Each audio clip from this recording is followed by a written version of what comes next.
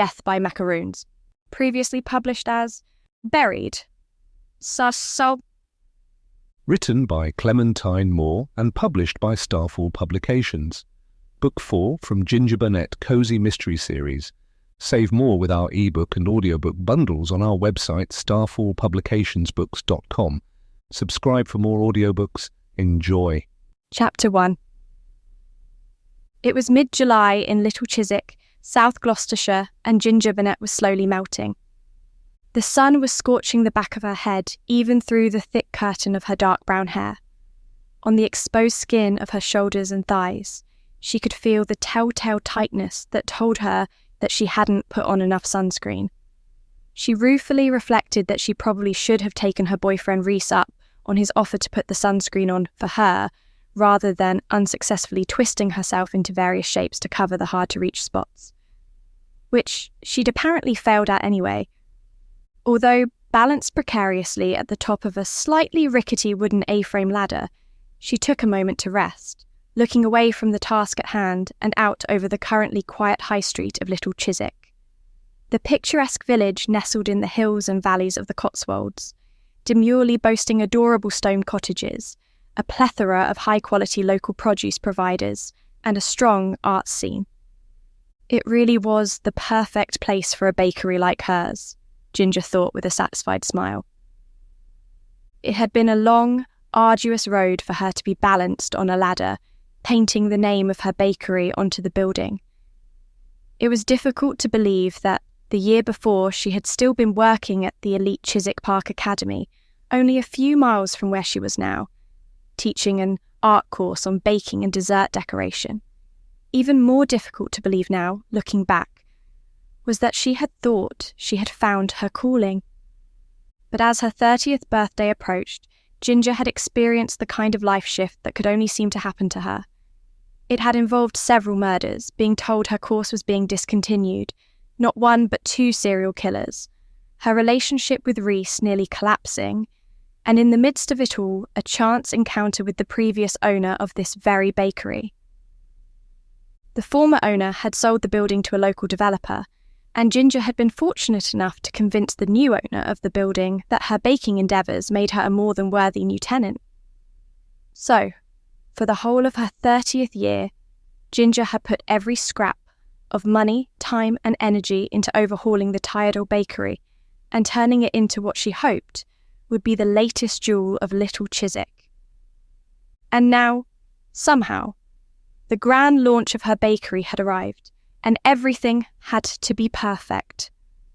Particularly the sign. It was the first thing that people were going to see of her establishment after all. Turning back to look at the half-painted sign stretching across the lintel of her shop, she frowned when she noticed that she'd smudged some of the gold edging onto the white lettering. "I've been refurbishing and planning this grand opening for a year," she muttered to herself, taking a fine-tipped paintbrush from behind her ear and dipping it into a pot of white paint balanced, among others, on the flat top of the ladder. The name had taken her some time to settle on. After all, it was the first thing people would see of the shop. It was what she would use to advertise on social media. It was a crucial representation of her brand. Did she want to come across as elegant and high class? Did she want to be cutesy and bubbly? Did she want a hipster, arty vibe to her shop? Eventually, after market research, doodling typographical designs, and staring at the ceiling in the middle of the night, saying different names over and over until they became numb on her tongue, she'd found the perfect choice. The gingerbread house. It had a touch of fairy tale about it, a feeling she'd encouraged by painting the window frames as if they were edged with candies and icing. It had her name in it, which was a nice touch, and Ginger liked how the name reminded her of the fancy buildings up at Chiswick Park Academy, like Melville House or the West Court Dormitory. The gingerbread house was a perfect name. Below her, just out of sight, the front door of the bakery was opened from the inside, sending the bell she hung just that morning jingling merrily. Her assistant, Amelia, who was currently on summer break from her baking and confectionery degree, carefully poked her head out. "I think the ice cream machine has finished throwing its tantrum, and has actually made the ice cream, she said, hands hovering above the puffs of the space buns she'd pulled her dark brown afro into for that day. Want to come and try it? Ginger squinted down at her, aware that she probably had paint on her nose, and that she was rather sunburnt. Do I want to come in out of the scorching sun to eat freshly made ice cream? She asked slowly. I'm going to be honest, Amelia, but I think you might have just found the most pointless question there is. Amelia grinned, chuckling as Ginger descended the ladder after putting the lid safely on the pots of paint. I thought you might say that, she said, pointing back into the burning cool of the bakery. I've already got 2 scoops served up and a cold drink waiting for you. I think I love you, Ginger said gratefully, hurrying inside, unable to stop her sigh of relief as she finally got out of the sun. Despite the cold drink and ice cream calling her name, Ginger couldn't help but slow as she walked through the service space of her bakery. There were still minor changes and adjustments to make, but the surge of pride she felt looking around the room was unparalleled with anything else she had done so far in life. After much careful restoration, the walls had been stripped back to the original brick, leaving the different shades of dark red, orange, and almost black on display to fill the room with a homey aura. Ginger had deliberated with various trusted people in her life about what colours to use in the interior that would complement the warm tones of the brick.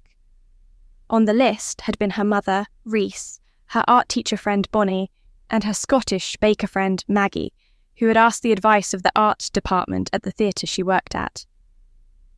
I'm glad we went with this pale, milky green, Ginger said absently, trailing her fingers across the painted wood of the display cabinets. It came out looking wonderful, Amelia agreed, using her sleeve to buff out a smudge on the stainless steel serving counter. Even if we did screw up our timings by painting it during that cold, rainy stretch back in May. The two exchanged a knowing grimace and a laugh. But I am glad we went for the beechwood for the shelves, Amelia added, gesturing to the floating shelves cascading down one wall. It really ties the brick and the cabinets together in the colour palette. Ginger hummed in agreement, feeling a swell of satisfaction as she noted that the black, industrial style of the spotlight lamps on the ceiling was echoed in the black cast iron handles of the doors and drawers. Did you remember to check in with Katrina from Blythe Spirit about when she's delivering the jams and chutneys? She asked, drifting toward the kitchen, her throat begging for a drink. I know we had to delay because the display shelves were being difficult and took forever to put up, but I really want her products on the shelves for the opening tomorrow. I'll give her a call while you cool down, Amelia said, pulling her phone out of the front pocket of her apron. Go eat your ice cream and hydrate yourself. Then we'll find you some more sunscreen before you finish the sign. I have no quarrels with this plan, Ginger said, still feeling the prickle of her sunburnt skin. The newly refurbished kitchen was for once cool and quiet, except for the whir and hum of the ice cream machines. For the opening event, and taking into consideration the oppressive heat, Ginger had decided to create several delicious ice cream flavours to serve at the party. Initially, she'd used the ice cream machine she usually had buried at the back of her cookware cupboard, but she quickly realised she would need something a little more industrial now she was operating on a professional scale. So, Ginger had tracked down 2 ice cream machines as quickly as she could, eventually renting them from a local dairy that had run a shop for one summer before throwing in the towel. She also got a discount because she agreed to use their milk and cream for the recipes, a fact that had quickly earned her an enthusiastic ally. Now, Ginger found herself drooling just a little as she picked up the tasting pot of ice cream that Amelia had left out for her.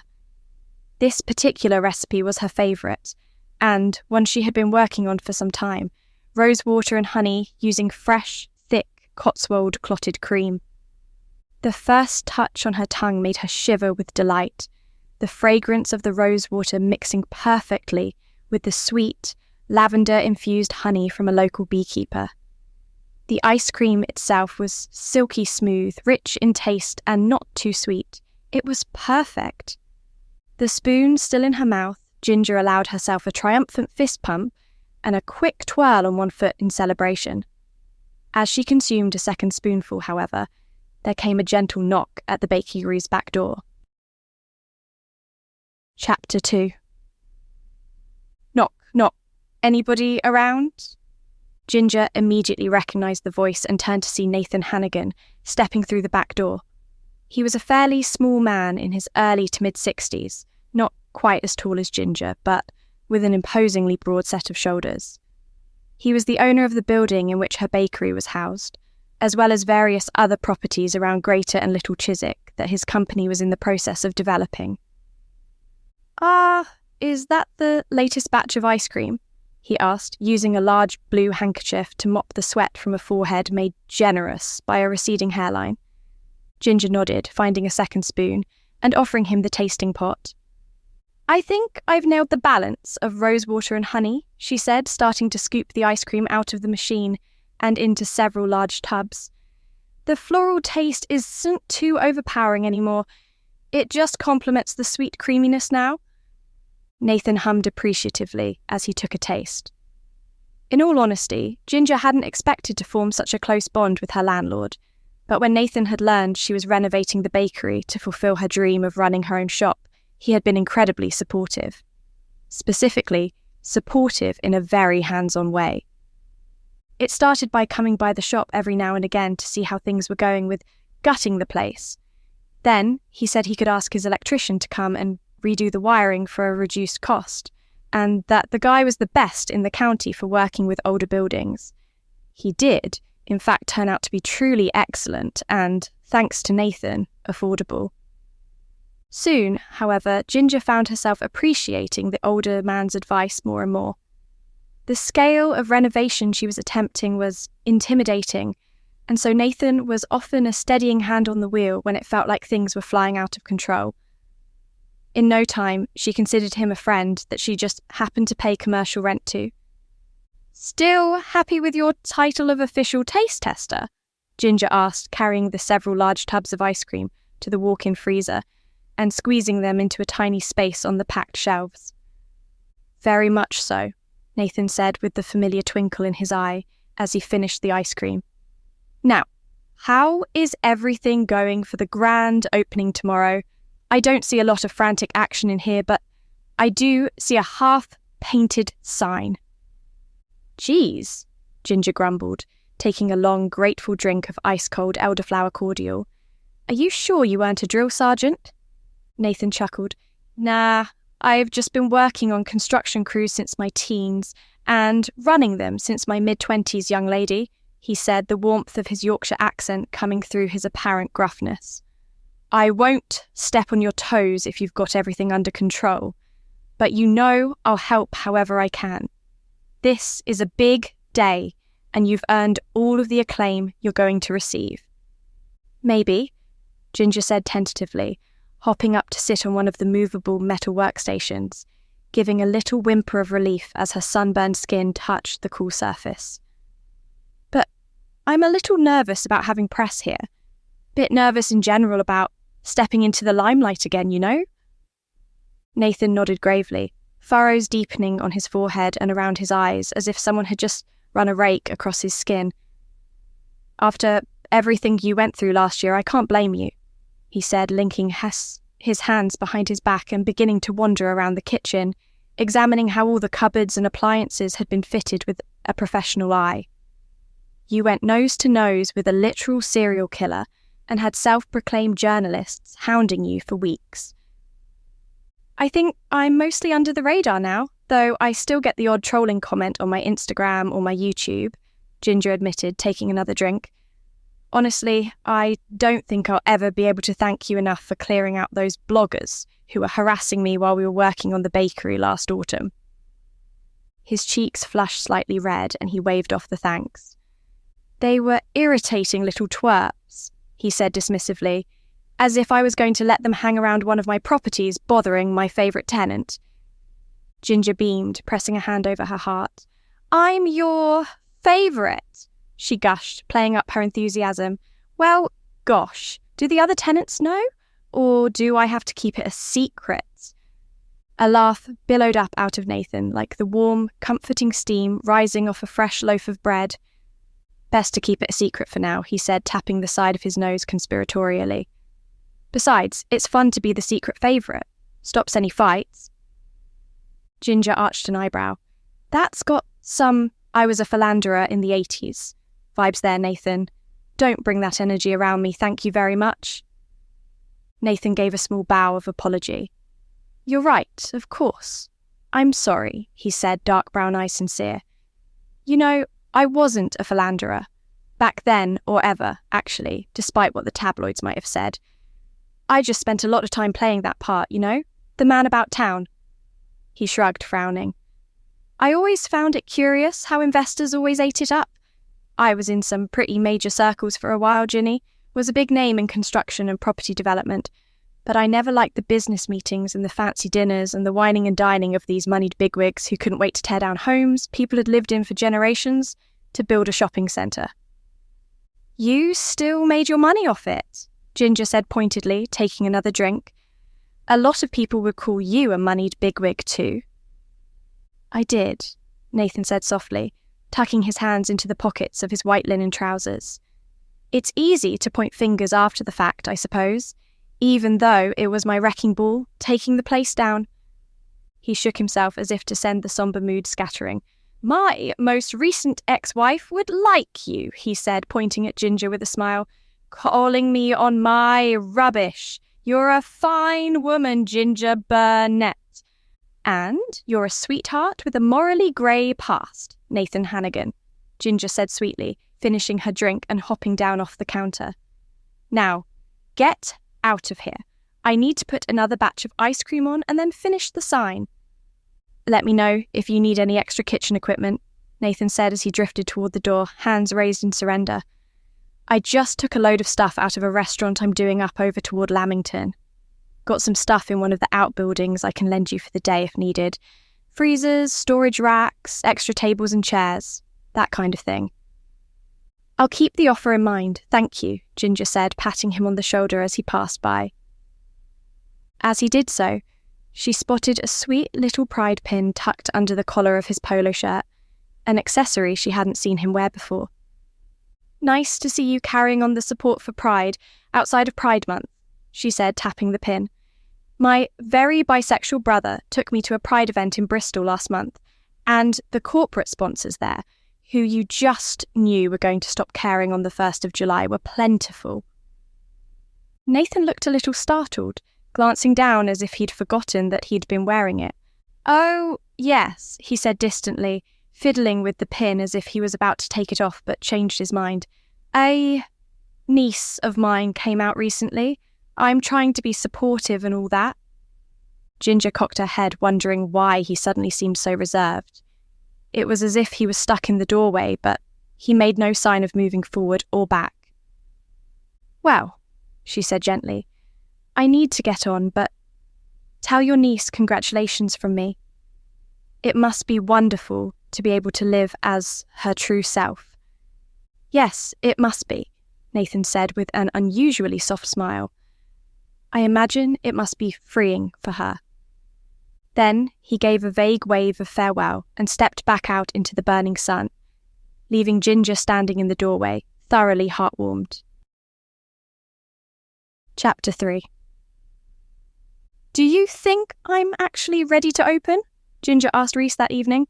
What makes you think you're not? Reese asked, pressing a kiss to the top of her head as he came to sit beside her. She'd got home at nearly 9 at night, staying late to put the final touches to the bakery. Back at the charmingly old wonky cottage that she called home, Ginger had been surprised to see Reese's car parked in the drive and the sound of the velvet underground trickling from the open front windows. Inside, she'd been even more surprised to see Reese in the kitchen, putting together the final parts of a delicious summertime dinner. There was baked lemon and parsley salmon, asparagus with flaked almonds, and steamed new potatoes bathed in olive oil, flaked sea salt and chives taken fresh from the garden. You've done everything on the 6-page to-do list we wrote, right? He asked, settling and stretching out beside her on the grass. After dinner, as the blissful cool of the evening finally arrived, the two of them had taken a quilt and laid it out on the lawn. The honeysuckle, which languidly draped itself over the tall brick wall that marked the bottom of the cottage's garden, filled the night with a heady scent, complemented by the full-figured roses grown by her neighbour John. Safe from the sun for a few hours, it felt as if the plants had relaxed. Ginger pulled up the soft green blades with her bare toes as she thought back over the to-do list. It had haunted her days and nights for weeks on end, each completed item a triumph and one more terrifying step closer to the reality of being open. If there's anything I've missed, then it wasn't on the list to begin with, she admitted, tipping her head back to stare at a sky rich with stars. The tables and chairs were stacked and ready to go. The shelves were stacked with products from 3 or 4 different local providers, and the shop's name was fully painted and dry. The walk-in freezer was filled to bursting with tubs of unique, delicious ice cream, bags and bags of ice for drinks, and huge tubs of frozen fruit that would be used for smoothies, baking, and garnishing in the coming days. Then you haven't got anything to worry about, Rhys murmured, propping a forearm under the back of his head so he could look at her better. You're amazing, and everything is going to be wonderful. All the work you've done to get this far has more than proved that you're capable of running your own shop. You're determined, talented, and I know you'll succeed. Sweet talker, Ginger chastised gently, lying down beside him. What kind of monster are you? Giving me compliments and encouragement like that to make me feel better? Rhys huffed a laugh through his nose. Oh, the horror! Ginger tucked herself closer into his side, enjoying his familiar presence. I really was lucky to get Nathan as the landlord, she mused, feeling sleep tugging at her eyelids, but not wanting this peaceful, perfect experience to end quite yet. He was a bit of a gruff guy when we first met, but he seems to have softened somehow over the last year, I guess. He's become so supportive, kind, and encouraging. Not what you'd expect from a millionaire property mogul who clawed his way up from the bottom, Rhys agreed.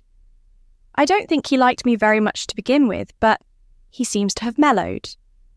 He didn't like you? Ginger asked, surprised, rolling onto her side and propping herself up on one elbow. She could see the vague shape of Rhys' face in the low light drifting from the kitchen out of the open patio doors.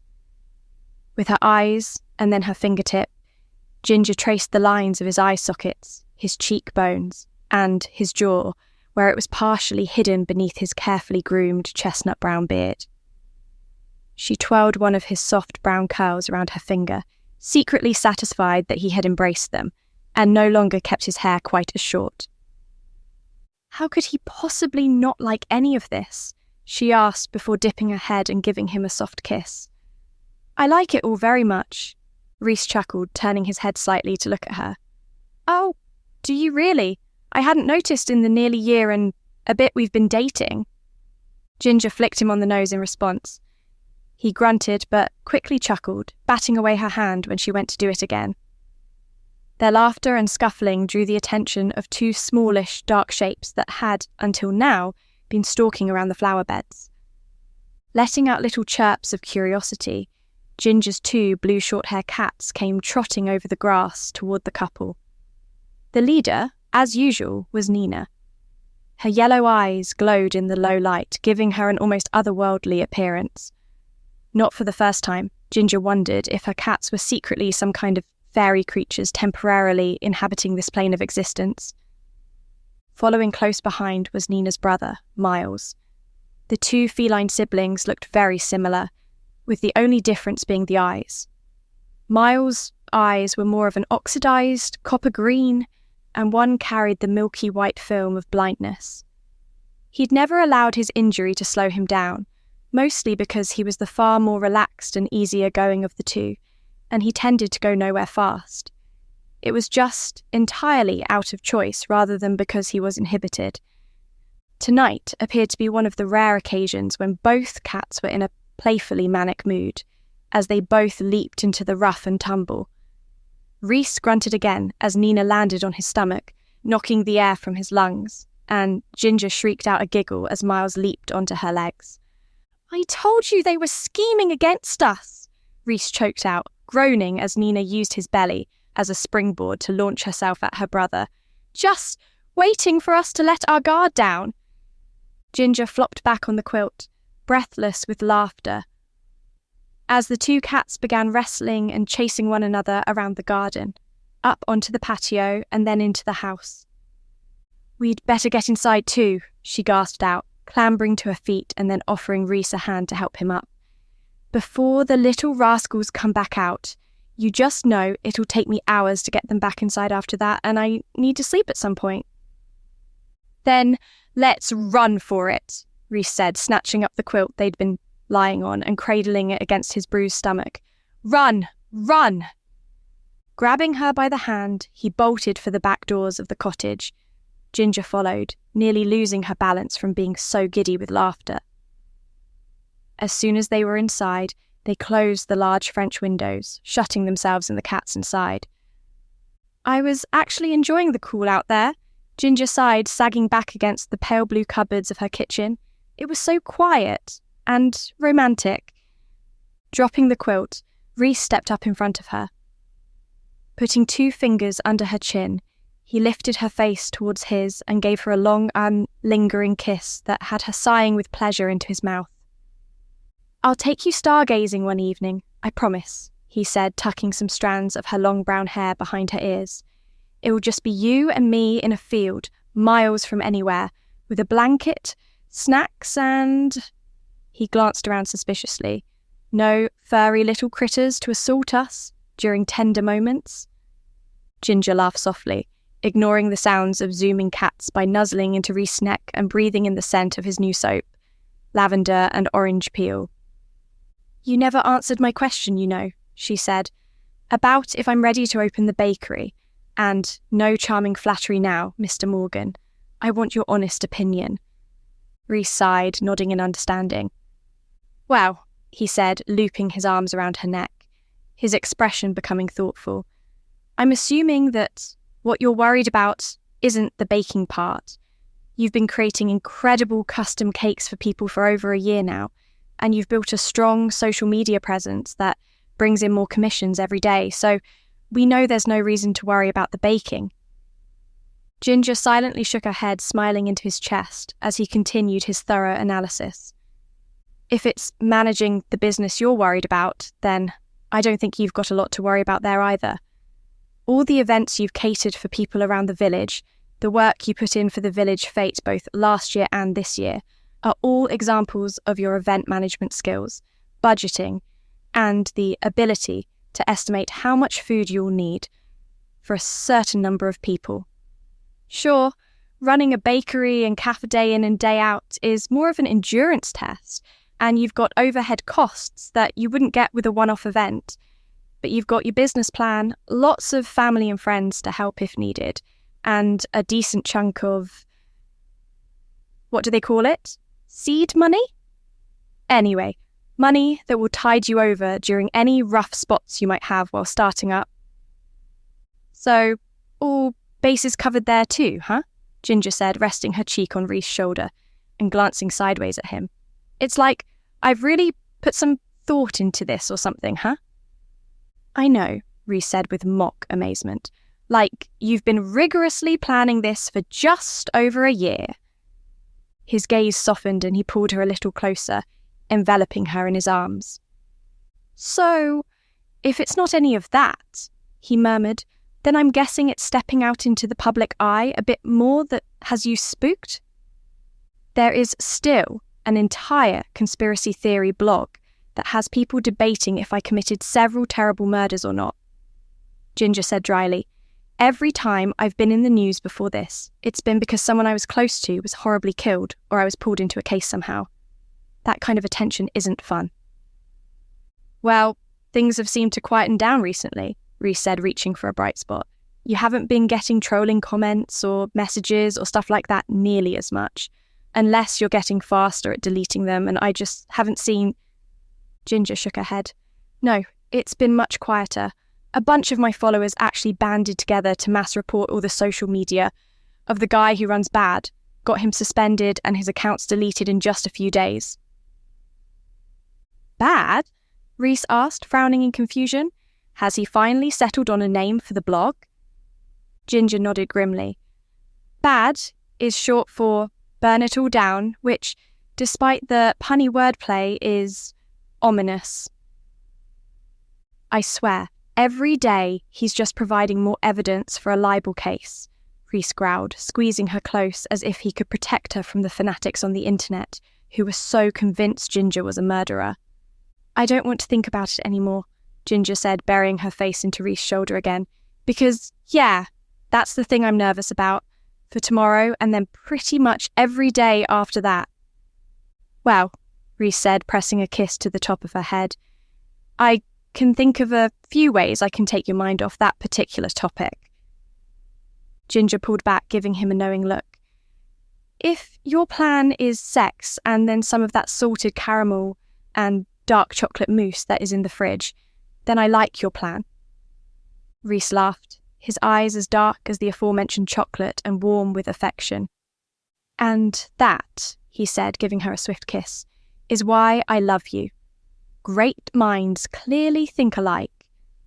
Ginger grinned, her heart so full of love for this man and excitement for what the next day held. I love you too.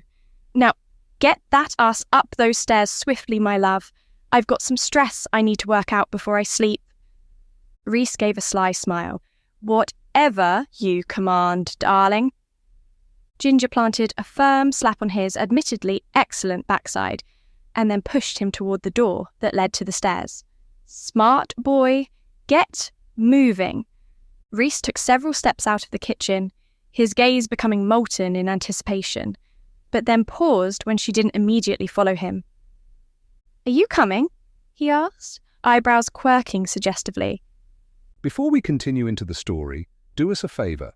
Like this video and hit the subscribe button because it helps very much with YouTube's algorithm.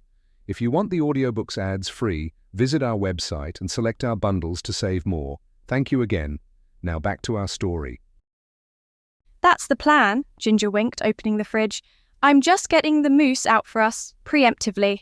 I'm sure we can combine our two treats for some extra flavour. Reese's eyes went wide in delight, and then he bolted for the stairs. I promise, I'll even take my socks off this time, he yelled back down to her. Ginger, carrying the bowl, couldn't help but laugh, feeling incredibly lucky indeed as she followed her darling Reese up to the bedroom. Chapter 4. There's already quite the crowd gathered out there, Amelia said, nervously spooning some final drips of syrup onto a plate full of summer berry tartlets. Do you think we've got enough for everyone? I'm absolutely positive we do, Ginger said firmly, deciding to add a few more macaroons to the garden of the fairy tale cake version of the bakery she had made for the launch. Although decorated to look like a gingerbread house, like something from the story of Hansel and Gretel, in reality the interior was 3 layers of sweet, fluffy sponge, dark chocolate, espresso, and vanilla, all layered together with a banana buttercream frosting. The exterior was gingerbread brown fondant icing that she had then painted and decorated with sweets, windows, and doors made of cookies, and a chimney made of wafer biscuits. In the garden was a path made of macaroons, a fish pond of glistening blue jelly, and a fence made of more wafers. It had taken days, but Ginger was endlessly proud of it. The perfect centerpiece for the other delicious delights she and Amelia had prepared. Let's move the ice cream from the main freezer into the cooler in the shop, Ginger said. You bring the bowls and I'll take the tubs. Then I think we'll be ready to open the doors. As she opened the freezer, however, she was met with a distinctly warmer gust of air than she was expecting. Oh, that's not good, she muttered, noting that the light didn't come on either. Please tell me that the freezer hasn't broken today of all days. Is everything ruined? Amelia asked, rushing to Ginger's side. The ice cream?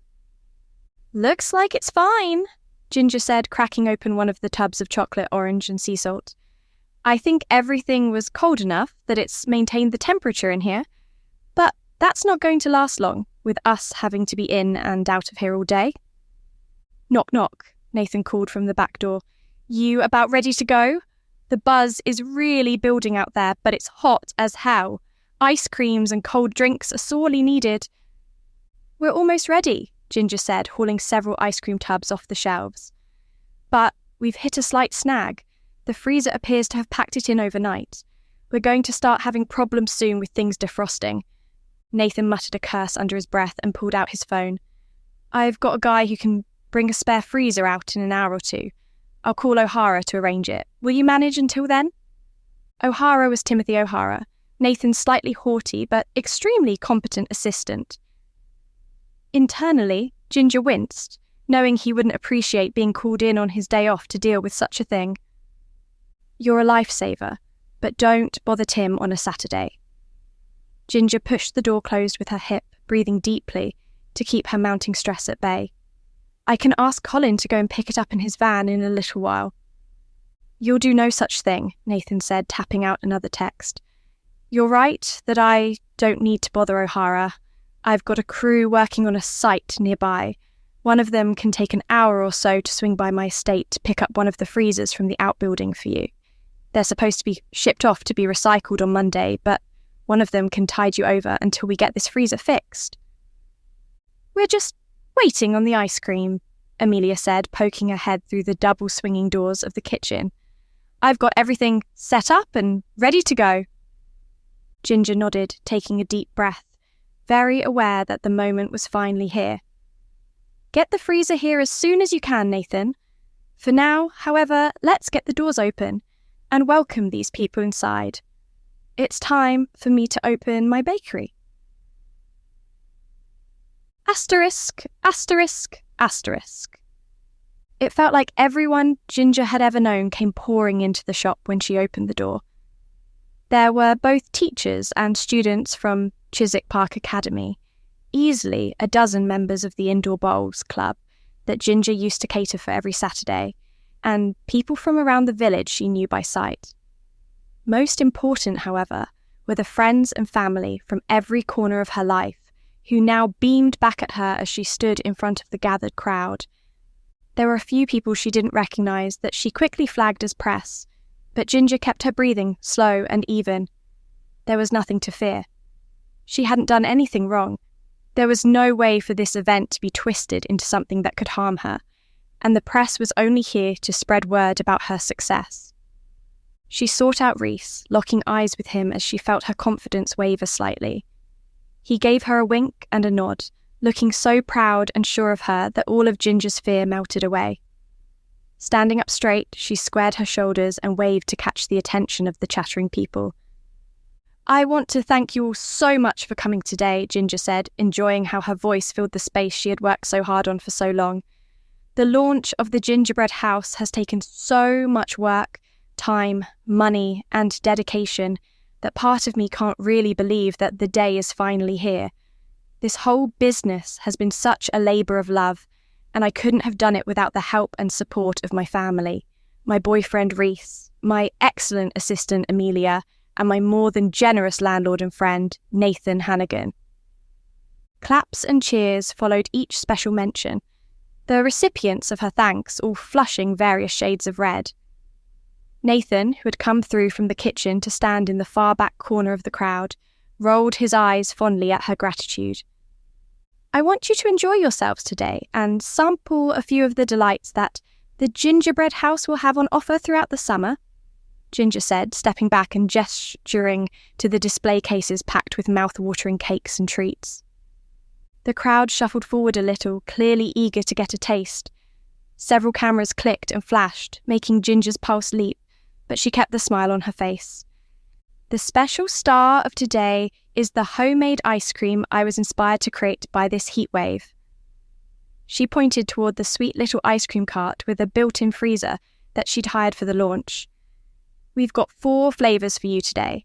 Flavour 1 is dark chocolate, orange and sea salt. The crowd made a noise of appreciation that made Ginger chuckle. There's rosewater, honey and vanilla. She paused for another drawn-out hum of interest. Strawberry and candied mint made with jams provided by the lovely Katrina Blythe of the Blythe Spirit Fruit Farm. Katrina, whom Ginger had originally met during a murder case and had slowly become friends with, waved shyly from the side. Beside her was George Harvey, her husband and former headmaster of Chiswick Park Academy. And finally, toffee, banana and rum for a slightly more grown-up taste. Ginger let the chuckles settle before continuing. You are welcome to mix and match, although each has its own unique flavour to appreciate. There will also be cold drinks available, fresh fruit smoothies, as well as tea and coffee. Ginger took a moment, looking around her shop and at the people who had come together to support her. Tears of pure joy pricked at the back of her eyes, but she kept them back for now. There were too many exciting things to do for her to waste time crying. Thank you all so much for coming to the opening of the gingerbread house, she said, spreading her arms wide in welcome. I hope you enjoy yourselves. The applause was thunderous and long-lasting, to the point where Ginger laughingly had to wave for them to stop. I'm so unbelievably proud of you, Dorothy, her mother said, sweeping Ginger up into a hug. We all are. All seemed to encompass not only her husband Colin, Ginger's stepfather since her mid-teens, and her brother Valerian Ryan Burnet, but also her biological father Ian. I didn't know you were coming, Ginger shrieked, throwing herself into her father's arms after hugging the rest of her family. I thought you were still in Greece for a few more weeks. As if I was going to miss out on such a big moment for you, he replied, his smile blindingly white against his deeply tanned skin and bushy brown beard. As always, he looked larger than life. Not for the first time, Ginger wondered if the aura was perhaps created more by his sporadic presence than by his actual actions and personality. Right now, however, she didn't care. It had been over a year since she'd last seen her father, and now here he was, for the biggest day of her life so far. And we know how much Dad likes a dramatic entrance, Ryan said with a grin, clapping his father on the shoulder. Let me get you all some ice cream and a drink, Ginger said. There's so much to celebrate.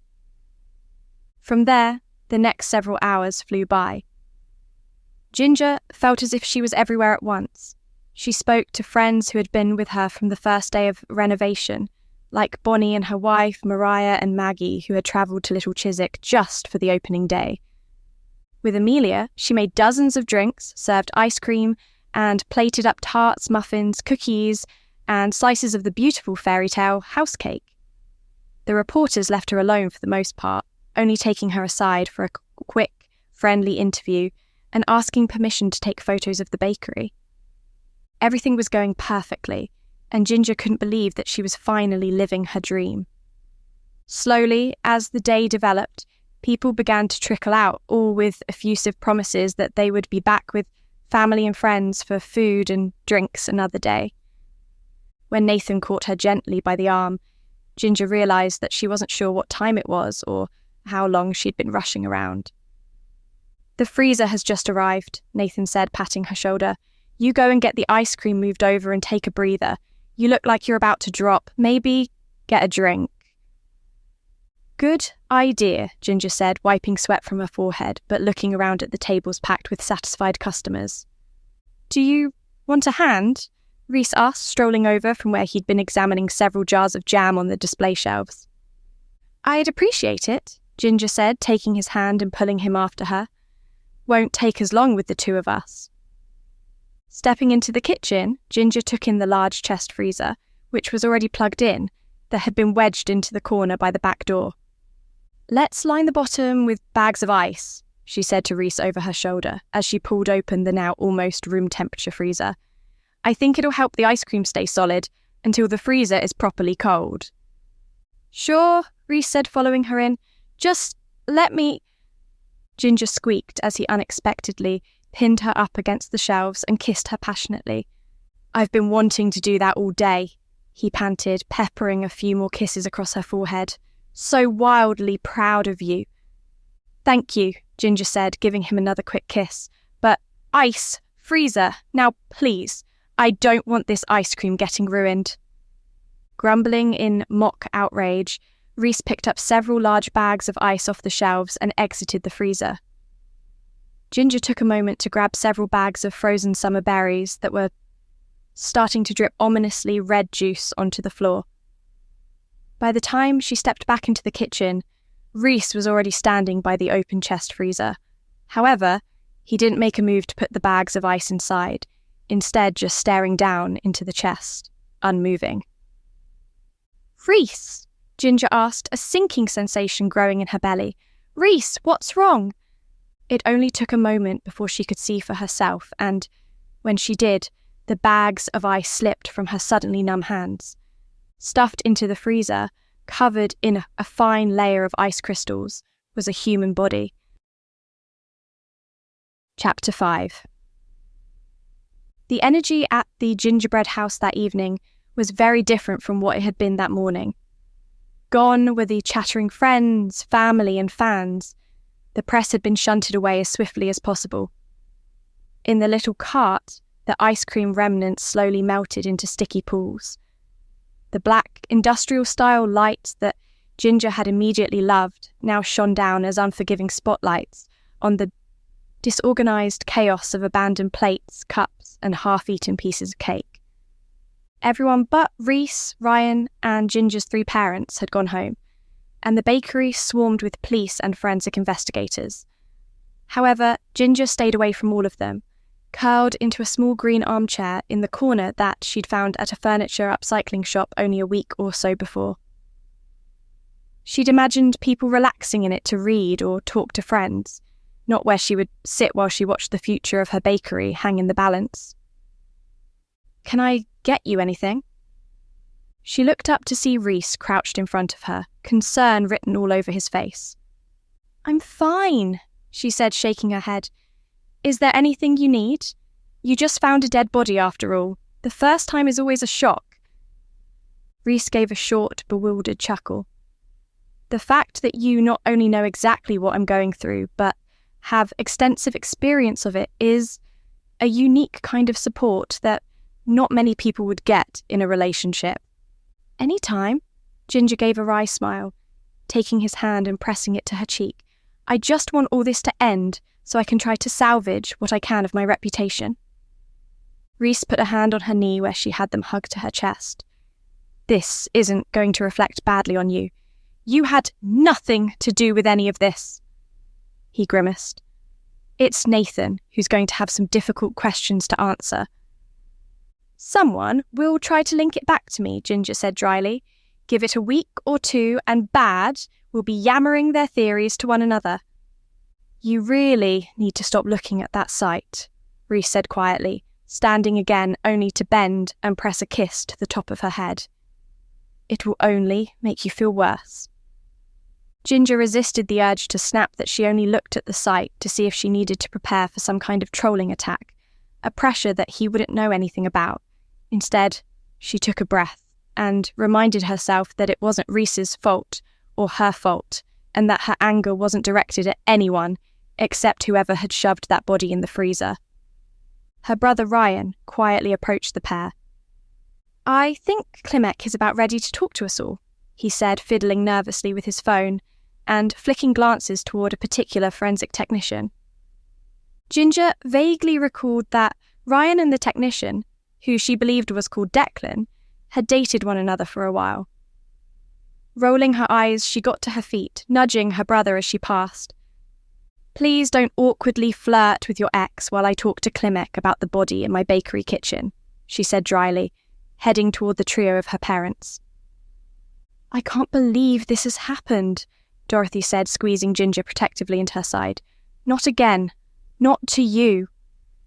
"Don't fuss, sweetheart," Colin said to his wife, his warm Caribbean accent and gentle energy calming Ginger enough that she felt her shoulders descend from where they were bunched up around her ears. "Ginny knows what's happening. You don't need to restate it." "Sorry, love," Dorothy whispered, giving her another squeeze. Ian started tapping his foot impatiently, and Ginger could tell her father's past as a police officer had him wanting to be back there in the kitchen, not waiting in the other room. Before she could tell him to settle down because he was making her more nervous, DCI Jacob Clement came through from the kitchen into the main room. It was strangely comforting for Ginger to see her longtime friend and teenage fling at a crime scene. They'd butted heads a few times over the years during cases, and had all but stopped being friends for a stretch of time. Ultimately, however, the two of them had reached an understanding. Ginger made sure she didn't overstep in any cases she got caught up in, and Clement had come to trust her insight in particular instances. So, when Ginger smiled at the sight of him, it didn't feel all that odd. "We need to stop meeting like this, Jacob," she said, watching as he pulled back the hood of his white crime scene suit and removed his latex gloves. "Then you need to stop finding dead bodies everywhere you go," he fired back with a sympathetic smile. "Gosh, we really have the whole Burnet crew here tonight, don't we?" "Do you have any idea who the guy in the freezer is?" Ian asked, cutting straight to the point. "Blunt as ever I see, Ian," Clement said, stepping out from behind the counter and ushering the group toward the largest empty table. "I don't know much, but I'll tell you what I can." Ginger distantly thought that the rest of the ice cream in the kitchen had probably melted by now. She hoped the takings from today would cover the loss of the spoiled food. "There was no ID on the body, so I can't tell you who the guy is right now," Clement said, unzipping the suit and fanning at his sweating face. "So, we'll have to see what info we can get after the body is processed and autopsied. However, I've got a suspicion that we're not going to get anything from his fingerprints, simply because I'm pretty sure he doesn't have any." "Well," Ryan said, folding his arms, "I believe that is what those of us in the police business call really weird." "Oh, really?" Ginger said to her brother dryly, then turned back to Clement. "Do you think they've been deliberately removed, or it's just cold damage to the body?" Clement shrugged. "It's hard to say, honestly. The Emmy estimates the body has been frozen for quite some time, anywhere from weeks to months, so the fingerprint issue might just be freezer burn or something more insidious." "Frozen for weeks or months?" Ian asked, mirroring his son by folding his arms.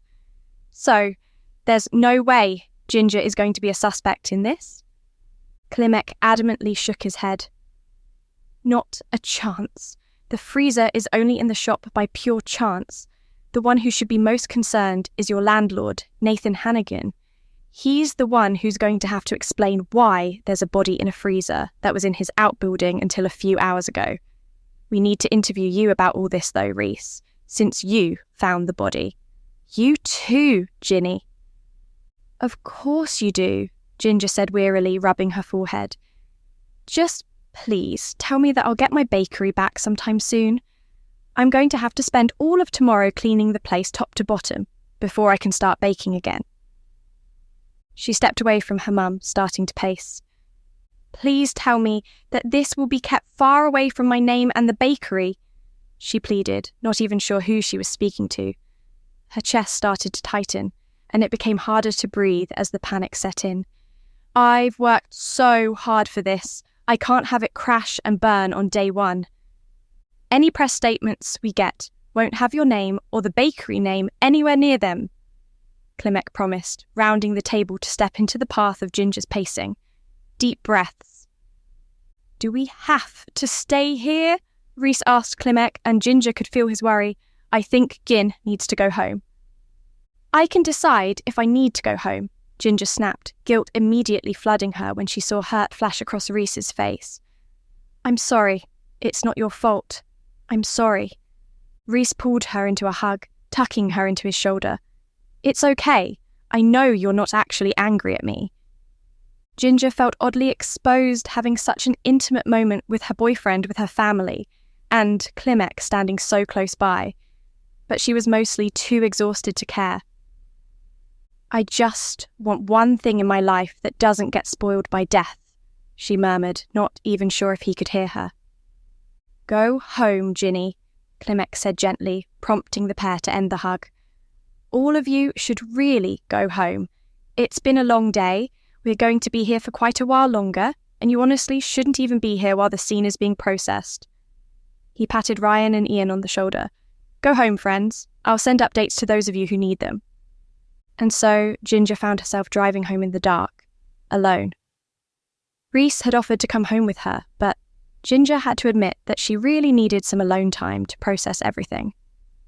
The two agreed to meet for breakfast at Rees' house the next morning, after a night apart to get their thoughts in order. The tears hit her as soon as she closed the door behind her. Dropping to the floor, Ginger leaned back and let herself cry. The exhaustion, the weariness, the disappointment, and the shock all washed over her, breaking free in uncontrollable sobs. Soon, two warm furry bodies came to investigate. Both Miles and Nina purred softly as they nudged and curled around her, showing comfort in the way they knew she needed. Hugging her cats close, Ginger let herself surrender to the emotions, knowing that tomorrow she would wake up and begin the fight to pull her business back from the edge of scandal. For now, however, she was just going to cry. Chapter 6. Once again, Ginger was in an interview at the Greater Chiswick police station. It was a room she was unfortunately very familiar with by now, after being caught up in several cases over the years. She fixed her eyes on the familiar water spot on the ceiling in the upper left corner of the room, noting that it seemed to be larger than last time. Someone should probably check the pipes for a leak somewhere. The door opened and Jacob Klimek entered the room carrying 2 cups of coffee. He also had a paper folder pressed between his arm and his ribs in the absence of a free hand. "Milk and 1 sugar," he said, repeating her coffee order back to her as he placed the mug on the table. "I'm afraid we don't have any of those fancy flavoured syrups that you have at your cafe." "That's fine," Ginger said, half-heartedly taking a sip, not sure why she had asked for a hot drink when it was probably hot enough outside to fry eggs on the bonnet of her car. "Now," Klimek said, taking a seat opposite her and tossing the file onto the table, "you know that you're not here because you're a suspect or anything, right? We asked you and Rees to come in just so we could get an idea of the series of events that led to the two of you finding an unnamed man in the freezer." Ginger took another sip of coffee. It was the instant kind, and she realised that she'd become spoiled, now only really drinking coffee that she made with the espresso machine at the gingerbread house. In answer to Klimek's question, she nodded. She just hoped that Rees had gone home and wasn't waiting for her out in the lobby, or, worse, out in the car in the baking heat. "Nice to not be on the suspect list for once," she joked darkly, then frowned. "Well, not your suspect list at least. The goblins over at Bad will no doubt be pulling out their red string and corkboards as we speak." "I promise we're trying to shut them down," Klimek said, reaching across the table to briefly cover one of Ginger's hands with his own. "But every time we get one site taken down, they pop up somewhere else." "It'll be fine," Ginger said, gently extricating her hand from his grip. "I'm looking into a civil case, since it turns out it's more defamation of character rather than anything criminal, somehow." She fidgeted with the handle of the mug. "Can we get this over with, please? I still need to finish cleaning up the bakery." "Of course," Klimek said, a little muted, but quickly covering it with an air of professionalism. "If you could start by telling me the series of events that led up to the freezer that contained the body ending up in the kitchen of your bakery." Ginger did so, going through the day step by step, but in the back of her mind scrutinising Klimek's body language. He'd been acting a little strange around her for over a year now, seeming to go back and forth on whether he was trying to rekindle the brief, awkward romance they'd had as teens. It was never enough for her to feel that she had to say something or lay down a gentle boundary by pointing out that she was very happy with Rees, but it was enough to be noticeable if she paid attention. "So, the freezer was brought from the estate to the bakery by a worker from one of his sites that he recommended?" Klimek asked, several pages of his notebook now filled with his sprawling handwriting. "Do you know who this worker was?" Ginger shook her head. "No, Nathan's got several crews all over the place working on his various sites. He just asked one to go and pick up the freezer I needed." "Do you have CCTV at the back of the shop that we could use to identify the individual?" Klimek asked, eyes sharp in a way they only were when he was in work mode. "We want to be able to corroborate. any information Mr. Hannigan might have given us. There is back access to the building and there should be CCTV, but there have been some problems with the cameras over the last week or so, Ginger admitted, frowning in thought. Something to do with the wiring, I think. Since Nathan is the owner of the building, it's his responsibility to make sure they're in working order. So his electrician is booked to come out in a few days and finish fixing them. Klimek put his pen down almost too carefully. Ginger knew him well enough that she could tell he was in the process of trying to figure out how to say something to her that he thought she wasn't going to want to hear. This isn't a question I want to ask, since I know that you and Nathan have a good working relationship, he said slowly. But you do understand that he is a suspect in this case. Ginger tapped her nails on the sides of her now empty mug. This doesn't come as a surprise, Jacob. A body was found in a freezer that had been stored at his home. Of course he's going to be a suspect. I've certainly been put on suspect lists for less. Klimek gave her a look, raising an eyebrow, clearly not impressed. We can dig into the various reasons that you became a person of interest in several cases if you want. Ginger pursed her lips to hide a smile and shook her head. Nope. Let's keep all that in the past where it needs to be. Jacob returned to scribbling some more of his notes, and Ginger found herself chewing on her lip in thought. Part of her wanted to indulge her curiosity about the body, but not just for her own satisfaction. Nathan, someone she had become close to over the previous year, was top of the suspect list in this case. She wanted there to be some detail about the body that exonerated him. Did the pathologist find out anything more in the autopsy? She asked eventually, knowing that if she didn't, the question would gnaw away at her like mould digging down in a fresh strawberry. Klimek set down his pen and took a sip of his coffee before replying. From what the pathologist could tell, he said, doodling absently on a corner of a page, the body had been kept in deep freeze for quite some time. Weeks or possibly even months. Don't ask me how they know. Something about tissue deterioration and things being frozen, then thawing slightly, then freezing again. But the freezer where you and Reese found the body is not where it was kept for all that time. We found none of the traces of blood or tissue that you would expect if the body had been in there the whole time. Ginger frowned. The body was moved into that freezer from somewhere else. Do they know how long it was in there? He shrugged. The body had probably only been in that particular freezer for a day, perhaps only a few hours. There was a lot of bagged ice dumped on top of it, which would have frozen it again quicker, so they couldn't tell for sure in the autopsy. I just feel so bad for the guy, Ginger said with a grimace. Stuffed in there like a forgotten bag of peas. You don't even know his name. He might have a family who have been looking for him. We're trying to find out who he is, but... Klimek paused, mouth working silently for a moment, as he tried to order his words.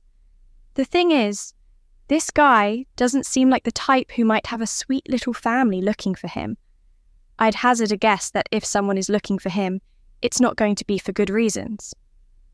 What makes you think that? Ginger asked, mildly alarmed. I'm not going to have underworld types showing up at the bakery, am I? Since he's dead, I'd guess not, Klimek said, waving his hands in a soothing manner. But we were right about him not having any fingerprints, and it would seem it was done deliberately quite some time ago. It wasn't freezer burn or caused by decomposition before he went into the deep freeze. Plus, from the number of scars the pathologist noted in the description portion of the report, this guy hasn't lived a quiet life.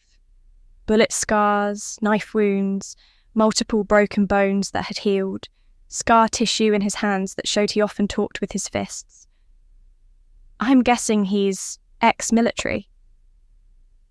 Or something less legitimate, Ginger asked, silently thinking of some of the tales Nathan had told her of his early days of building his empire. He'd told her once how he'd had to have hired muscle to protect himself, and his wife on occasion, to protect him from corrupt police or gang families who wanted him to lose a few bodies in the concrete floors of new buildings. Klimek shrugged again, obviously as frustrated at his inability to give answers as she was to not receive any. "We're waiting on dental records and have reached out to the military," he said, "but there's a chance this guy might be international. At a glance, he could be from the Middle East or Northern Africa. He might be a first or second generation immigrant, or his family might have been here forever. We've got basically nothing except that he's not Caucasian, which is basically nothing." They ended the interview there, with Klimek saying he would call her or Reese if they needed to come back in for another chat. As always, when they parted ways at the police station, Ginger wasn't sure whether it was appropriate for her to hug her friend goodbye or not, since he was in his place of work. In the end, she opted for no hug, but a friendly wave, heading back toward the reception quickly, to avoid any awkward small talk. Walking back out into the oppressive heat of the day, Ginger actually gasped. Hurrying to her car, she flung open all the doors to counter the oven-like interior, then retreated to the shade of a nearby tree to wait until the vehicle was habitable. She felt slightly guilty to admit it, but she was glad that Reese hadn't waited for her. She needed some time to herself to wrestle with the possibility that something from Nathan's past might be coming back to haunt him. Chapter 7. Due to the fact that the gingerbread house was still closed for the investigation, Ginger went straight home. Thankfully, although the shop contained most of her baking and decorating equipment now, she still had her little home decorating studio in the garage. Thanks to her ever-growing social media presence and word-of-mouth marketing, she still had a waiting list of cake commissions that stretched several months. Tossing her bag onto the sofa, Ginger hung her keys on the hook by the door. As Nina and Miles came wandering into the front room from wherever they had both been napping, Ginger slipped off her shoes with a sigh of relief, revelling in the blissfully cold stone floor under her bare feet. "Staying hydrated, babies?" she asked, padding through to the kitchen to take her own advice and get a drink of water. The sharp white sunlight sliced in through the patio doors into the kitchen, making the brass handles on the drawers and cupboard shine. Slowly sipping her water, Ginger got out her phone to text Maggie to see if she was free for a video call in a little while. After the shocking ending to the opening day of the bakery, her friend had needed to go back to her home in Stratford-upon-Avon, where she worked as a theatre technician. However, she'd made Ginger promise to keep her updated. Almost immediately, a text pinged back, confirming that Maggie was indeed free for a video call later. "Maybe in about an hour?" Ginger asked. Maggie replied with a string of emojis.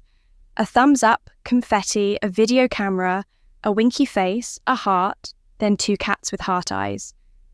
Shaking her head with a grin, Ginger replied with a single kissy face. Briefly, she considered calling Nathan to ask how he was doing, but decided against it.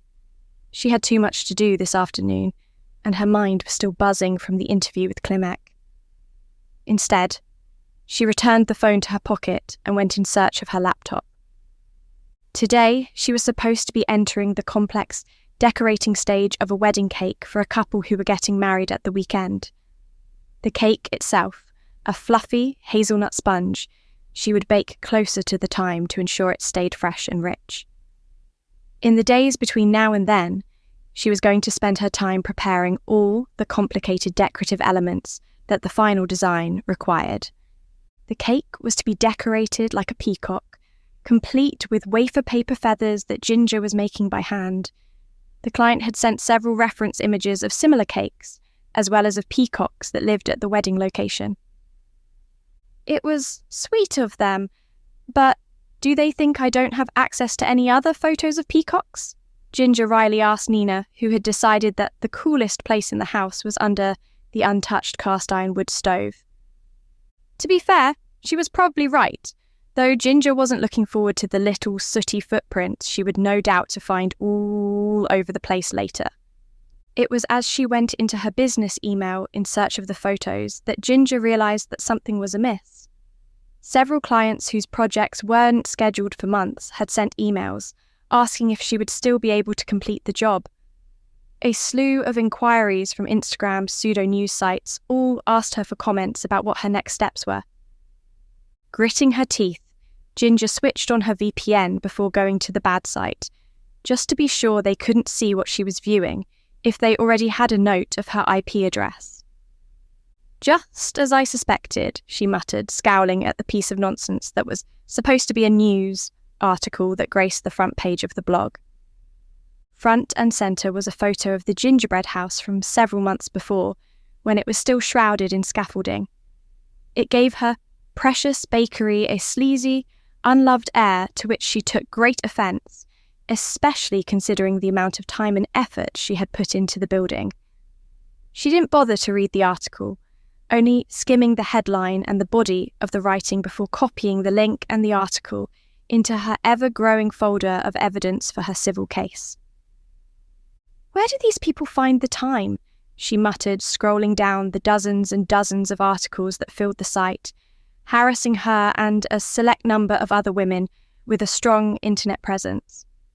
Do they not have jobs, loved ones, a hobby? She blinked as she felt a sharp stab through her sock. Looking down, she saw Miles kneading the top of her foot, claws out. The expression on his face made it clear that he disapproved of her falling once again into the particular self-flagellating rabbit hole of the bad website.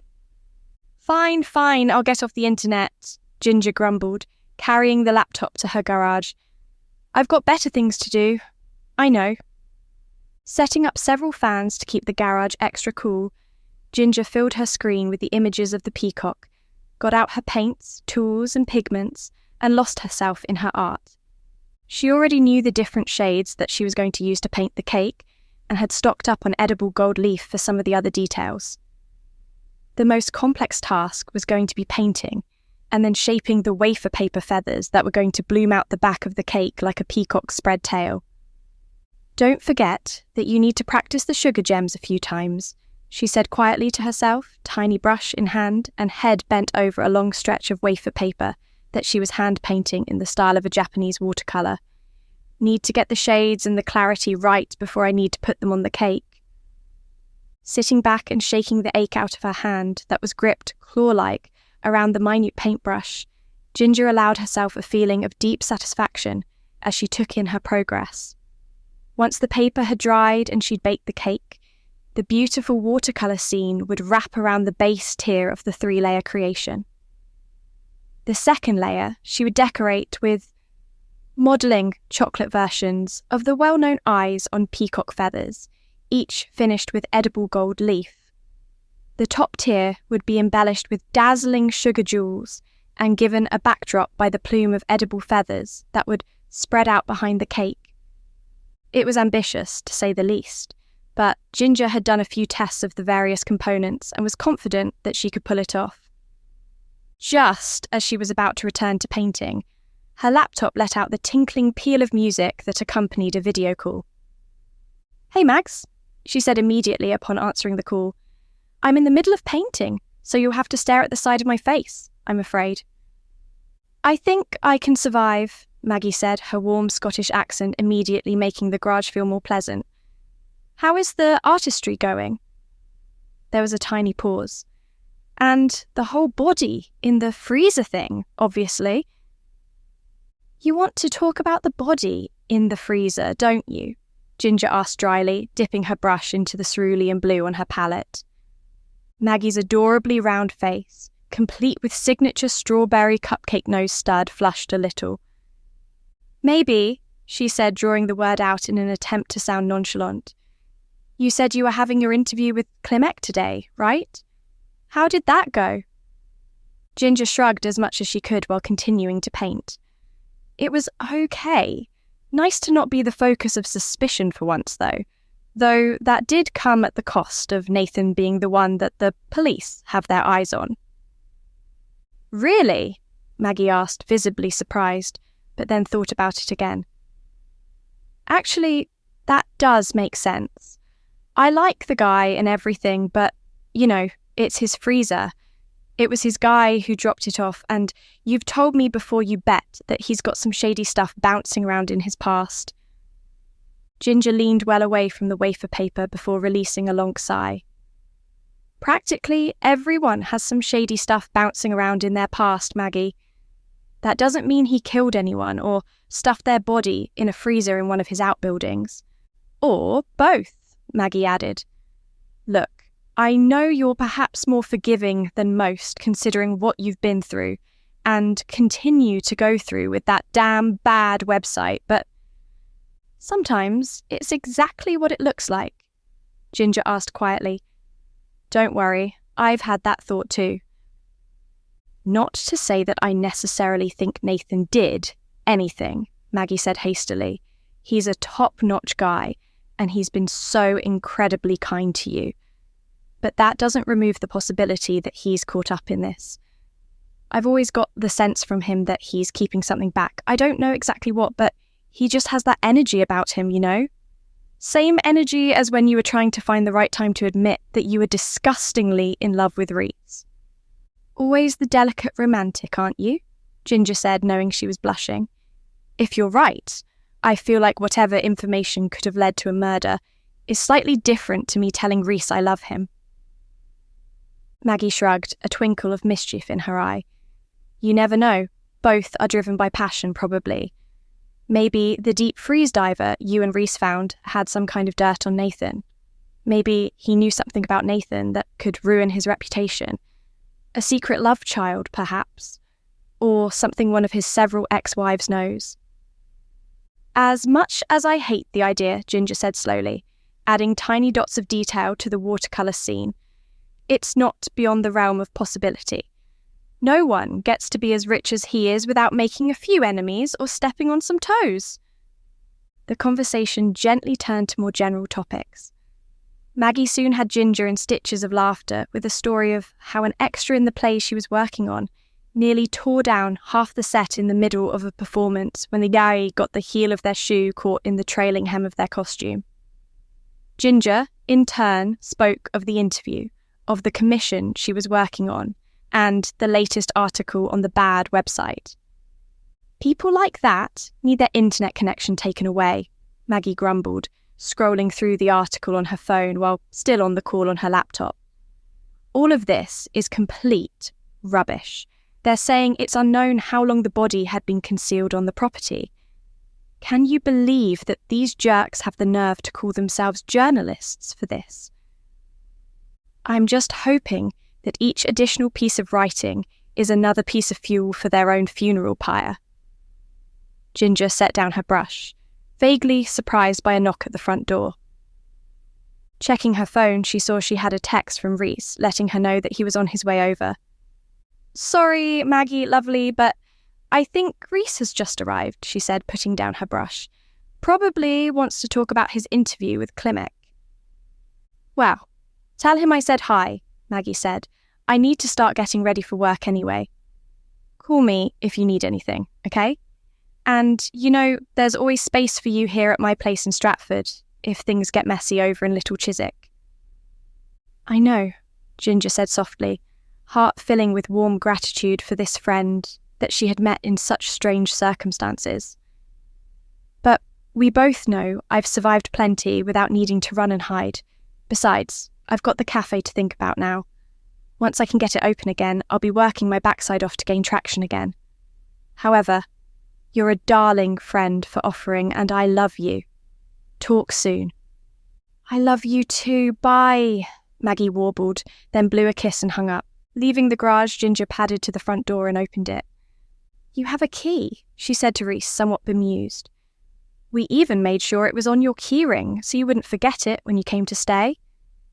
Reese blushed, mouth opening and closing for a moment. I forgot, he said eventually, embarrassed. Put it on your keys like I told you to do, you adorable scatterbrain, Ginger laughed, pulling him inside by the front of his t-shirt. I'm in the middle of painting that scene for the cake, but you're welcome to hang out in the garage with me and talk while I work. Sure. Reese toed off his shoes and followed her into the garage, dropping onto the battered sofa in the corner, reserved for guests or when Ginger needed a nap while working. It was weird getting interviewed by Clementine. I think the last time that happened was way back when we were first getting to know one another, and you tricked me into breaking that code for you. Not my finest moment, Ginger reflected with a wince. But that must be over 2 years ago now? She chuckled. I wish I only got dragged into the interview room once every 2 or so years. I'm in there so frequently I need a loyalty card. Rhys shook his head, strangely reserved. I don't know how you do it, he said, resting his elbows on his knees. I mean, you've ended up involved in stuff completely by accident, but the times when you've chosen to pursue leads or help the police out, I don't know how you've done it. Even though I know I haven't done anything wrong, I was still sweating with nerves in there. You get used to it, I guess, Ginger said, then realised how dismissive that sounded, and turned her attention more fully to her boyfriend. Sweetie, you know you haven't done anything, and you probably won't have to go back in for a follow-up. I'm here if you want to talk it out. Rhys leaned back into the sagging blue cushions, shaking his head. I'm fine, he said, shaking his head, but Ginger couldn't help but feel that something was off. As you said, I know I haven't done anything. He paused, as if considering whether to say his next words or not. I just hope the same can be said of Nathan. Ginger felt herself tense minutely, wondering what Rhys wasn't saying, but she didn't say anything, preferring to let the silence swallow any lingering questions. It was nothing, she was sure. Everything would be fine. Chapter 8. The next day, Tuesday, Ginger was finally able to get back into her bakery and get to work cleaning. By the time she and Amelia were done, there was no trace that the place had ever been a crime scene. I wish they'd been a little more careful, Ginger grumbled, painting over a chip that had been taken out of the paint on the display cabinet. Wait, is it tasteless to complain that the gurney carrying the body of someone who was probably murdered scraped the paint? It feels mildly tasteless. Little bit, maybe, Amelia said with a wince. Who knew that fingerprint powder would be so difficult to wipe up? Ginger hummed in agreement, but lost focus as the phone rang. Not the shop phone, but her mobile. It's Nathan, Amelia said, glancing at the caller ID as she passed the mobile off the counter to Ginger. Taking the phone, Ginger stepped out the back door to take the call, paintbrush still in hand. How are you? She asked as soon as the two had exchanged greetings. Have you been interviewed by the police yet? I've had a preliminary chat with DCI Klimek, Nathan replied. He sounded tired, Ginger noticed. Tired and stressed. It was to be expected, she knew that, but he'd always been someone so full of vigour and vitality that to hear him sounding so ground down was unsettling, to say the least. I'm supposed to be having a more in-depth talk tomorrow, I believe, Nathan said, sounding for once like the ageing man that he was, and not the eternally energetic person who had aided Ginger with the bakery come rain, shine, or snow. We couldn't discuss anything much when I went in on Sunday since my lawyer wasn't present. Not that I've done anything, he added quickly. Ginger heard him grasping for words and wanted to cut in to reassure him. Nathan didn't give her a chance, however. Having my lawyer there isn't an admission of guilt, he said, sounding flustered. I've just learned over the years that it's better to have a professional close to hand when the law gets involved. Been caught up in many scrapes with the police, eh, Nathan? Ginger tried to joke, but it came out sounding flat and almost accusatory. As much as she hated to even consider it, there were a lot of factors stacked against Nathan. The freezer had come from one of his properties, then been stored in one of the outbuildings on his estate. It had been his worker who had collected the freezer to bring it to the gingerbread house. And what Ginger hadn't told Klimek, uncertain of it herself, was that when Nathan had come rushing into the kitchen when she'd called him, the moment he'd looked at the body, a strange expression had crossed his face. There had been shock, of course, but that had swiftly been followed by something less easy to define. Something that might have been familiarity. The longer Ginger thought about it, the less certain she was, but Nathan's unsettled demeanour now was making her start to question her uncertainty. Do you think you could come by my house a bit later? Nathan asked after a few unbearably loaded beats of silence. I need to talk to you. Would you perhaps be able to visit today after you're done with things down at the gingerbread house? I'm certain I can trust your discretion with what I need to say. Could you maybe come to the bakery? Ginger asked cautiously. She wasn't certain if Clement or any of his officers were watching Nathan's estate, but the optics of her going to visit a suspect might draw attention to her in a way she didn't like to think about.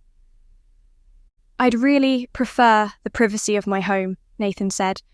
I'm trying to keep out of sight for now, just in case any papers catch wind of it. The only person I've seen since Saturday is dear O'Hara.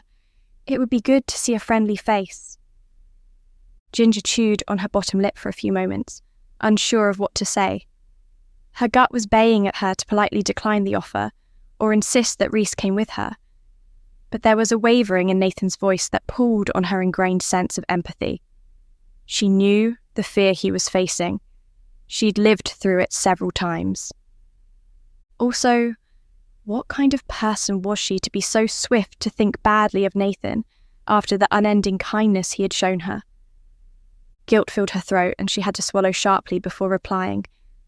Let me just check a few things, but I could probably pop over to the estate this evening, she said, knowing that by check a few things she meant calling Clement and Reese to tell them where she would be going. I'm sure that poor Tim needs a break from you as much as you need a break from him. As soon as she ended the call with Nathan, she called Clement. If I go to visit Nathan, is that going to cause you or me any problems? She asked as soon as he picked up the phone. Why? Clement asked, recovering from his surprise quickly. Has he said something to you? He's asked me to go see him this evening, Ginger said, pacing up and down the alley behind the bakery, for once glad that the CCTV wasn't working. He sounds stressed and out of sorts, as you'd expect in a situation like this probably, but not anything that makes me solidly suspicious. He just said he wanted to talk to me about something, and that could mean just about anything, honestly. But it could also be something important, Clement said, finishing the thought for her.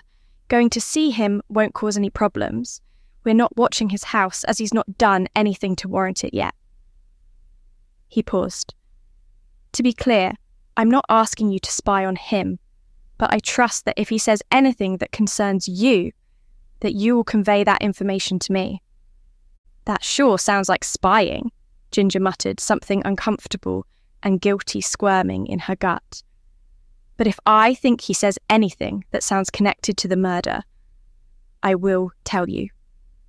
Let someone else know where you're going, Clement reminded her as she went to end the call, just in case. Don't want to end up in the same situation as the Amberley estate, and call me when you get home, so I know you're safe. This brought a hint of a smile to Ginger's face, along with the now familiar hint of uncertainty about whether Clement's concern was purely platonic or not. I will, she promised, and I'll be letting Reese know as well. If I don't call by midnight, get in touch with Reese first. If he hasn't heard from me either, you know that Nathan's estate is where to start looking. She quickly switched over to her third call, dialing Reese's number. He usually took lunch around this time at the academy, so she hoped she would catch him. Sorry, but I've only got a few minutes, he said, sounding as if he was in the middle of a mouthful of food. What's up? Everything all right? She quickly told him what she'd told Clement. However, the silence stretched longer with Reese. Have you put me on mute while you chew? Ginger teased. No, Reese said quietly. Just thinking. Ginger leaned back against the wall of the bakery.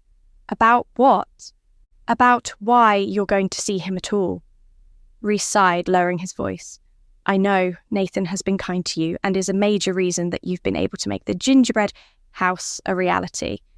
But don't you think that until he's off Clement's suspect list that you shouldn't be around him? What if you get yourself dragged deeper into this? You know that happens more often than not with you, whether you want it or not. Her temper surged and Ginger took a steadying breath. I know you don't mean to, but that sounds like you're implying that I deliberately go out of my way to find trouble rather than leaving things alone. Like you're blaming me for the situations I've ended up in, when most of them were beyond my control. You know that. I know most of them were beyond your control, Rhys said, and she could hear the tightness of anger in his own voice. But you can't deny that you have also gone out of your way to find trouble when you didn't need to. That's a somewhat fair assessment, Ginger allowed, and we've talked about that at length when we were in the process of getting together as a couple. I thought we had reached a greater level of understanding now. We have, Rhys said, giving a long, weary sigh, trying to rein in worry masquerading as irritation. We have. You know, I'm just worried. I know, Ginger said softly, and if it were any other person, I would leave it well enough alone, but it's Nathan. He's my landlord. My business is reliant on the building that he owns. I can't stick my head in the sand about this when I might have to start figuring out what will happen to the building if Nathan is arrested for this murder. More than that, he's my friend. I know, Rhys said again, but there was something strangely distant to his voice. I'm sorry, I have to go. I've got a class starting soon. Just please let me know when you arrive at his estate and when you're leaving. And let me know when you're home. I will, she promised, and the two of them exchanged I love yous before hanging up. But through the rest of the day at the bakery and during the short drive out to Nathan's estate, Ginger couldn't stop thinking over this sudden chord of tension that had appeared between her and Rhys. Their relationship had been going from strength to strength for almost a year now. Surely they were past these tensions that had been present so much earlier in their relationship.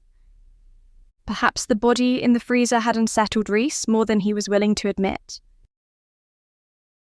Chapter 9. It was early evening by the time Ginger drove up the curling gravel drive to Nathan's home. The main building was an understated Victorian brick farmhouse, flanked by several brick and timber barns. There were various additional outbuildings that had been added over the years, constructed of everything from Cotswold stone to rusted corrugated iron. Some were in various stages of development or deconstruction, draped in scaffolding and bright blue tarpaulins, surrounded by pallets of bricks and stacked lengths of timber. Getting out of the car, Ginger inhaled deeply. Several sprinklers misted water across the neatly maintained lawn, making the cooling summer air taste green and fresh. It wasn't her first time at Nathan's estate, but her previous visit had been in the winter, when the trees had stood bare, and each roof had been thickly capped with snow. Before approaching the front door, Ginger turned her body away from the farmhouse, as if looking toward the paddock where two piebald cobs napped under a large beech tree. However, she was in fact making sure that Nathan, should he be looking from a window, wouldn't be able to see her switching on the recording device hidden in the pendant of her necklace. She'd debated all day with herself whether or not to wear it while she was talking to Nathan. From extensive research, she knew that recording a private conversation for personal use wasn't technically illegal, not if it was only for her personal use. She only wanted to be able to listen back to the conversation to analyse later, knowing that she might miss certain things in the moment. However, to do so would mean admitting to herself that she'd lost some of her trust in Nathan. After all, if she trusted him, then she wouldn't feel the need to review every word and moment. "You all right out there, Ginny?" Turning, Ginger saw Nathan stood at the open front door, waiting for her. He was smiling, but it looked strained, even from a distance. She could see that his posture was tense, even if he was thoroughly dressed down. "Just taking in the view," she called back, finally closing the car door and walking toward the house. "Haven't been here since last winter. What work are you doing on the barns?" "Turning them into guest houses," he said, tucking his hands into the pockets of the well-worn pair of paint-spattered jeans he was wearing. "I'm enjoying doing all the carpentry. Been years since I slowed down and got back to my roots, being the one doing the work rather than stuck in an office managing everything." "I'm sure your friends from over the years will enjoy coming to stay in such a place," Ginger said, following Nathan into the house. Despite the house's age, it had an airy, spacious feeling. The decorating was understated, but obviously expensive.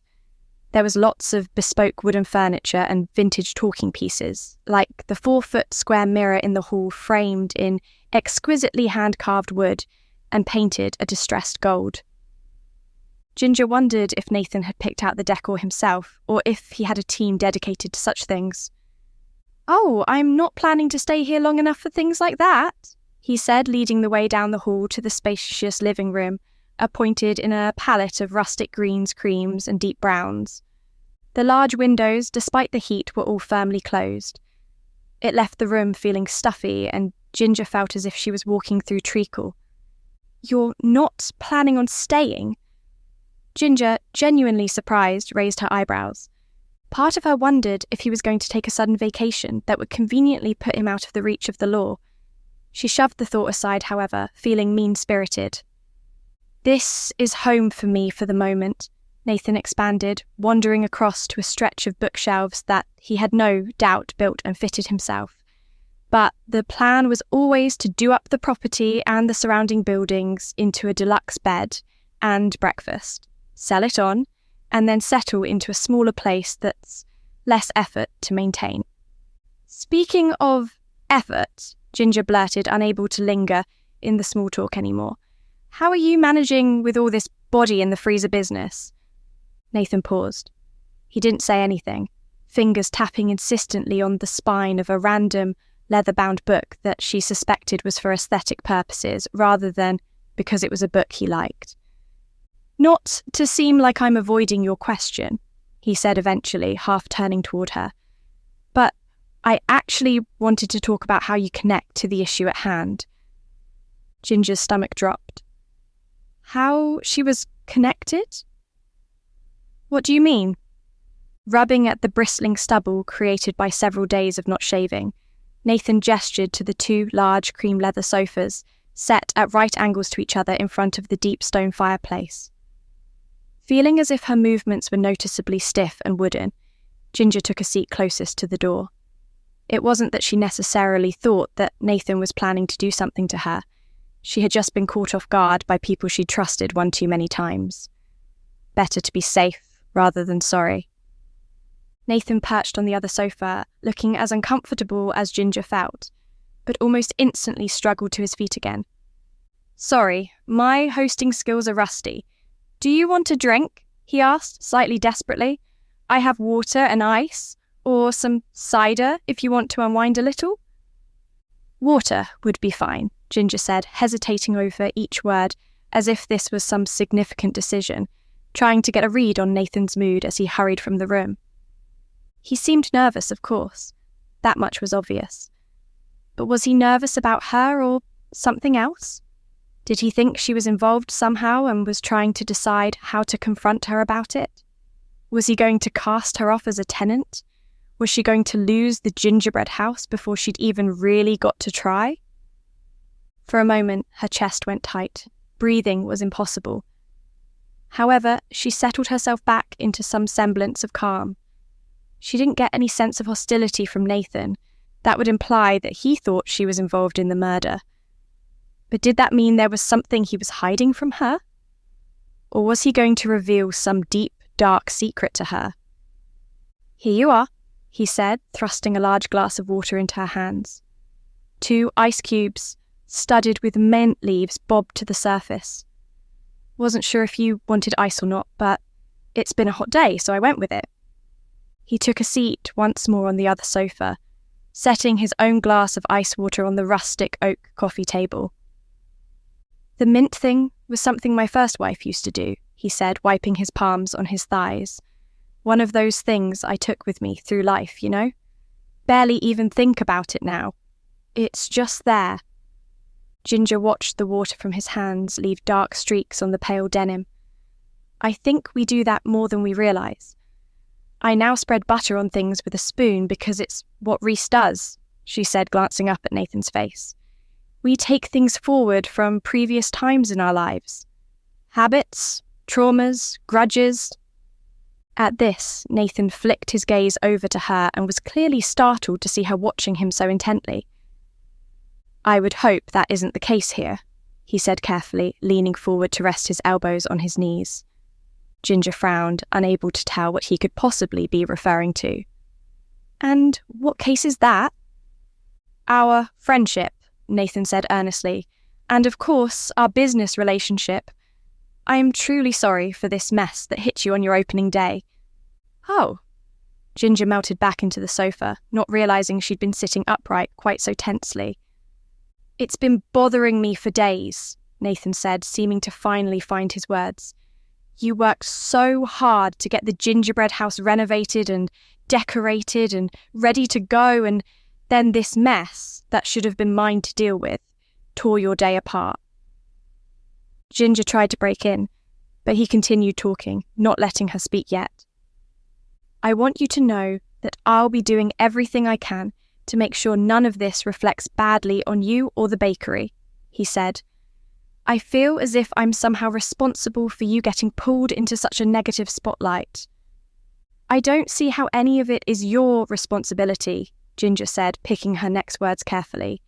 Unless you played a part in the process that led to that guy being dumped in a freezer in one of your outbuildings, then I'd say you're in the clear. She watched his face out of the corner of her eye as she took a drink, paying attention for any flicker of guilt or suspicion in his expression. There was no hint of either. In fact, rather unsettlingly, there was no emotional reaction at all. It was as if someone had suddenly frozen Nathan's face into a perfectly smooth, clear sheet of glass. It was an expression that someone learned to use when they had things to conceal, an expression Ginger had come to recognise the hard way. To see it on Nathan's face negated any sense of assurance she'd momentarily had. Just know that I'll be doing everything I can to keep you out of this, and keep it as quiet as I can, he said firmly. I've been in touch with my various friends at some of the papers, and have been assured that your name and the bakery's name will not come up anywhere. Most of them aren't going to be running anything at all. I'm sure Clemek will be glad to keep it out of the limelight, Ginger replied, silently thinking that Nathan's conversation sounded uncomfortably like either a bribe or a gag order. That whole business with the serial killer last year put Little Chiswick on the map in a way that no one liked, especially him. Nathan, who had relaxed somewhat, took a long drink from his glass, then sat back in his chair. He probably won't have to worry about the case for much longer. I've got some of my own people who are going to be looking into it. Ginger fought to keep her expression neutral. The thought that Nathan had his own people on standby to come and investigate the murder didn't sit right with her. Was it just about keeping things under wraps, or was there something more insidious at hand? Was Nathan trying to hide something from the police investigation? For the first time, Ginger fully saw the man that Nathan was beneath the layer of kindly, grandfather type. He was a hugely successful businessman in a ruthless industry. Chances were that this wasn't the first time he'd worked to keep something damaging to his reputation out of the press. I think the only thing that really matters here is finding out who that poor man is and making sure his family is informed, Ginger said, tracing the grain of the leather over and over again. Meeting Nathan's eyes all at once felt impossible. After the life that he's lived, I doubt anyone would be looking for a man like that, Nathan said offhandedly. Been off the grid so long, everyone probably thinks he's dead already. At this, Ginger's heart sank. She knew from Clemek that the man in the freezer was probably military and had lived a hard, dangerous life. But the only way Nathan would know that was if he did, as she faintly suspected, know who the man was. Was Nathan really responsible for this somehow? What makes you think he'd been living off the grid? She asked, trying to keep her tone level. Nathan's left eye twitched minutely before the glass-like expression took over again. He shrugged easily, getting up from the sofa and going to open all the windows. Clemek said the fingerprints were missing, didn't he?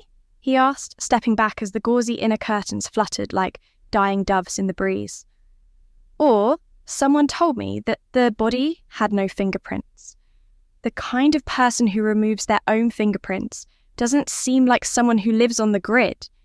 He's probably been registered as dead in the system for years or something.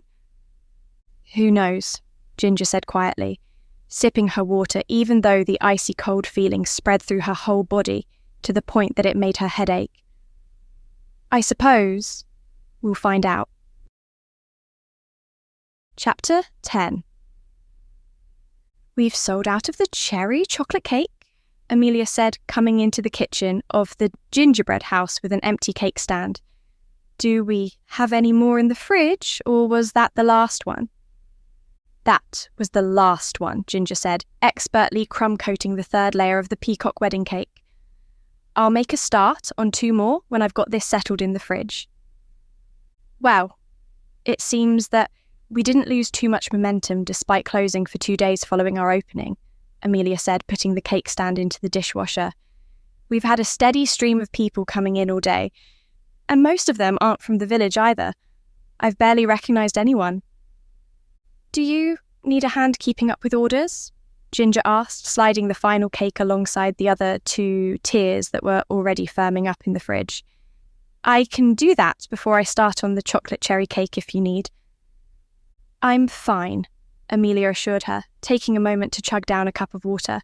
The line hasn't been held up for too long. We might need to think about getting another member of staff to help clear tables, though. I'm sorry, Ginger apologised, swapping out her buttercream-flecked apron for a clean one.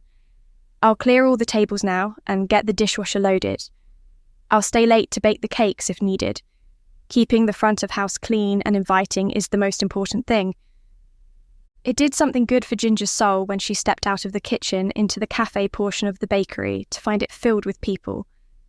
The space didn't feel crowded or claustrophobic, but rather pleasantly bustling. Her personal jazz playlist dripped from the speakers set strategically around the room, creating a gentle veil for the conversations of the people clustered around the tables. The air carried the relaxing scent of freshly ground coffee and freshly baked goodies, along with a subtle undertone of the ginger and hazelnut diffusers tucked into corners or placed up on shelves. Ginger had wanted the whole space to have a familiar yet fairy tale feeling to it. Looking around, she couldn't help but feel proud that she appeared to have achieved just that. What warmed her heart even more was that the various local goodies she had stocked were proving just as popular as her baked offerings. The shelves carrying Katrina's jams were almost bare. So was the fridge she'd filled with clotted cream, milkshakes, cheeses, and yoghurt supplied by the dairy where she sourced the milk for her ice cream. She also knew that various people had signed up for the delivery service offered by the local mill where she sourced her flour. Maybe things were going to be all right, she thought as she began clearing tables. Part of her did wonder if the silence from the police and the lack of noise in the media that was keeping her out of a negative spotlight was caused by Nathan's behind-the-scenes involvement. That thought was the only thing that kept her from fully enjoying the apparent success of the past few days. To be clear, she was more than delighted to have been able to avoid any bad press or another smear campaign by the bottom feeders over at Bad, who had been shockingly silent on the issue after that first article, but she couldn't help but worry that it was like a molten chocolate cake that hadn't been measured properly, that as soon as any pressure or heat was applied to the surface of apparent calm, everything would explode into burning, messy chaos. She set all these thoughts aside, however, as she cleared tables and chatted to new customers. Several people wanted selfies with her or a photo of her behind the counter, which Ginger, reluctant and blushing, agreed to at Amelia's insistence. I didn't realise I was becoming a micro-celebrity, Ginger whispered to her assistant as the two of them reconvened in the kitchen with several trays of dirty dishes. My hair looks gross today. Am I going to have to look Instagram ready all the time at work now? You look amazing, Amelia assured her, loading cups and plates into the dishwasher. Just make sure you always check the photo after it's been taken. Don't want to be caught with your eyes shut or hair in your mouth or something. Other than that, you don't need to worry about looking Instaglam every minute of the day. Reminds me that I need to ask Reese to take some shots of this peacock cake for my Instagram before I deliver it to the wedding, Ginger said, pulling her phone from her pocket, intending to send her boyfriend a text then and there.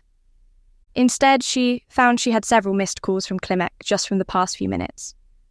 "Well, that's never a good sign," she muttered, finding her friend's number and calling him back.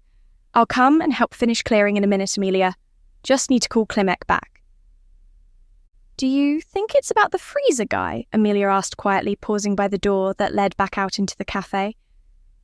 "Who knows?" Ginger replied as the phone began to ring, stepping out the back door into the alley. Clemek picked up almost immediately, as if he'd been waiting. "You couldn't have left a voicemail?" Ginger joked, trying to ease the nerves that swelled in her stomach like writhing fish. "Didn't seem like the kind of thing that should be conveyed via a voicemail," Clemek said. His voice sounded wrong, like the last thing that he wanted to be doing was making this call. It took Ginger only half a second to notice, and immediately her nerves doubled. "What's happened?" she asked immediately, gripping the phone as tight as she dared. "What's wrong?"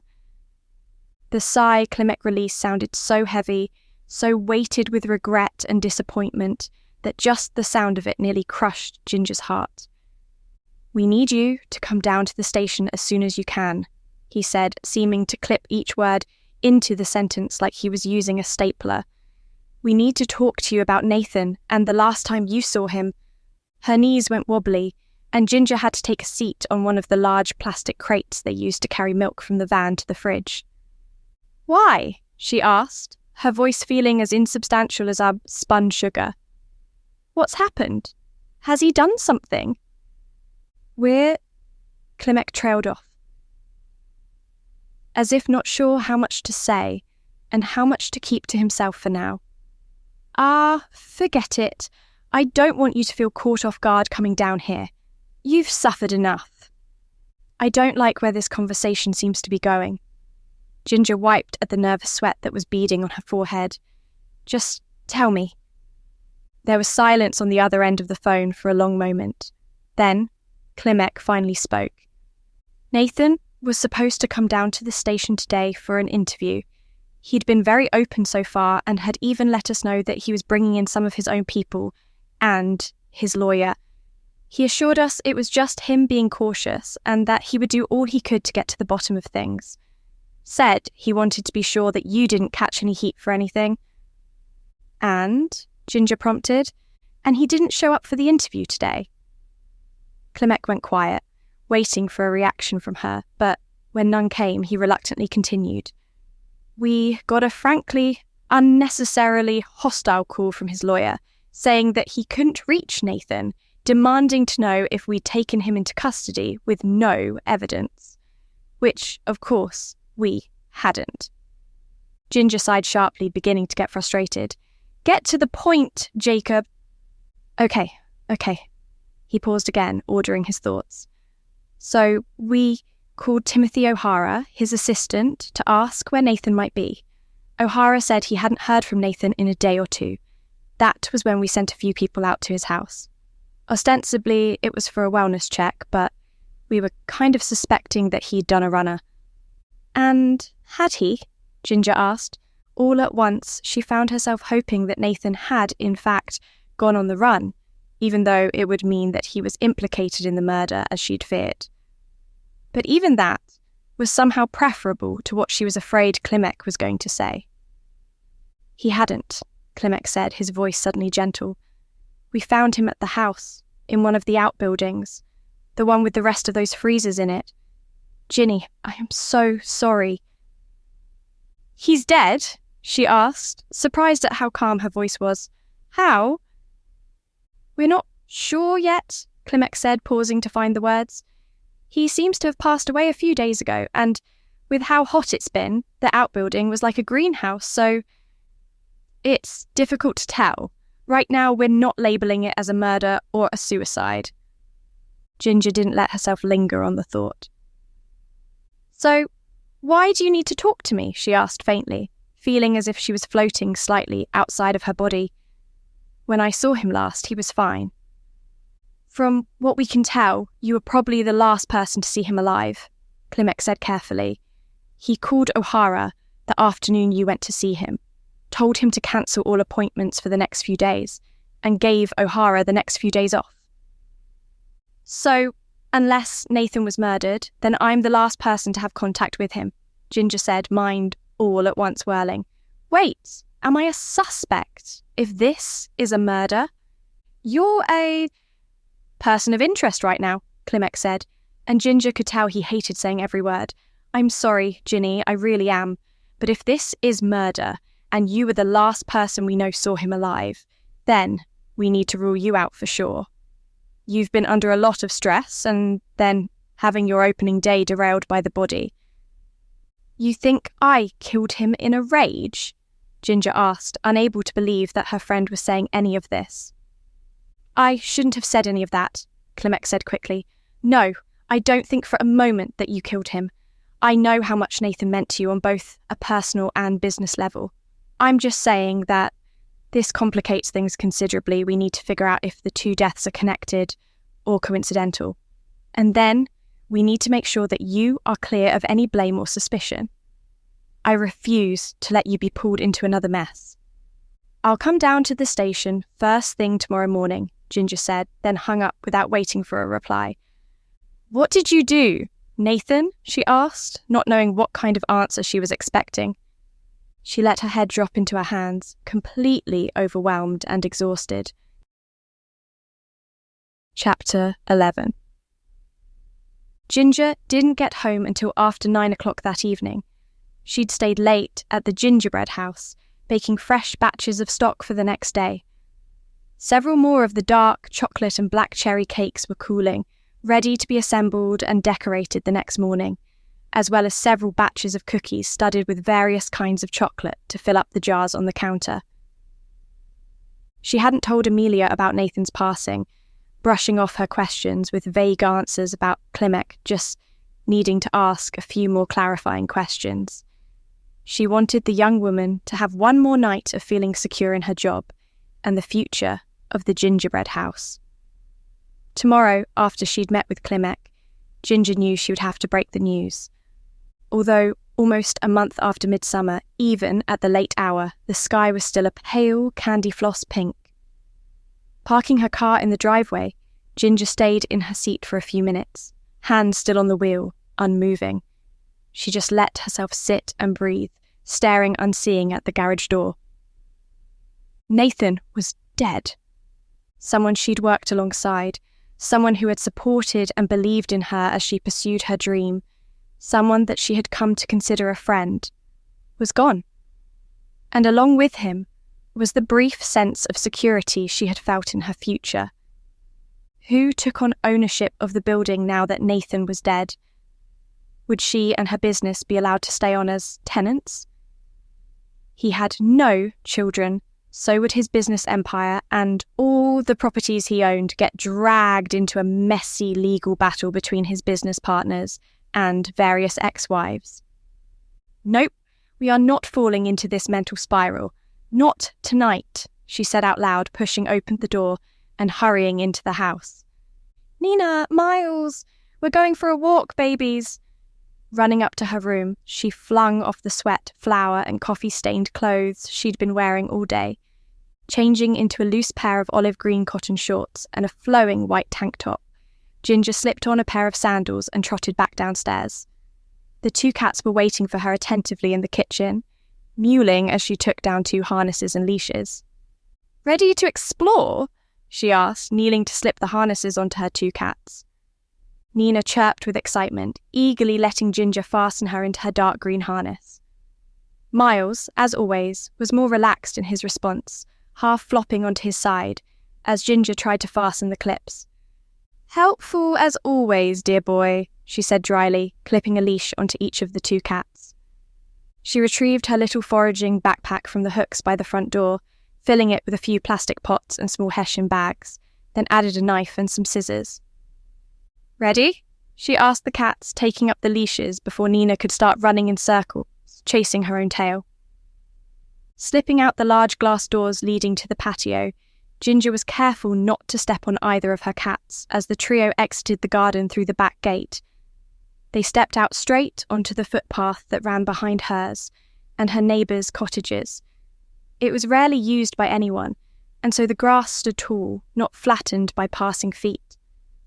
Miles and Nina, excited at the prospect of an adventure, bounded ahead through the grass, sniffing and investigating every little thing they could. Although they had the run of the garden, only Nina had any real interest in scaling the tall brick wall surrounding the garden to go wandering. Miles was less ambitious, and Ginger knew that he struggled with climbing the wall because of his blind eye. Trotting ahead of her, his sister by his side, he was quite happy to be out and about.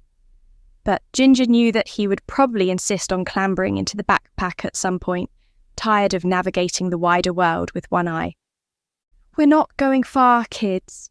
Don't worry," she said, lifting the cats one at a time over a stile so their leashes didn't get tangled. "I just need to be outdoors for a while."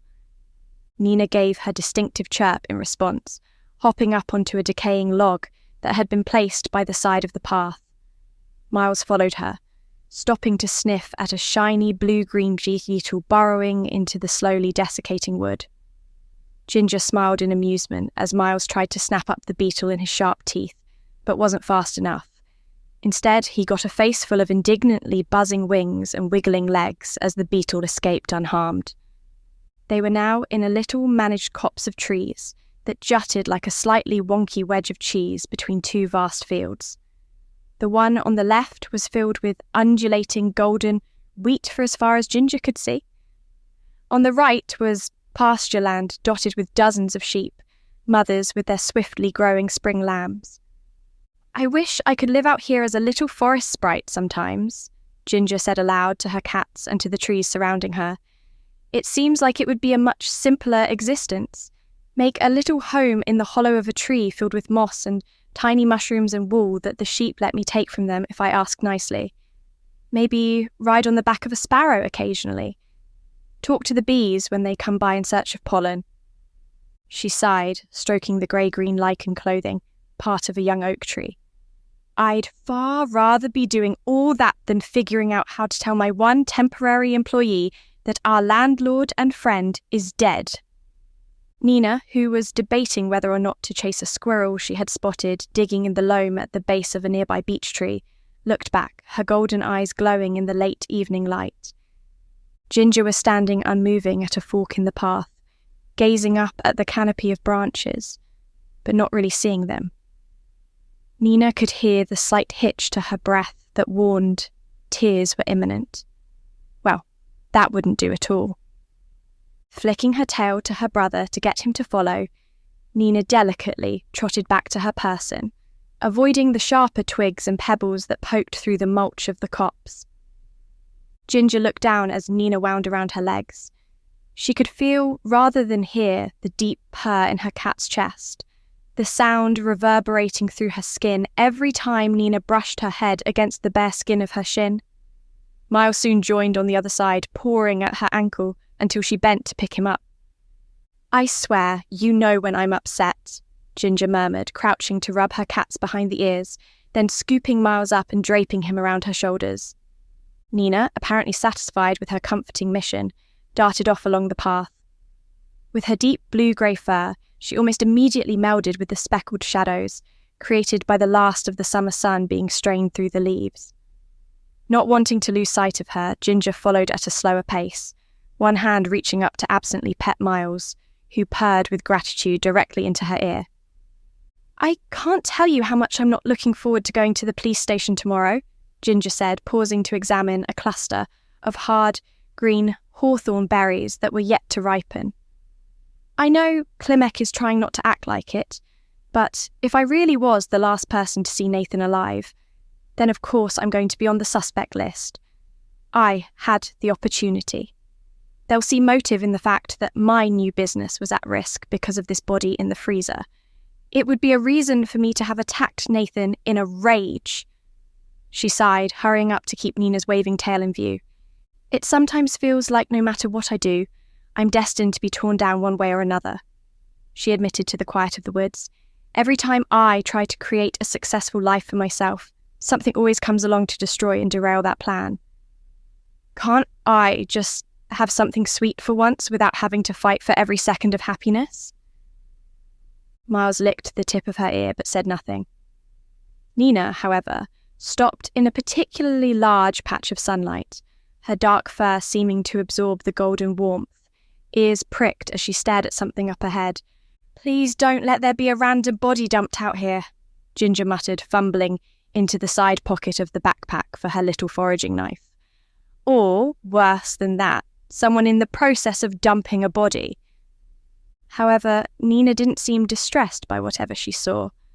Her ears twitched in curious excitement, and she glanced back at Ginger with an expression that was almost a smile. "What have you seen?" Ginger asked, her fear slowly replaced with curiosity. As she crept forward, however, Nina went bounding off along an even narrower path that was more likely a rabbit trail than an actual human footpath. "Nina," Ginger whispered, grunting in surprise as Miles leapt down off her shoulders and went racing after his sister. "Miles!" Grumbling, Ginger sized up the route in front of her. The tiny track was thickly concealed with overgrown branches, trailing vines of Japanese bindweed, and briar arms with wickedly sharp thorns.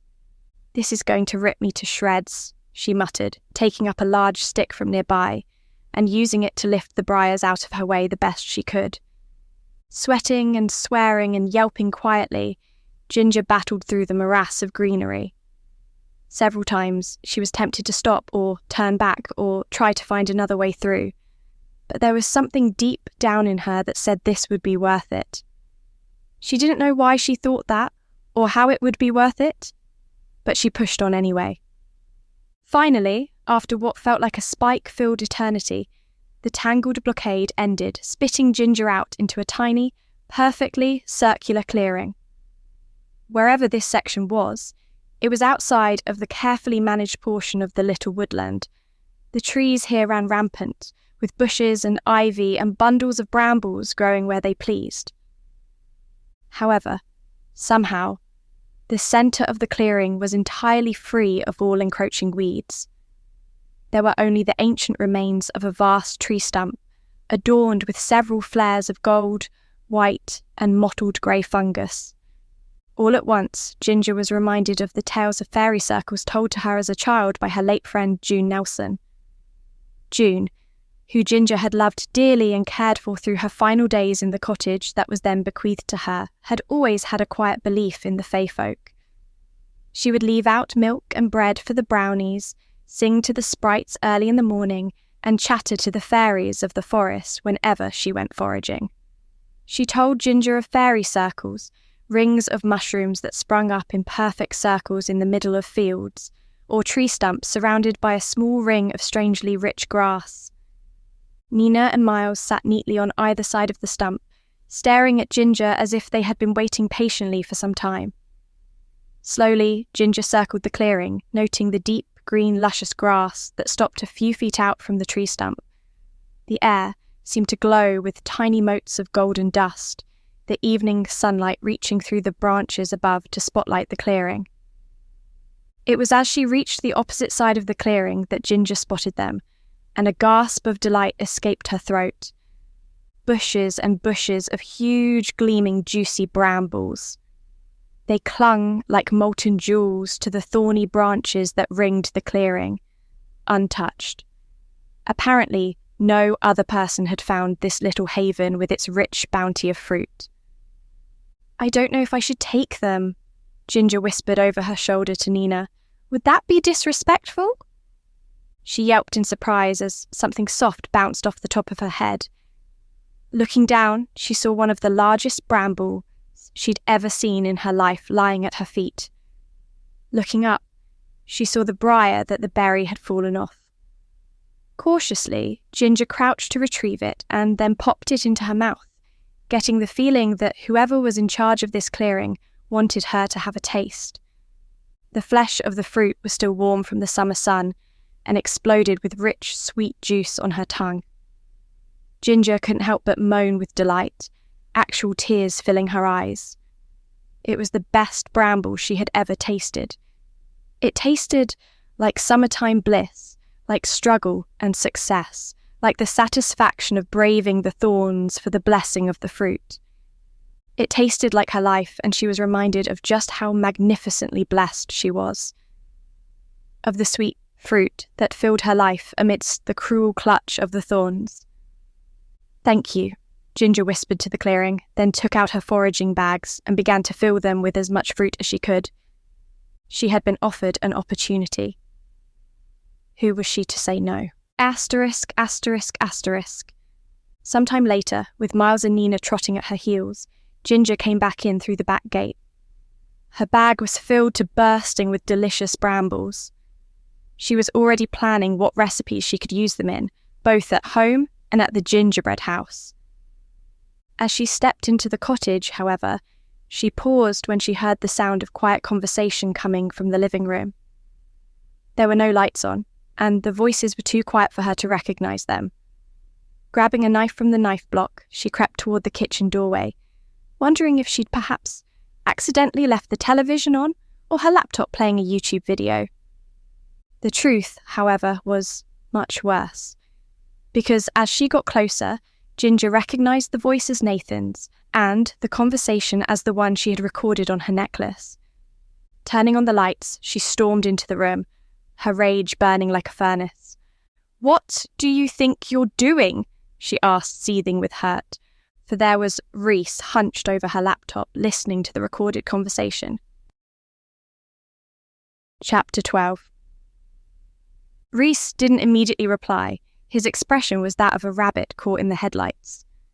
"Why are you listening to that?" Ginger asked. She was suddenly aware that she was still holding the kitchen knife, which she immediately placed on a shelf. "Clement called me this evening," Reese stammered. "Told me about Nathan. I came to see if you were okay." "That doesn't explain why you were looking through my personal files on my laptop," Ginger snapped, striding forward to snatch the laptop out of Reese's grip. "Do you have any idea how much of a violation of my privacy this is? How could you do this?" Reese got to his feet, but he seemed to be trying to shrink his size down. "The laptop was open. I was just going to see if you'd been obsessing over that website again, but the necklace was still plugged in." "So, you thought you'd just listen to it without my knowledge or permission?" Ginger was so angry that she could hardly breathe. "I was worried about you." Reese's guilt was slowly morphing into anger, trying to find some scrap of moral high ground to protect his ego. "And it seems I was right to be, since you're starting to record conversations and visit that pointless website multiple times a day." Ginger could feel herself shaking with betrayal and shock. "I'm sorry, I didn't realise that being in a relationship meant I lost all autonomy as a human being. Why don't I go snooping through your search history? Just to see what you do in your private time." "Oh, you want to talk about privacy when you're out there recording conversations without someone's consent?" He took a huge breath, starting to flush with feeling. "Did you only go to see Nathan to record the conversation? Are you trying to push your way into the investigation again?" "Recording without someone's consent is allowed if it's only for personal use," Ginger protested, some of her anger becoming pricked with guilt since she knew Reese was right. "I was nervous, okay? I was nervous about the conversation and wanted to be sure I could listen to it later." She threw up her hands. "Am I paranoid? Yes. But can you blame me? Nathan is dead. I'm apparently the last person to have seen him alive, and that is the last conversation I had with him." "Have you ever recorded me without my knowledge to listen to later?" Reese demanded to know. Ginger laughed harshly. "Are you seriously trying to turn this into an interrogation of me when I've just caught you going through my laptop?" She tugged at her hair in frustration. "And, to answer your question, no, I haven't ever recorded you without your knowledge. Unlike you, I actually respect the personal privacy of my partner." Reese's mouth opened and closed a few times, searching for words, and Ginger watched as the horror of what he'd done washed over him.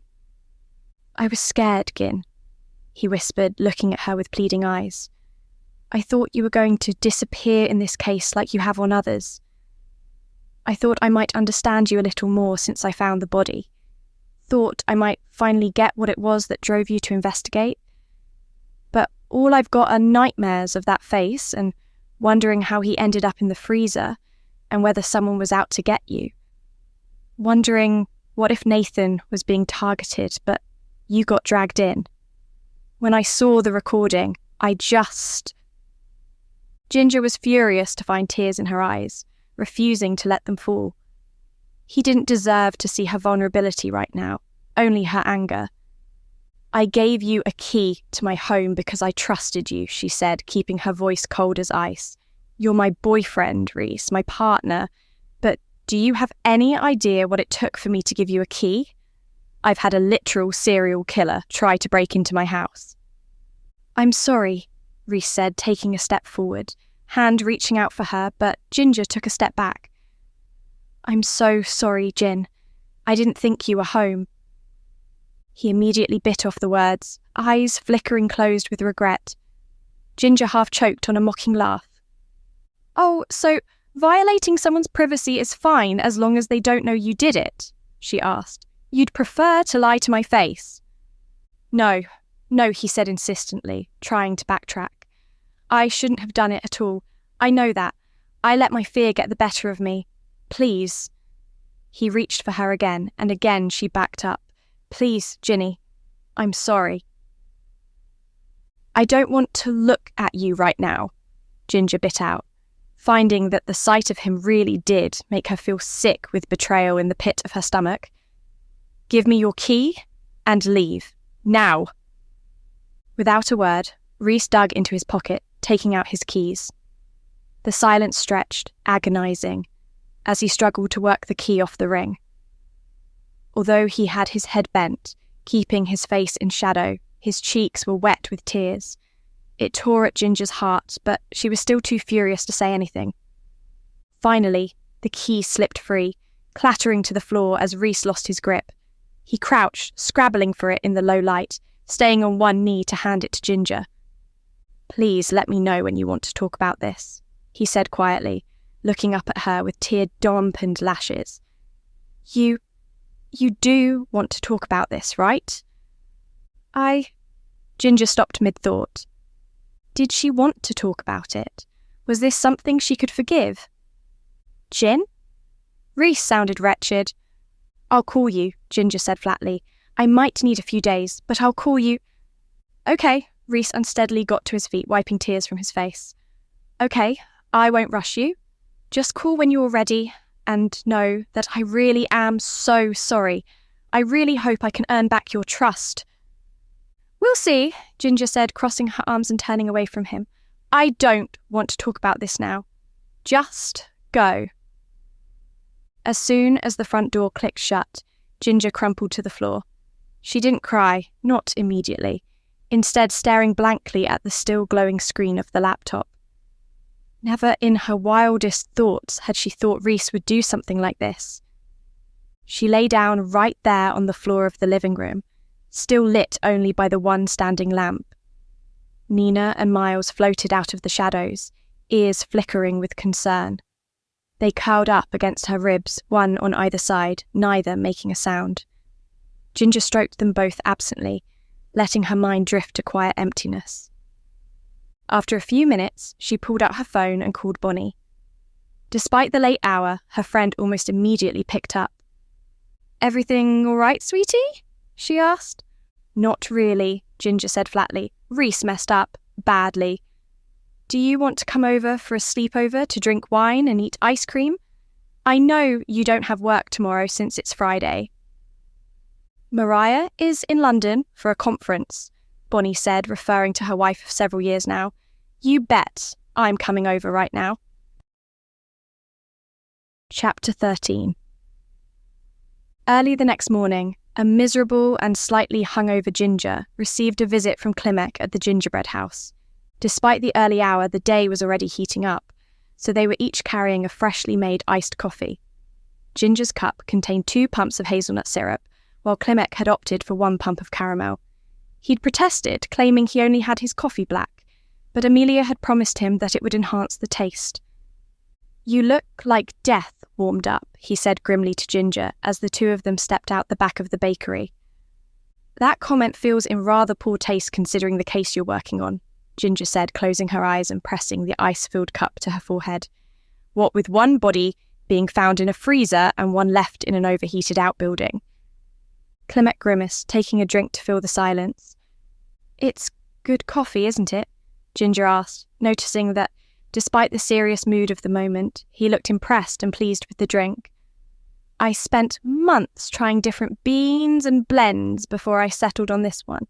Goes well with all the syrups too." "I can tell," Clement said, absent-mindedly swirling his cup so the ice rattled.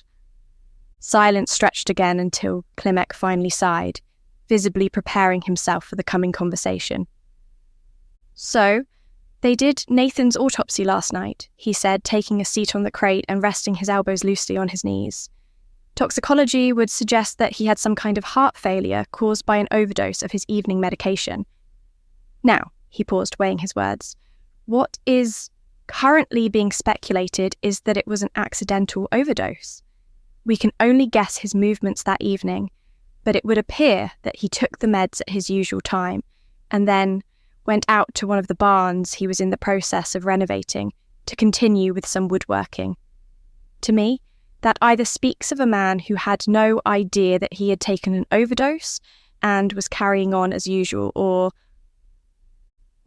someone who had overdosed deliberately and wanted to pass away while doing something he loved," Ginger whispered, wiping away tears. "Poor Nathan." Clement patted the crate beside him, and Ginger sat down.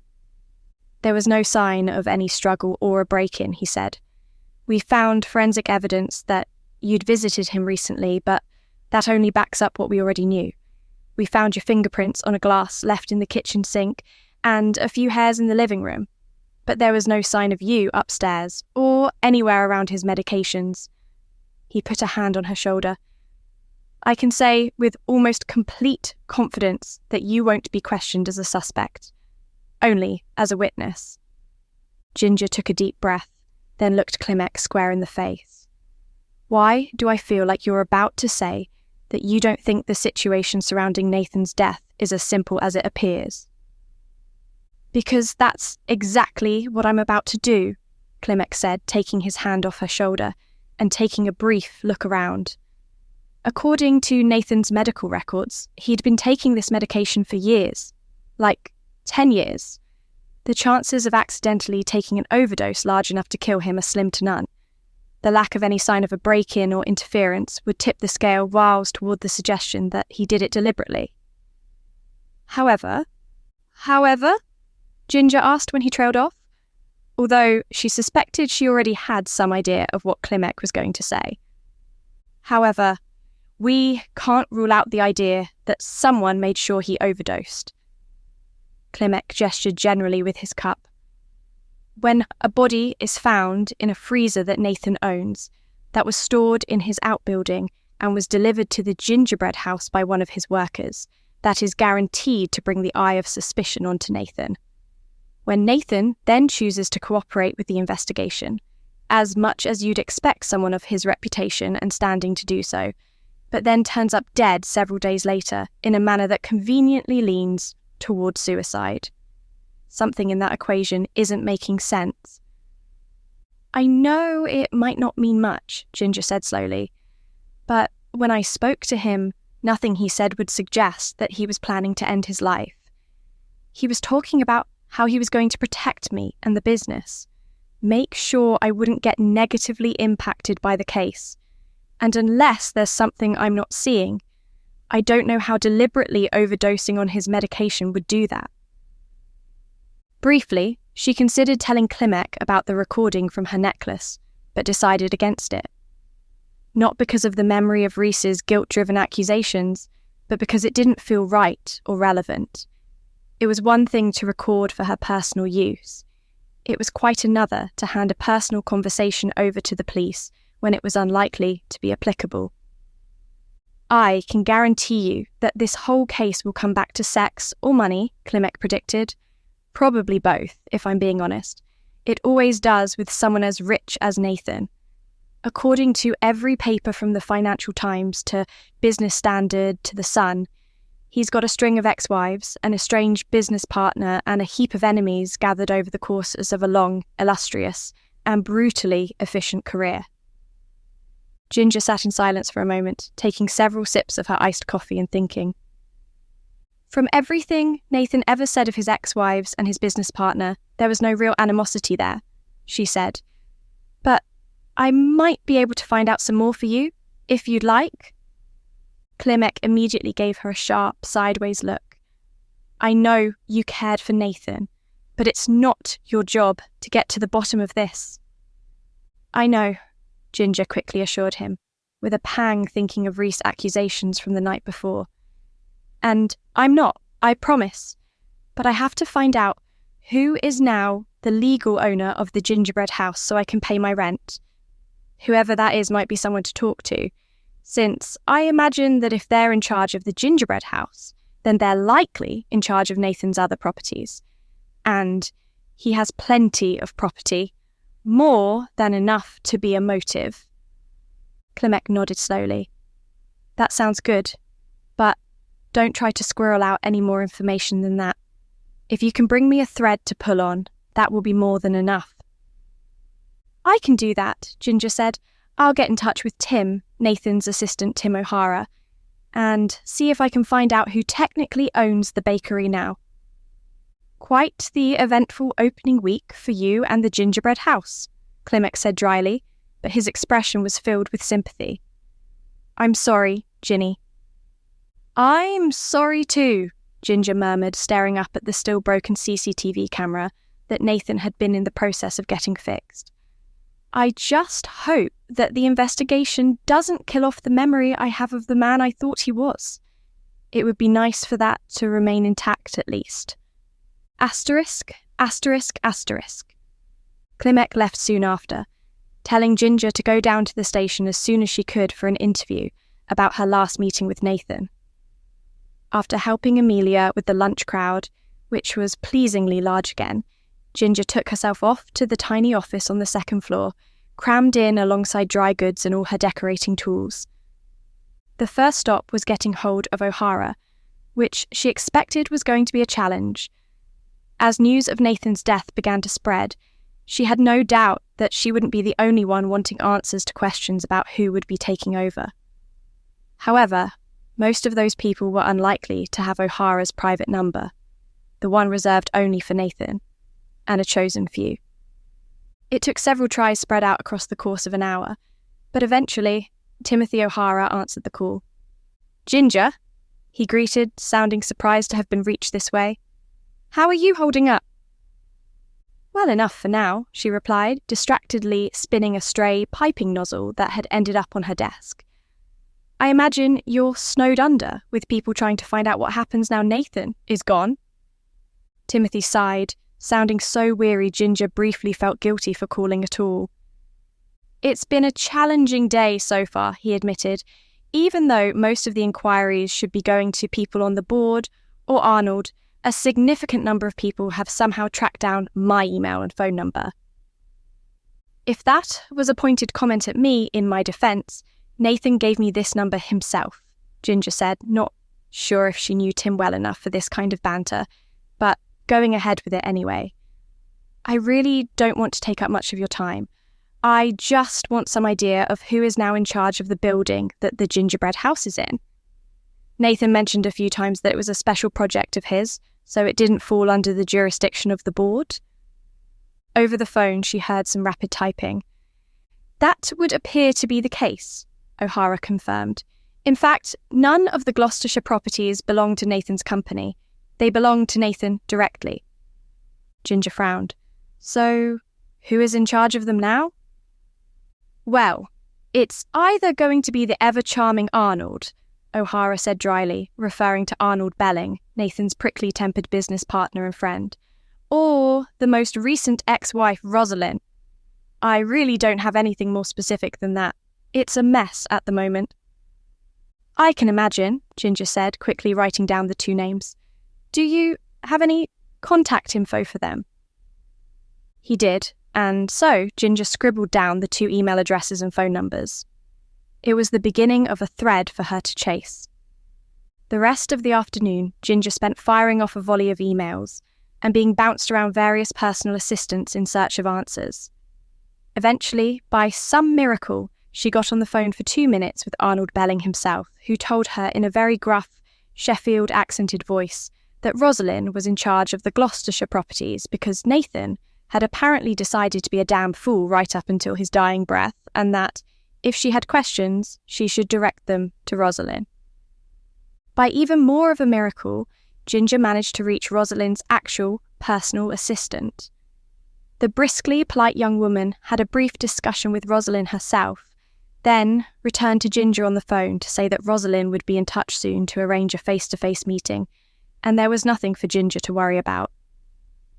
Ending the phone call, Ginger sagged back in her chair, head aching after so many hours of phone calls and emails. "Nothing to worry about, huh?" she repeated quietly. "We shall see." Chapter 14. Once again, Ginger stayed late at the gingerbread house that evening. Amelia offered to stay as well, but Ginger waved her off. "I know you have plans to see some of your friends," she said, slowly working some of the brambles she had picked the night before into a glowing purplish-black puree. "You've worked hard the past few days and need the time to rest. I'll be fine by myself." "Are you sure?" Amelia asked, hesitating in the doorway between the kitchen and front of house with her rucksack slung over her shoulder. "Just with everything that's happened with Nathan dying and the body in the freezer? I just want to be sure you're okay." Ginger paused to pour more of the puree into the muslin sheet she was using to strain out the seeds and fine hairs and pulp. "I can't lie," she said, watching the thick dark liquid pool in the muslin, where it was suspended above the basin full of puree. "I'm not quite sure how I'm still going today. Losing Nathan is heartbreaking. He was our friend. He believed in the gingerbread house." "He believed in you," Amelia said, quietly sniffling and wiping away some tears. "I'll really miss him." "Me too," Ginger said softly before letting out a huge sigh. "But you really should go home, rest, take a cool shower, have some fun with your friends, forget about how complicated things are right now, and just relax." "Are you going to be all right here on your own, though?" Amelia asked, still reluctant to leave. Ginger summoned up a smile from somewhere. "I'll be fine. A little quiet and alone time will do me good, I imagine. Bonnie is making dinner at my cottage tonight, so I know the cats will be fed and I'll have a meal waiting for me when I do get home. Right now," she poured more puree into the muslin, "I've got the peacock cake to finish, and I want to work on turning some of this bramble concoction into the most vibrant ice cream you've ever seen." Suitably reassured, Amelia finally went home, leaving Ginger to the quiet and her thoughts. The bramble puree dripped through the muslin into the bowl. One of the overhead lights hummed and sputtered. Outside on High Street, someone drove their motorbike too fast down the road, the engine whining. The spinning cake stand Ginger was using to rotate the peacock cake while she iced and decorated it for pickup. The next morning squeaked a little. Ginger wasn't particularly aware of her thoughts. She just let them drift through her consciousness in whatever order they occurred. A moment of recalling Reese's tear-streaked face was followed by a memory of Nathan helping to fit the display shelves out in the cafe. Amelia chattering with customers as she served them coffee and cakes melted into Clemek's serious expression as he spoke of Nathan's autopsy.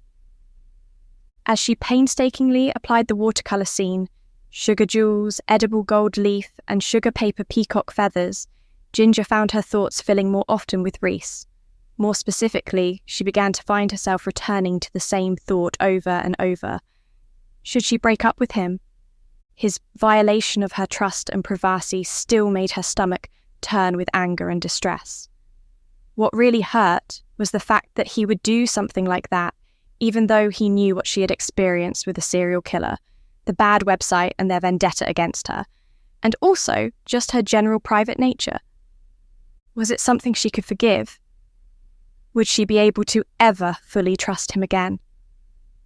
It was undeniable that she loved him. She'd also be lying if she hadn't wondered, while working on wedding cakes like this one, whether the future held something similar for her and Reese. I hope it isn't any kind of bad luck to work on a wedding cake while thinking about broken trust and considering a breakup, she murmured, using the finest set of tweezers she had to place a patch of edible gold leaf onto the middle tier, patting it into place with one of her fine brushes. It was by pure luck that the knock on the back door sounded just as Ginger finished this particularly delicate process. She gasped in shock at the sound, sending the next patch of gold leaf fluttering to the worktop as her hand jolted in surprise. "Who on earth is coming to the shop at this time?" she muttered, putting down the paintbrush and picking up her heavy wooden rolling pin. More than ever, she wished the outdoor CCTV worked so she could see who was out there. Quickly, she checked her phone, wondering if one of her parents or Bonnie had been trying to get hold of her, and eventually decided to come by the bakery. There were no messages and no missed calls, however, only increasing Ginger's simmering fear. Part of her felt silly for approaching the door with her rolling pin raised high like a club, but she had found too many dead bodies and been caught off guard too many times to just merrily open the door without some kind of defence plan. There was another knock as she stepped up to the door, this one more tentative, as if the person on the other side was second-guessing if there was anyone inside at all. Ginger peeked through the peephole in the door and was thoroughly surprised to see an elegantly dressed older woman standing on the back steps of the bakery. Behind her in the alley waited a sleek, black town car. Still cautious, Ginger cracked open the door, the rolling pin hidden out of sight. "Can I help you?" she asked the woman. "Are you Ginger Burnet?" the woman asked, her hair in a sharply maintained silver bob. "I am." Ginger opened the door a little wider, still concealing her makeshift weapon. "I don't believe we've met." "We haven't met previously," the woman said with a surprisingly warm smile for someone who looked as crisp and professional as she did. "But you spoke to my assistant on the phone this afternoon." She held out a hand for Ginger to shake. "I'm Rosalind Myers, Nathan's last wife. I was hoping I could talk to you." Asterisk, asterisk, asterisk. Rosalind watched with some curiosity from the other side of the kitchen, while Ginger continued decorating the peacock cake. "I've never fully considered the amount of time and artistry that goes into such things," she mused, taking a sip of the tea Ginger had made for her. "Goodness knows I've commissioned enough artistic food in my time. More ice sculptures and eye-catching cakes like this than I can count. I appreciated the skill, of course, but I never had the privilege of seeing the creation process." "That's the wonder of social media," Ginger said, not taking her eyes off the cake as she painstakingly piped tiny buttercream waves at the seam where the upper tiers met the cake below. "Many of my commissions come from people who have seen videos and photos of my work online. The artistic process is as much a part of the advertising as the finished product," Rosalind hummed appreciatively. "I understand why Nathan liked you. I can tell you're smart, talented, and driven, and I've only been here 10 minutes. Setting down the piping bag, Ginger looked over the older woman once more. Rosalind Myers looked to be in her late 50s or early 60s. Average height, but she held herself with great poise, and with the air of someone who was used to being listened to and obeyed. Her fashion sense was impeccable, and Ginger suddenly had a good sense of who was responsible for the interior design of Nathan's renovated farmhouse. However, the expression in Rosalind's grey eyes had a softness to it, and Ginger didn't feel intimidated or belittled under her gaze. "If you're able to spare me some of your attention," Rosalind said, wrapping her hands around the cup of tea, the chipped mug somehow appearing elegant in her hands. "I thought I would get down to business, starting with my apologies for the late hour."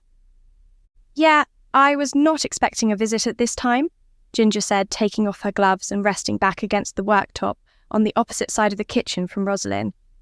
"I know your assistant said that you'd be in touch to arrange a face-to-face meeting, but this wasn't quite what I had in mind." "Again, my apologies." Rosalind seemed to consider taking another sip of tea, but then set the mug aside. "It just so happened that I had time free this evening, and Considering that I could very well hold the information regarding the future of your very new business, I thought I'd save you some stress and have that meeting sooner rather than later. I'm just glad to have caught you here. I was worried everyone had gone home. I would be home if not for this, Ginger admitted, then gestured to the cake by way of explanation. But I needed to put the time in. My commissions have been my main source of income for a while, and I don't know whether they're very soon going to be my only source of income if I lose the gingerbread house.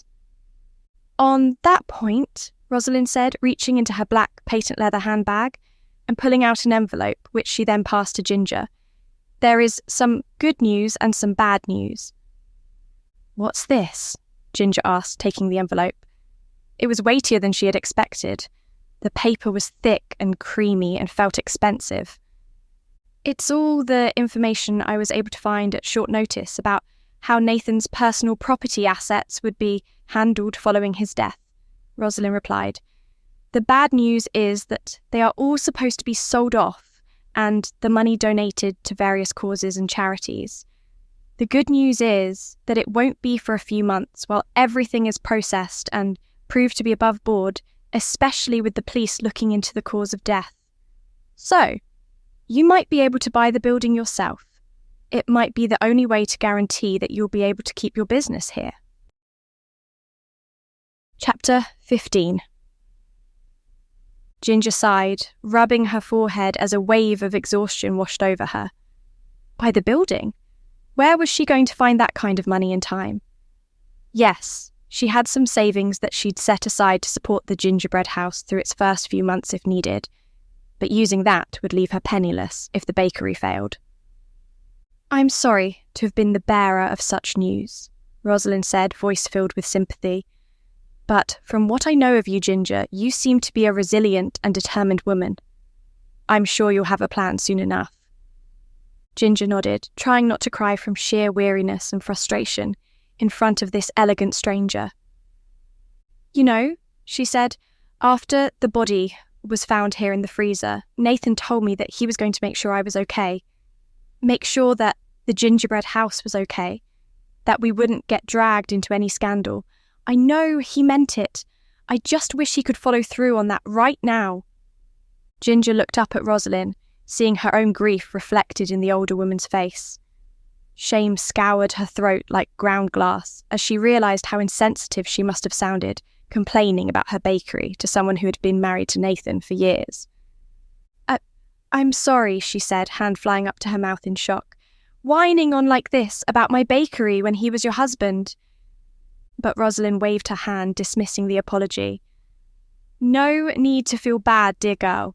Of course I'm grieving Nathan, just as you are, but you're allowed to feel upset about other things as well. This bakery is special to you as both a business and an artistic project. She gestured vaguely in reference to the building. I know how many hours Nathan put into renovating this place, and from what he said, you put in twice or 3 times as many as he did. I don't think I could have turned the bakery into what it is without Nathan, Ginger said softly. Would you like to see some of the special additions he made?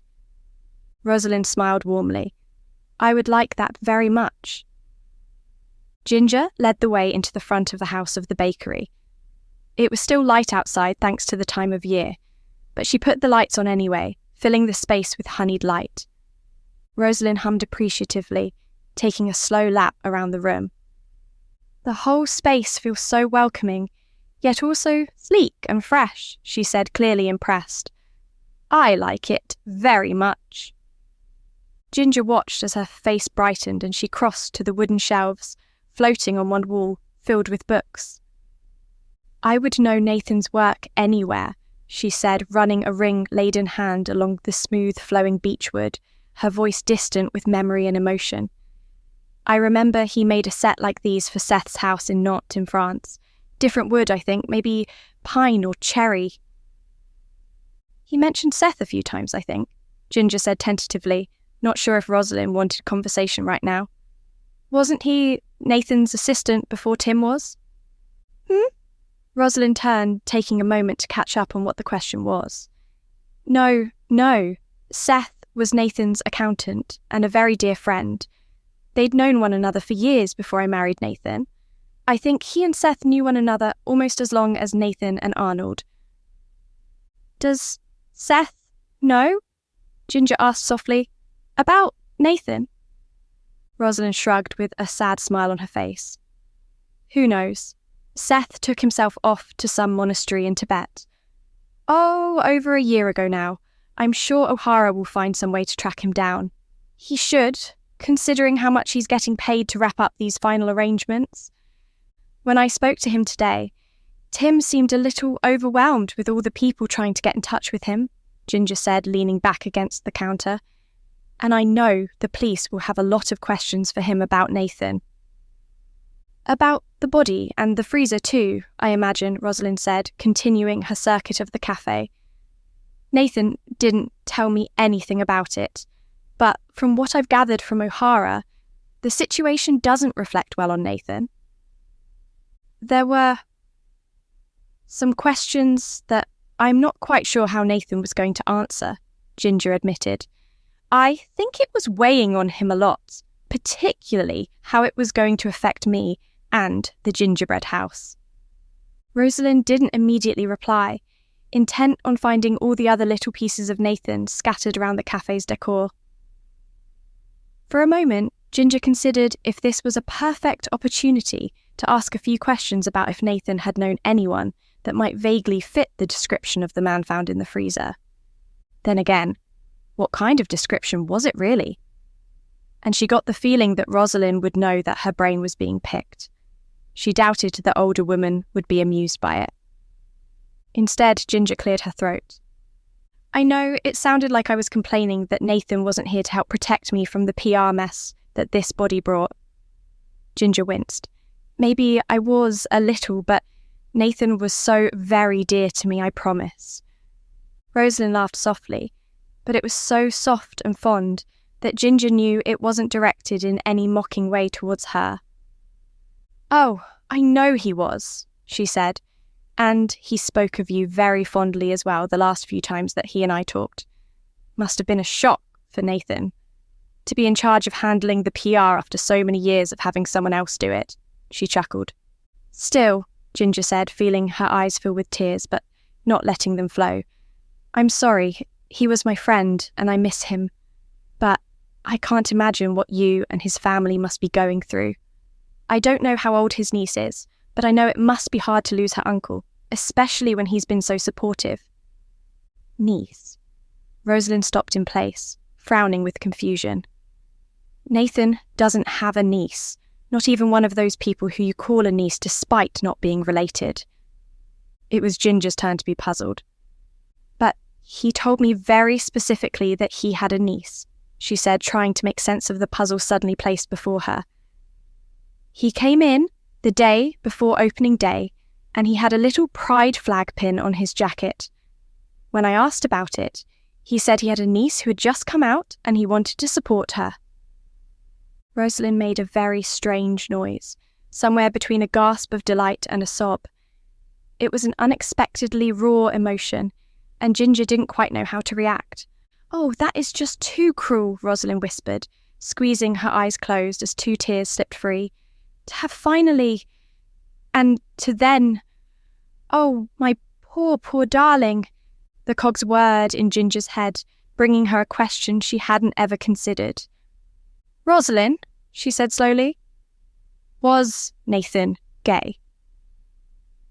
Rosalind slowly lowered herself into one of the armchairs by the window.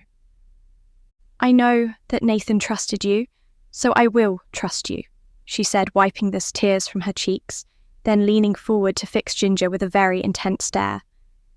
But I need to talk to some people and try to find out some things.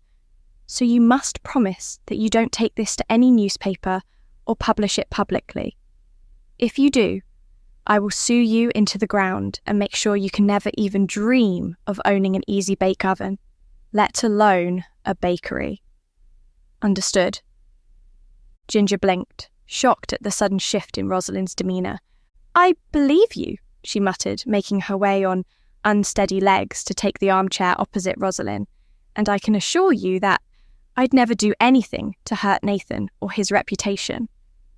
Rosalind nodded in relief, the fierce focus draining from her body, making her seem to deflate as she sagged back in the armchair. "I know you knew Nathan quite well," she said, gazing over at the shelves she'd previously been admiring. "But there was a lot you didn't know. A lot that most people in his life, or at large, didn't know. That he was gay?" Ginger asked softly, remembering the strange little blush of pride she'd seen on Nathan's face when she pointed out the flag pin. Rosalind nodded.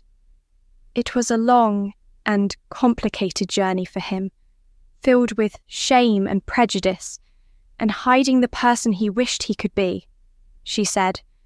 "I, same as the rest of his wives, was aware from the beginning. To those outside of Nathan's inner circle, he had a taste for younger, ambitious women that he would tire of after a few years. The reality was that we were very carefully chosen to act as beards." A strange, affectionate smile swam onto Rosalind's face. "We all had to sign contracts for a certain number of years of marriage and non-disclosure agreements to ensure nothing was said during or after the marriages. It was no hardship at all, I can assure you. We were all treated to a life of luxury, and Nathan invested vast amounts of money in each of his wives over the years to help them start businesses, set up charities, aid our communities, and so much more." "So, kind of like business partners?" Ginger asked, head still spinning slightly with surprise. "More like friends," Rosalind replied. "In fact, not unlike the relationship you had with Nathan. He was genuinely fond of each of us, just as he was fond of you." "Was he ever able to find love?" Ginger asked, her heart breaking at the thought of her friend having to spend decades hiding behind the shield of a fake marriage simply because of other people's blind bigotry. Her heart lifted a little when Rosalind nodded. "His accountant, Seth, was an on-again, off-again partner of his for many years," she said. "There were a few others that I've heard him mention when he was drunk, but no one who could handle the complexity and pressure of Nathan's situation. Coming out wasn't an option for Nathan, not back when he was getting started. A scandal like that, because it was a scandal at the time, would have ruined him." Rosalind sniffled, wiping away another tear, and Ginger felt that her own cheeks were wet now as well. "But since he handed most of the decisions over to the board and was moving into his retirement, he started talking about taking the leap and coming out," Rosalind said softly, sadly. "He was so scared of what might happen, but he said to me that he was so tired of hiding. That was why he hired O'Hara a year or so ago." "O'Hara?" Ginger asked, confused. "He wasn't Nathan's assistant when he started," Rosalind explained. "He was a PR and media consultant that Nathan hired to advise him on how to handle the process of coming out." She shook her head, eyes heavy with sadness. "I thought O'Hara had just become his assistant, and Nathan had given up on the idea of letting himself be happy. But if Nathan was wearing that pin out in public, it feels to me that he was getting ready for it." "Maybe it just took Tim a long time to convince him," Ginger suggested. "How did Seth feel about Nathan coming out?" Rosalind laughed warmly at that, obviously remembering some specific memory. "He couldn't have been more encouraging. He'd never formally done the coming out process himself, but had very openly lived as a bisexual man about town. Never had any intention of settling down, and his parties were the stuff of legends. At least until he decided to go live in a Tibetan monastery," Ginger asked dryly. Rosalind laughed, but there was something sad to it. "One of the last things I know he said to Nathan, before disappearing off to Tibet, was to tell Nathan it was a waste of time to not live life as his full self." She shook her head, more tears falling. "Nathan always insisted that he had time, but he hadn't." Ginger's heart quietly broke for her friend, who had been brave enough to show her just the tiniest hint of who he truly was. "If someone killed Nathan, there will be hell to pay," Rosalind said suddenly, her voice cold as frozen steel. "Because they stole the future he had waited for his whole life, and that is unforgivable. Squeezing her eyes shut, Ginger let herself be infected with Rosalind's anger. "Between you, me, and the police," she said to Rosalind, "we'll get to the bottom of this, whatever it takes." Chapter 16. The weekend flew by so quickly, Ginger felt as if she barely had time to think about her strange evening meeting with Rosalind. On Saturday morning, she delivered the peacock cake to the wedding venue, only getting to briefly enjoy the couple's awe and delight before having to rush back to help Amelia at the gingerbread house. It was another busy day, but the satisfaction of seeing happy customers delighting in the limited offer Bramble creations was dulled slightly for Ginger by the knowledge that she might have to close down in only a few months.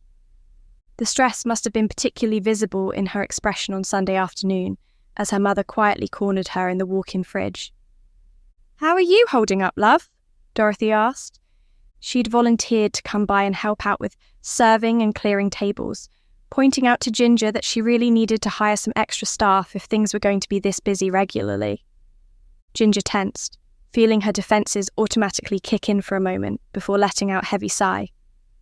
"I'm not holding up, really," she replied honestly, dropping down to sit on the step stool she needed to reach items off the higher shelves. She then told her mother the condensed version of her meeting with Rosalind, leaving out all the personal information about Nathan. "I don't know if I will be able to buy the building, let alone at such short notice," she said helplessly, resting her chin in her hands. "And before you offer, I know for a fact that you and Colin would have to dip into your pensions to help fund me, and I won't let you risk your future like that." Dorothy pursed her lips and narrowed her eyes, but begrudgingly didn't argue back. "We'll find a way," she said instead, with the determination of a woman who had pushed her way to become the head of the social committee for Little Chiswick. "Just take one day at a time, keep baking, keep selling, call in the help of your friends, and make what plans you can." She crouched down and Ginger met her mother's warm eyes. "I am so proud of everything you've achieved, despite what has been thrown at you these past few years. This will not be the end of the gingerbread house, I promise." Ginger clung to those words for the rest of the day. She made various social media posts encouraging people to visit the cafe, showing off the gleaming purple ice cream she'd made with the brambles. She got in touch with Bonnie to commission a poster explaining the situation and encouraging customers to add to the tip jar in support. After some asking around, she even managed to find several people, all teenagers looking for summer work, who could start on Monday in the cafe as servers and kitchen porters. However, her frail sense of confidence was rocked on Sunday evening, just as Ginger was preparing to lock up. Timothy O'Hara turned up at the bakery, camera in hand, to take photographs for potential buyers. "I'm sorry," he said, at least having the grace to look apologetic. "I was told to come and get some nice exterior shots as placeholders in the property portfolio until the actual process of selling goes ahead." Ginger stood back silently, crossing her arms, trying not to feel like she was watching a vulture circling as he proceeded to take a series of photographs in the deliciously golden evening light. She hadn't met Tim too many times since he tended to avoid the building site that the gingerbread house had been for so many months, usually only appearing to update Nathan of something particularly important. As far as she knew, he spent most of his time in the office at Nathan's house, keeping everything running smoothly behind the scenes while Nathan bounced between construction sites all over the county. Now that she knew, thanks to Rosalind, that O'Hara came from a PR and media relations background, Ginger could see it clearly now. With his dark hair and startling blue eyes, she'd always thought Tim had the quick, talking, disarming charm of someone who was used to controlling awkward situations. Only perhaps 2 or 3 years younger than her 31 years, he had a certain confidence that only came from a life spent wanting for nothing. He also had the soft hands of someone who had managed to avoid any kind of manual labour for his whole life. The more she thought about it, the more Ginger found it strangely amusing that Nathan had hired someone like Tim at all, considering his disdain for anyone who had never got their hands dirty to learn their trade. Silently, sadly, as Tim finished with his photos, Ginger wondered if Nathan had chosen someone like O'Hara to help with his coming out for that very reason. Perhaps he thought someone who had an entirely different approach to things would help him navigate the risks he'd been avoiding his whole life. "Hey, Tim?" she asked quietly as Nathan's former assistant reviewed the images he had just captured. Was Nathan really about to take the leap and come out? The camera nearly went crashing to the floor. "I beg your pardon?" he asked, struggling to look anything but caught off guard. "Where did you hear such a thing?" Ginger quickly raised her hands, trying to pacify him. "I'm not going to tell anyone," she promised. "But I had a meeting with Rosalind Myers the other night, and she confided in me. She said you were originally hired as a PR and media consultant to help Nathan through the process." Still looking thoroughly surprised, Tim placed the lens cap back on the camera and hung it around his neck. "I suppose I was," he said, shaking his head a little in thought. "It was over a year ago now, and my job became something so different so quickly, I'd almost forgotten that was why Nathan and I met." "Did he hire you and change his mind about coming out, or—" Ginger tucked her hands into the pockets of her skirt. "I know I'm prying, but I just wish I'd known. I would have tried to help him." Tim gave her a strange, sad smile. "I don't think you could have helped him," he said. "Nathan only ever did things in his own time. Why do you think I ended up as an assistant?" He let out a sigh, tinged with a frustration that Ginger hadn't seen from him before. "He wasn't ready for my plans. He wasn't ready to make the change. But he also didn't want to give up completely, so we ended up stuck in this tense, strange place where, depending on the day, he would rant and yell at me at the mere hint of the idea, and other days he'd come to me almost in tears, saying he wished he was brave enough to just get it over with." "I had no idea," Ginger murmured, tucking her hands into her pockets. "I thought I knew him pretty well after the few months we were friends. But I guess there are always going to be things about someone that you don't know." Reese flashed through her mind, but she pushed the thought away. Tim huffed out a soft laugh. "Tell me about it. I didn't know whether I'd wake up on a morning to find he'd left the bed sometime in the middle of the night, too uncomfortable with himself to stay, or if he'd be bringing me breakfast." Ginger blinked in surprise. "Wait, you and Nathan were—" Tim shrugged, fiddling with the camera strap. I know, I'm a bit of a cliché. The assistant falling for the boss and everything, but yeah, we were, sometimes, depending on the day." "And you can't even tell anyone," Ginger whispered, her heart breaking with empathy. "Or even grieve publicly." Another shrug, but Ginger saw one of his eyes twitch and heard his breath waver briefly. "I knew what I was getting into when I started something romantic with him. One of Nathan's oldest friends, Seth, even warned me not to do it. Got rather threatening, actually. I don't know if it was a jealousy thing or if he was trying to save me from the pain, but I didn't listen to him." He looked down at his feet. "Maybe I'll follow his lead when I've got all of Nathan's final affairs in order. Go somewhere quiet and remote on the other side of the world." "I'm so sorry for your loss," Ginger whispered. "I'm sorry that Nathan had to hide, and that you had to hide with him." She paused, letting the question sit on the tip of her tongue before taking the leap and asking, was there ever anyone who maybe suspected? Anyone in particular who Nathan was afraid would find out? Tim shook his head, his black down of hair soaking up the evening sunlight. Even with his neatly maintained beard and moustache, his look of vulnerability made him suddenly look much younger than he actually was. "Nathan had a lifetime of practice keeping things hidden," he said. "All his marriages were contracts, you know? Beards who gave him the appearance of a womanizer, but who were actually paid." Ginger nodded. "But no," Tim continued, "I don't think anyone knew about Nathan and me outside of his inner circle, That would be Arnold, Rosalind and Seth before he left for Tibet, he explained, but then frowned. There was a strange letter a few weeks ago, actually. Well, it wasn't really a letter. It was just a printout of an aerial photograph of some place and of a house listing in Nantes, France, I think. The only thing that made it ominous rather than just odd was the big red circles around the picture of the kitchen in the house listing. Then there was just a photo of this guy, a military portrait, all very random. Why would someone send that to Nathan?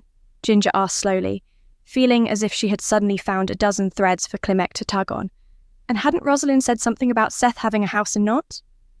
Was it the same house? Do you still have any of this? Tim shook his head. I showed it to Nathan, and he immediately put it through the shredder. Said it was just a property someone had been begging him to buy. He seemed more worried than annoyed, though, in hindsight. Have you told the police about any of this?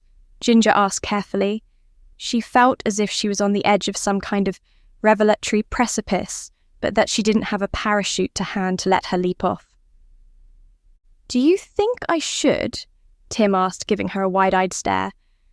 I've been kind of worried about going and talking to them, to be honest. I didn't see that Nathan was suicidal, and I don't think I can take the pressure of a police interview without having to disclose all this stuff about Nathan, that I'm not sure if he wanted to go public. He sounded almost desperate now, wringing his fingers together. Surely, if he reached a point where he couldn't handle hiding it anymore, but would rather end his own life rather than deal with the hatred and bigotry he'd face coming out, he wouldn't want to be outed after his death. Ginger felt woefully out of her depth. I have no idea, Tim. You knew him far better than I did. Maybe that's something for you and Rosalind and Arnold to discuss. And Seth, if anyone can reach him. See if Nathan left anything in his personal effects that might inform your decision. Because I think he might have been leaning towards embracing his true self that day. He came to see me, wearing a little pride flag pin. She sighed. But maybe not. I just wonder if it was my fault, Tim said, half turning away from hers, but not quickly enough for Ginger to miss the tears in his eyes. I guess I'll never know if there was anything that I could have done to save him, to save what we had. It was only driving home that Ginger finally had time to really think. About Nathan, about Reese, about the body in the freezer, about death, about forgiveness. She sat in the car again for some time when she pulled into her drive. Thinking. Just really thinking. Finally, she took her phone from the passenger seat where it was playing one of her favourite playlists and went to her contacts.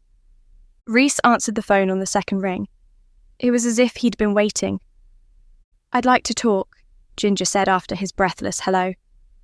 Are you available tonight? Chapter 17. Ginger faced Reese from the other side of her kitchen table.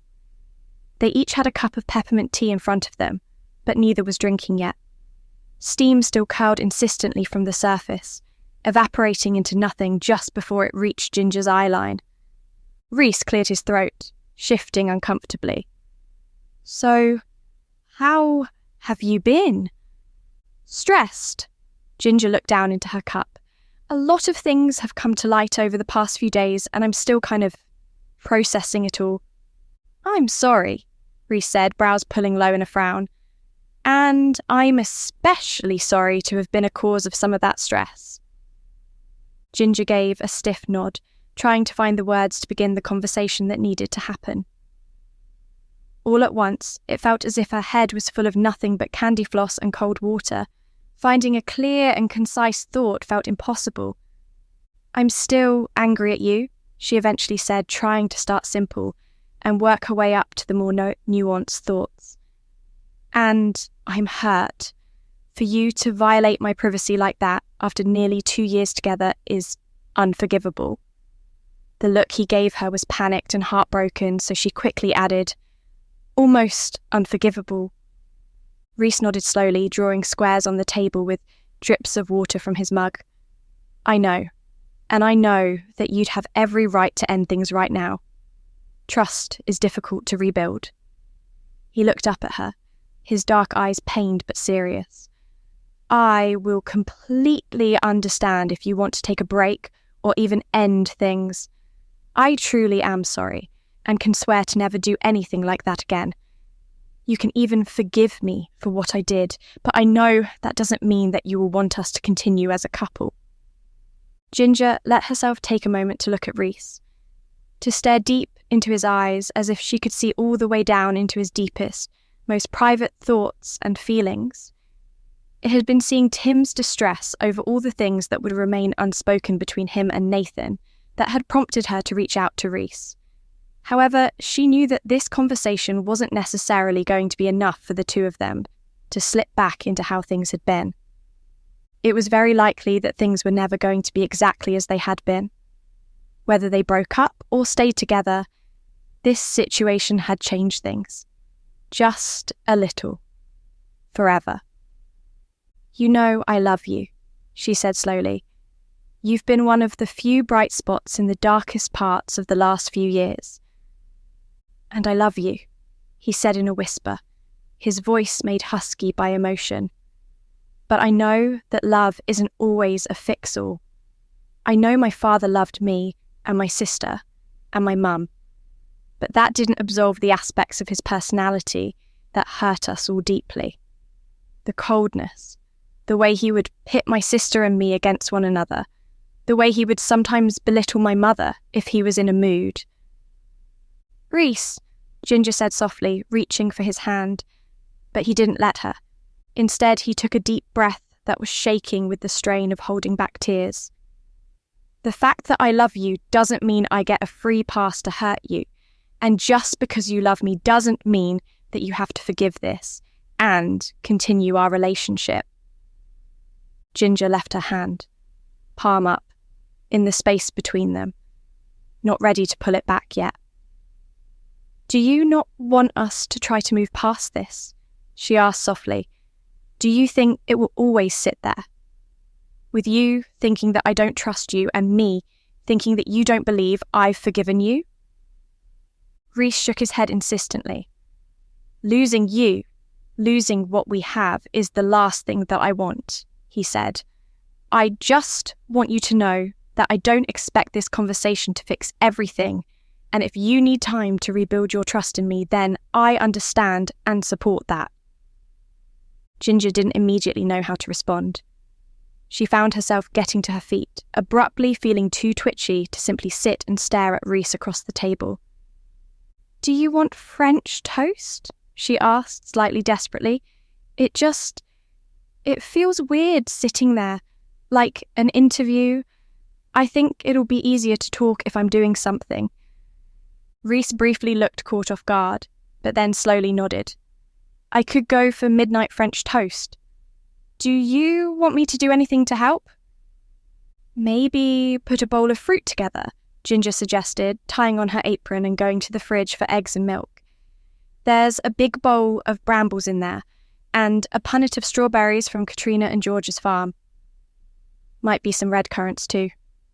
Slowly but surely, the two of them assembled the secret luxury of midnight French toast, and slowly but surely they both began to talk. It turned out that it was far easier to think and express particular feelings when, instead of looking one another oppressively in the face, there were eggs to crack and spices to measure, fruit to dice and plates to fill. Of course, maybe a few tears ended up in the cinnamon-flavoured egg mixture and the fruit salad, but a little bit of salt will more often than not accentuate the wonderful flavours already present. By the time the two of them returned to the table with their plates piled high, much of the tension and fear had faded. "I know you said you did it because you were scared," Ginger said, spearing a chunk of French toast and a bramble with her fork. "But you know that you can always talk to me. There's a lot of stuff in our relationship that other people have never had to deal with." "Do you mean the disconcerting number of corpses?" Rhys clarified dryly, nudging a strawberry quarter in her direction. "Or some other kind of stuff?" Ginger glared at him, but there was no heat to it, and so He smirked back playfully. Yes, I mean, the disconcerting number of corpses, she clarified, and you found a body for the first time, which, I know, rattled you. Actually, Rhys swallowed his mouthful of food. It wasn't that which rattled me, it was where we found it, and when. It just felt so wrong to have a dead body in the kitchen of the gingerbread house on such an exciting day. Not that there's ever a good day to have a body in the kitchen of my bakery, Ginger cut in, to which Rhys responded by flicking a red currant at her. I just mean that it... He paused for thought. It meant that nowhere felt as safe as it had the day before, like some kind of unspoken rule of life had been violated. I get that, Ginger admitted, then ducked her head to catch his eye. But you do realise how you then ended up doing the exact same thing to me by looking through my private files? That feeling you had finding the body? That feeling of uncertainty and violation, that's what I felt. Rhys closed his eyes for a moment, letting out a long sigh heavy with regret. I know, he murmured. I know, and I'm sure my therapist is going to have a field day with that fact. Better to talk it out and address it than hiding it away, Ginger said, lifting her hand for a high five. Therapy 5. Their palms collided with a satisfying slap, but Ginger then linked her fingers through his. The only thing I need to know is if you're going to freak out about the fact that I need to talk to Klimek about a few things I found out, she asked. I haven't been sleuthing, but he asked me to bring him any useful or interesting threads of investigation I found by chance that he could pull on. Well, Rhys said, drawing out the word, I'm not in a position to have issue with it since I might have been doing a little sleuthing myself. Ginger's mouth fell open in surprise before she could catch it. Seriously? Rhys nodded, looking at her warily, as if waiting for some kind of accusation of hypocrisy. When none came, however, he continued. After I gave my witness statement to Klimek the other day, out in the waiting room, I ended up bumping into the guy who had dropped the freezer off at the gingerbread house that day. He said, lovely guy, called Chris. He was really apologetic when he found out I was one of the people who found the body, saying he had no idea, all that kind of thing. Did you believe him? Ginger asked, taking another bite of the sweet and sticky French toast, now soaked in berry juices. Rhys thought for a second, then shrugged. I'd say that I do, but I don't think I'm in any place to make an educated guess. Ginger scoffed, pretending to be aloof and unimpressed. Amateur? Got to go with those gut instincts. Feel out if someone is trying to fool you or putting on a front. Didn't you get knocked unconscious and locked in the basement of someone you thought was just so sweet and harmless? Rhys asked dryly. Ginger rolled her eyes, biting back a grin. We all have moments of poor judgment. Rhys chuckled, wiping up some drips of juice off the table with his finger before licking it clean. Anyway, I bumped into him again yesterday in the beer garden at the Fox's Den. He insisted on buying me a pint as a proper apology, and we got to talking. Sounds promising, Ginger said. What did he say? Mostly that Nathan was a good boss and didn't deserve to go out the way he did, but then he told me how about a year ago, when they'd been doing another massive renovation project, he'd seen Nathan have a huge raging argument with one of his close team. Like, came to blows kind of fight. He asked me if that was who the guy in the freezer was. Must have been quite a fight for him to even think that the other guy would end up in a freezer, Ginger muttered, frowning. But who was he talking about? How were you supposed to know if it was the same guy? He showed me a picture. Rhys pulled out his phone and typed for a moment before showing Ginger a picture. Of this guy, Seth Doherty. Apparently, he was Nathan's accountant and an old friend of his. Ginger looked over the image, taken at some fancy party or gala several years before. Seth Doherty was short, but had the smile and posture of someone a good deal taller. He had dark hair, a neat goatee, and a dazzling smile that suggested he was always ready to laugh with you as well as occasionally at you. That's not the guy from the freezer, she said.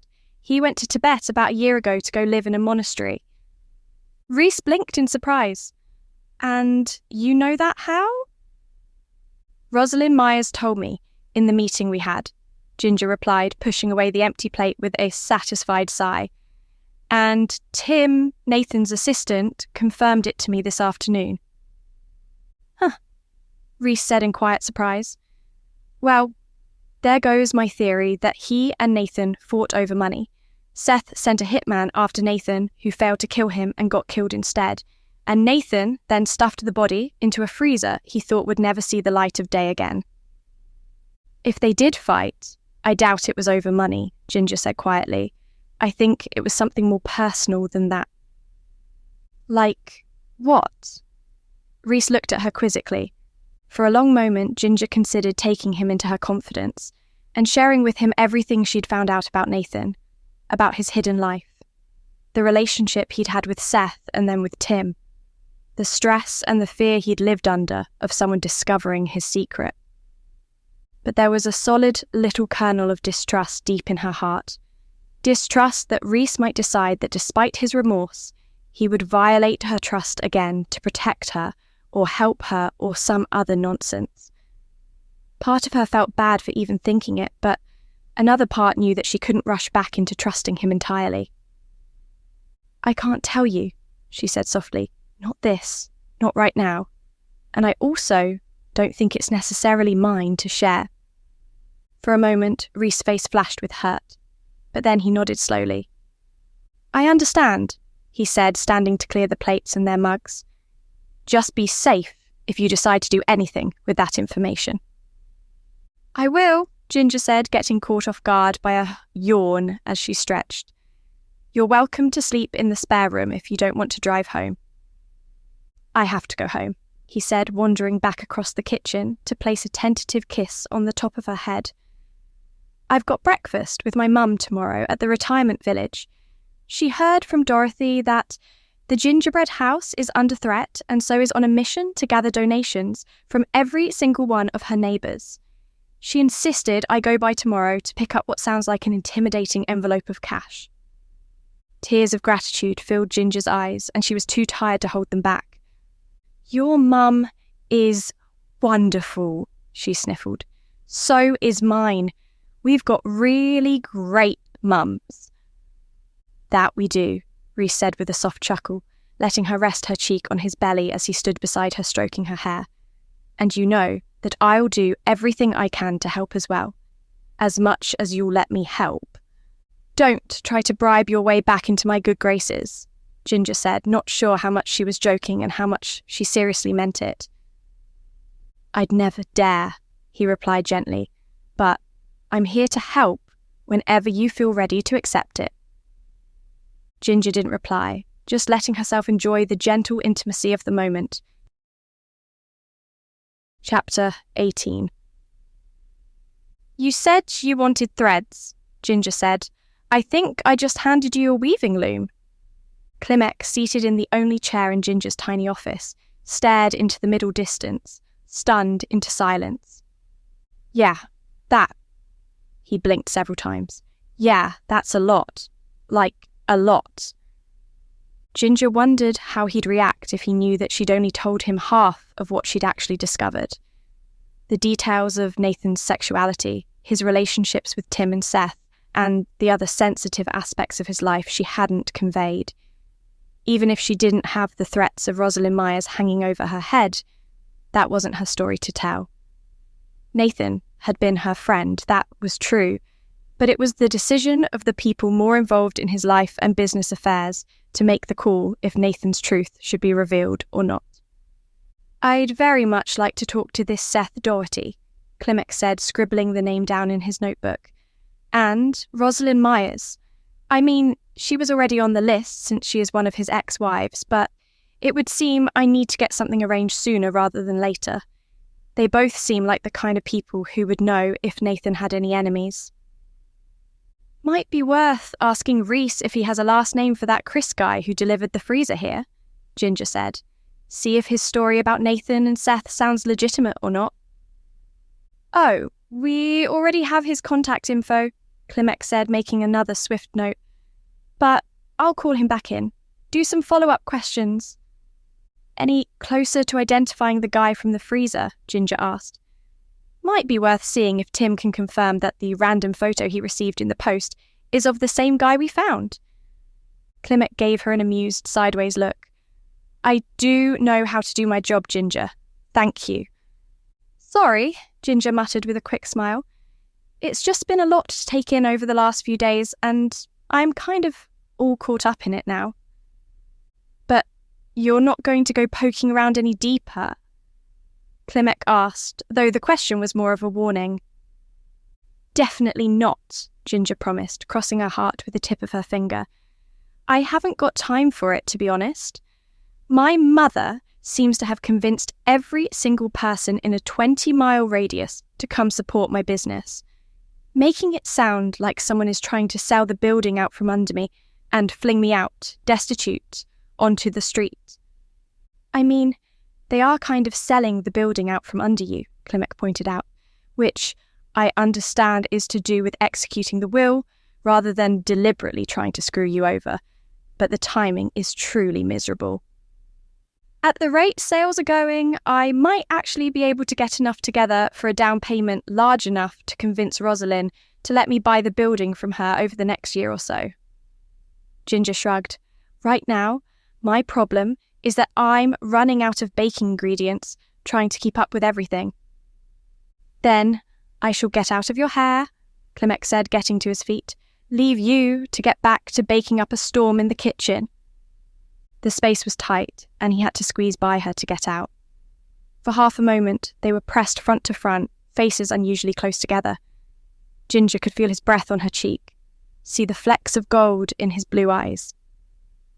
I was actually hoping to ask you something, he said slowly, softly. I haven't been sure how to ask it, as I don't want it to make things weird, bringing personal stuff into our more professional relationship. Ginger didn't quite know what to do. She didn't want to violently recoil and hurt the feelings of someone she valued dearly as a friend. Why Klimek? Jacob was someone she'd once had romantic feelings for, but not any longer. She wanted Reese to be her person, despite the rough patch they were in. Whatever spark she had with Klimek had to stay as that, a spark. There would be no fanning this into a fire. I've been wondering when you were going to talk about it, she said gently, trying to step back as much as she could in the tight space just in front of the door, feeling the shelves at her back. We're friends, first and foremost, so just say whatever you need to. His eyes drifted down to her lips for a beat, then he closed his eyes as if getting a grip. I've started seeing this really lovely woman, he said, taking a step back into the office, putting some breathing room between them. It's her birthday soon, and I was hoping I could hire you to make a cake for her. I didn't know if it would be weird for me to ask, considering that we had a summer romance when we were 19, Ginger asked with what she hoped was an easy smile, trying not to pay any attention to her pounding heart. Don't be silly, Jacob. I'd love to make something for her if I can fit it into my schedule. Klimek seemed briefly taken aback, and a moment of hurt flashed across his face. But then he relaxed, smiling. That would be great, he said, and don't try to give me mates rates either. This is your art and your business. I'll pay the same as everyone else. Ginger opened the office door, leading them both out of the tiny room, stuffed with decorating supplies and unspoken awkwardness. That is very much appreciated, and I will graciously accept, she said as they wound their way down the tiny staircase. Just send me an email saying when you need it and what kind of style you want. I'm assuming not anything too grandiose, right? Don't want to go over the top if you've only just started seeing her. One layer will be fine, Klimek said, and she likes purple, I guess. Maybe some kind of daisies or something for detail. Are you Ginger Burnet? Ginger whipped around, startled by the sharp tone of the unexpected voice. Waiting at the base of the stairs was an older man in perhaps his 50s or 60s, still lithe and lean with an appealing sprinkle of stubble. And you are? She asked, taking the final few steps more carefully. I second that query, Clemek said, coming to flank Ginger in the narrow space at the bottom of the stairs. DCI Jacob Clemek, what business do you have with Miss Burnet? The man appeared to be unfazed by Clemek dropping his name and rank into conversation, instead offering Ginger a work-worn and calloused hand to shake. I'm Arnold Belling, Nathan's friend and business partner. Apparently you were the last person to see him alive? You don't have to answer, Clemek muttered, still loud enough that Arnold would hear. No, it's fine, she said, waving him off, but still keeping a cautious eye on Arnold. I was, yes. What does that have to do with why you're here? I just want to have a conversation, Arnold said, subtly taking a step back, his Sheffield accent softening. Before we continue into the story, do us a favour. Like this video and hit the subscribe button because it helps very much with YouTube's algorithm. If you want the audiobooks ads free, visit our website and select our bundles to save more. Thank you again. Now back to our story. I'd just like to get some sense of my friend's state of mind in his final hours. His eyes flickered to Clemek. I'd rather have that conversation in private, DCI Clemek. I'll be coming to you for a longer discussion in time, don't you worry. Clemek narrowed his eyes for a beat, clearly not wanting to leave Ginger alone with this somewhat brusque stranger. It's fine, Ginger assured him, knowing that she wouldn't be able to get anything interesting out of Arnold unless Clemek was gone. I'll be fine. I'll call you when we're done. Fine, Clemek said begrudgingly, and be sure to come by the station for that chat soon, Mr. Belling. Since you and Miss Myers are listed as his next of kin on all documents, you'll be required to identify the body. I can't wait, Arnold said flatly. Thank you for reminding me that I have such an exciting event waiting for me today. Now, please, may I speak to Miss Burnet? With a final nod of farewell, Clemek left through the front of the shop. Even over the bustle of the cafe, Ginger heard him say goodbye to Amelia. I'm afraid I don't have a huge amount to tell you, she said to Arnold, the two of them lingering by the base of the stairs. However, he immediately raised a hand to silence her. Not here, Miss Burnet. I've booked us the dining room at the hotel I'm staying in over in Lamington. I insist you join me, as this conversation is one that requires true privacy. And why is that? Ginger asked, her heart starting to skip behind her ribs.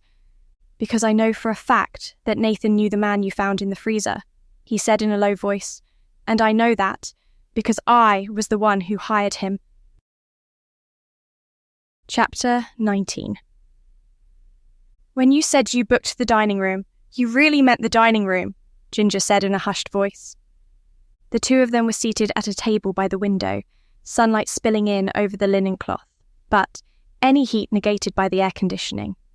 Surrounding them were perhaps 24 tables all set for service, each encircled by a ring of empty chairs. I wanted to give us some space, since we need to discuss these delicate matters, Arnold said, leaning back in his chair. Quite at odds with the display of booking a hotel's entire dining room for lunch, he was drinking straight out of the bottle of beer he'd ordered from the server as soon as he and Ginger had sat down. With his ragged jeans and comfortable sweater, he would have looked more at home in a pub's beer garden. Yet, somehow there was an implicit aura of power he gave off that made it clear that he was not out of place in this fancier setting. So, Ginger said, dabbing her fork in the remnants of the balsamic vinaigrette that had come on the opening course of salad. When are you going to expand on your bombshell and give me some details? I've left my bakery in the hands of my mother and an 18-year-old because you insisted on this lunch meeting. I'd ask that you don't waste my time. Arnold gave her a long, steady stare as he took another drink. His eyes were a flinty grey, unyielding and intense, but Ginger forced herself to meet his gaze. He grunted, apparently impressed. I'll tell you everything when the main course arrives. Ginger set her fork down with a clatter that was unusually loud in the empty room. Do I at least get to know why you're coming to me? Some random baker that Nathan knew before you go to the police?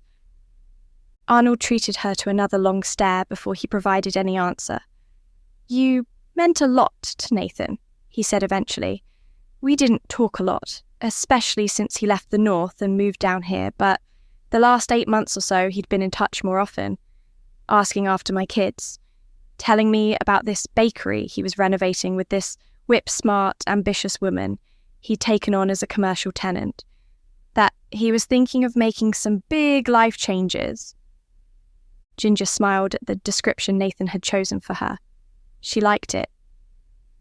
"What kind of big life changes?" she asked, although she suspected that she already knew. Arnold waved a hand vaguely. "Just something he'd been thinking about doing for a while." "Like coming out?" Ginger asked quietly, keeping her voice extra quiet in the empty dining room. Arnold went as still as a statue, only the beer sloshing in the bottle giving any sign of movement. Of course, that was the moment the servers arrived with the main course. It was oven-roasted lamb chops sourced from a local organic farm, with a honey, cumin, and mint glaze, accompanied by a light couscous and apricot salad and a collection of fresh spring greens. There was also a plate of light, fluffy samosas with fresh mango chutney for the table. When she pulled one open, she found it was filled with a perfectly spiced carrot, onion, and chickpea mixture. Ginger inhaled the fragrant steam coming from the plate, hearing the chops still quietly sizzling. It was a beautiful-looking dish. "Well, tuck in," Arnold said as the servers retreated. "Might as well eat as you listen. And since it would appear you know more about Nathan than I assumed, there's quite a bit more to tell." "That's not a suggestion I'm going to protest," Ginger admitted, taking up her cutlery, "and I'm ready to hear whatever you have to say." And so she ate while Arnold talked.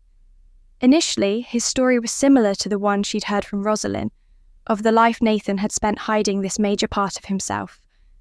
But he also told of stresses, jealousy, and fights that neither Rosalind nor any of Nathan's other wives were aware of the 1 or 2 lovers Nathan had taken who had turned out to be trouble, threatening to expose the truth and demanding money in exchange for their silence.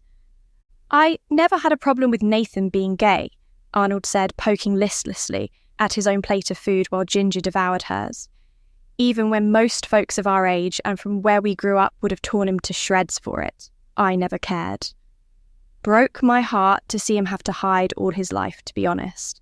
Nah, the thing I had an issue with was how stupid he could be." He scoffed in a way that was fond rather than dismissive. "For someone with such an excellent head for business, he could be a real fool sometimes."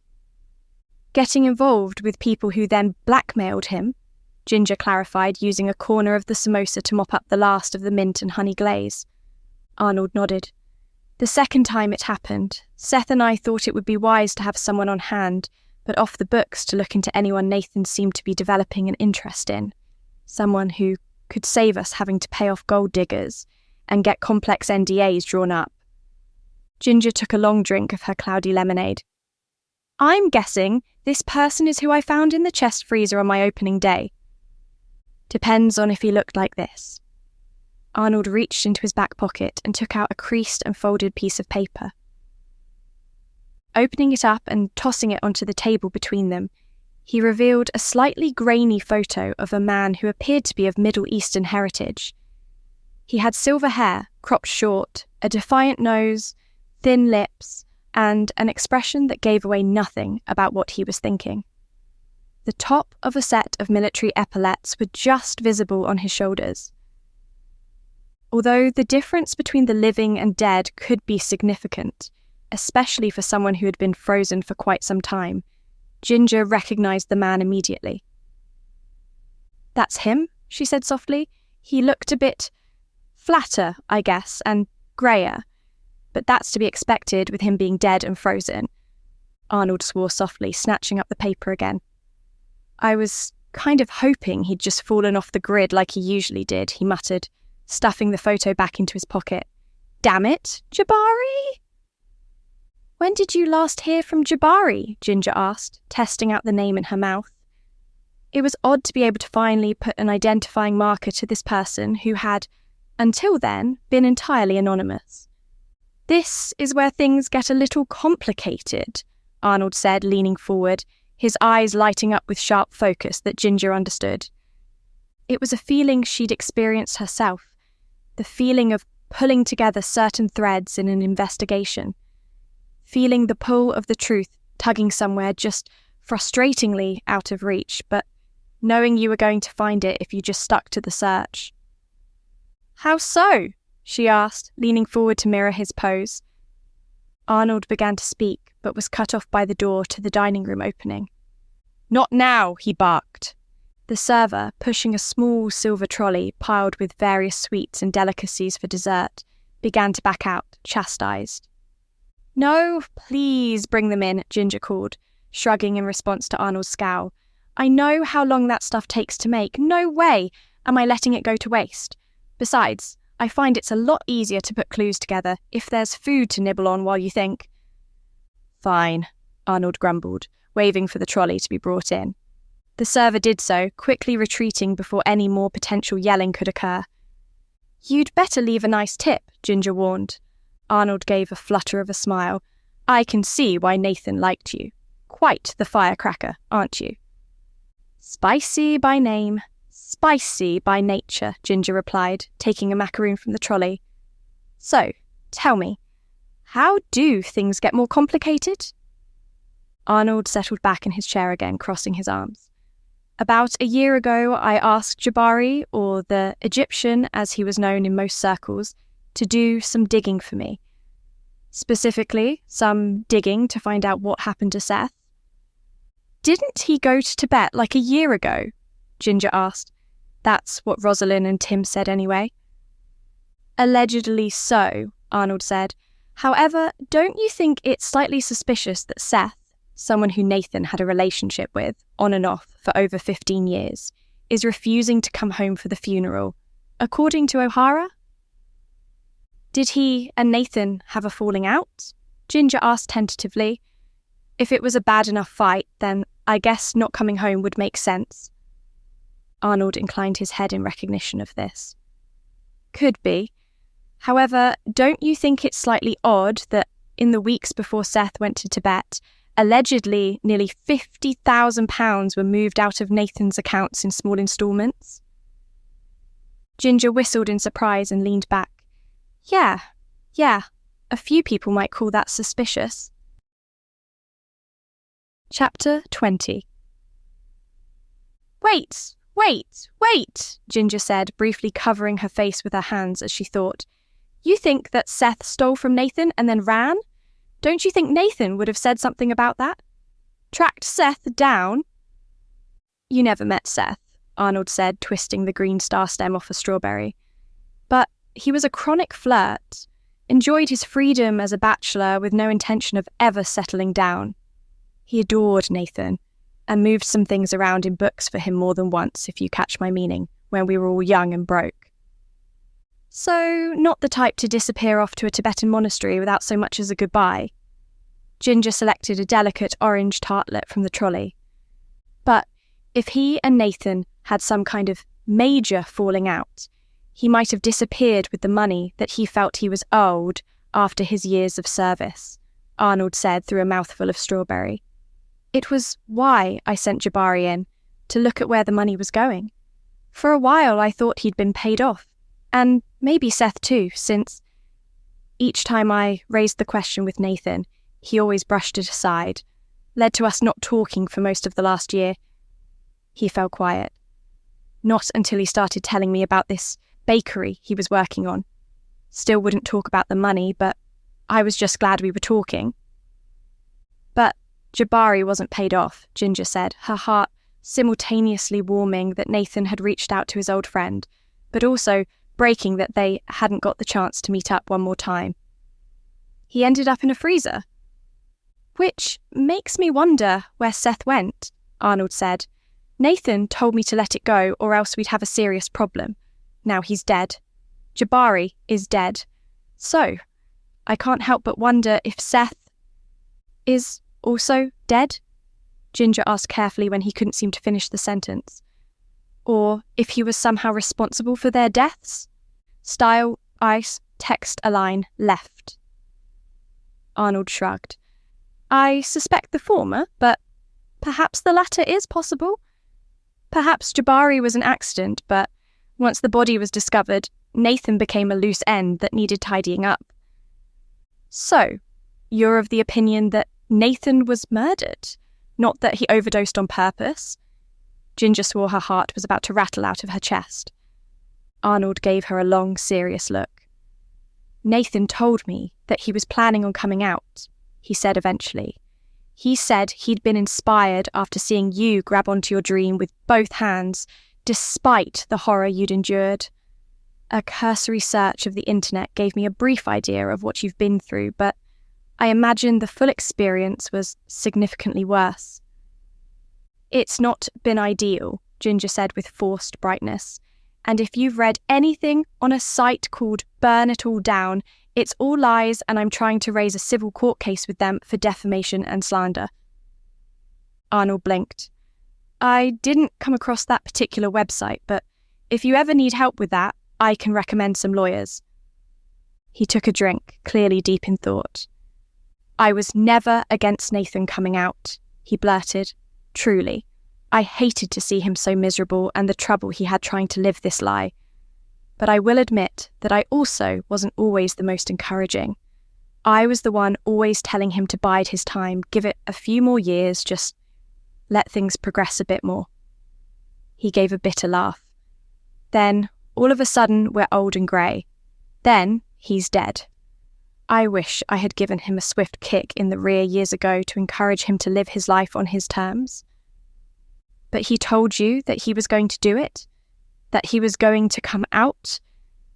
Ginger watched Arnold's face closely, seeing the blur of emotions he was trying to suppress. Yes, he replied quietly. He said there was someone he loved, someone that he wanted to be himself around. Tim, Ginger said quietly. I guess Nathan did love him after all. O'Hara and Nathan were... Arnold gave a long-suffering sigh. I told Seth he shouldn't have suggested such a good-looking media consultant. He gazed out the window for a minute or more, clearly lost in thought. Ginger took the opportunity to sample the rest of the sweet buffet on the trolley, nibbling on a tiny flan, a few more macaroons, and a delicious white chocolate and strawberry truffle. Let me ask you a question, Arnold said, his attention whipping back onto her. Who told you that Seth went to Tibet? Ginger frowned. Rosalind and Tim. And who told Rosalind? Tim, I would assume. Ginger blinked slowly as the implication struck her. Oh, I see. Very much so. Arnold steepled his fingers. Nathan proved he wasn't good at recognising gold diggers. You know, Tim told me that Nathan got this strange letter a few months ago, Ginger said slowly. A house listing for somewhere in Nantes, France, and a military photo that I'd bet good money was of Jabari. He said Nathan ripped it up and told him to forget about it. She winced as a thought occurred to her. Wait, doesn't Seth have a house in Nantes? Rosalind mentioned something about one, I think. Yes, Arnold frowned. It was his party house. But it doesn't make any sense. Who would send something like that to Nathan? And why? If the photo was of Jabari, the two things aren't even connected. Ginger bit her lip, hating that she was even considering her next words. We still don't technically know how Jabari died, she said. What if Nathan did something? There was an accident, maybe? He hid the body and someone knew? The letter was trying to blackmail him. We don't know the photo was of Jabari, Arnold said quickly, pulling out his phone and dialing a number. Do you think O'Hara might have any way to prove or corroborate the existence of this letter? A copy of the letter? Ginger began to answer, but Arnold held up a finger, asking her to wait a moment. He spoke into the phone in rough, awkward French for a moment or two, but seemed to get the result he wanted and hung up. You were saying? He asked. You'd have to ask Tim about the letter, Ginger said slowly, wondering what had been put into motion. But From the story he told, I'd guess there was only one copy. I find that a bit too convenient, don't you? Arnold asked, raising one dark brow, O'Hara being the only one to know anything about this vaguely incriminating letter that could potentially tie Nathan and Seth's party house to a man found dead in a freezer. Ginger took a deep breath and then emptied her glass of water. This is all so confusing, she said, resting her head in her hands. I just want to run my bakery. No, you don't, Arnold said confidently. If that was all you wanted, you wouldn't be here at lunch with me, putting together a web of possible connections. If you just wanted to run your little business, you would mourn Nathan as your friend, but be more worried about what was going to happen to your bakery building, not trying to solve his murder. Geez, Ginger muttered, you don't have to be quite so blunt, calling me out like that. It's not an insult, Arnold said, eyes flashing with amusement. I can assure you that Nathan would be delighted to know you were on the case. Just then, his phone rang. Immediately he answered, listening closely. A frown carved deeper and deeper lines into his face until it looked like his whole visage was folding in on itself. He said a few words in French too quietly for Ginger to properly make out, then ended the call. Arnold sagged back in his chair, seeming to have aged 5 years in 2 minutes. For the past few months, I've been in touch with the security team that watches Seth's house in Nantes, he said. When I started getting suspicious of him, I had them under orders to tell me if anyone arrived at or left the house. They gave me access to the perimeter camera feed. There's been no one there for over a year. He sighed and Ginger's stomach sank.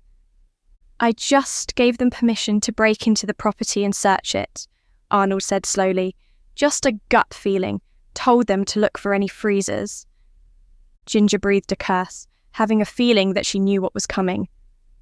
They found a chest freezer in the basement, which had been hooked up to a generator at some point, though the fuel had long run out.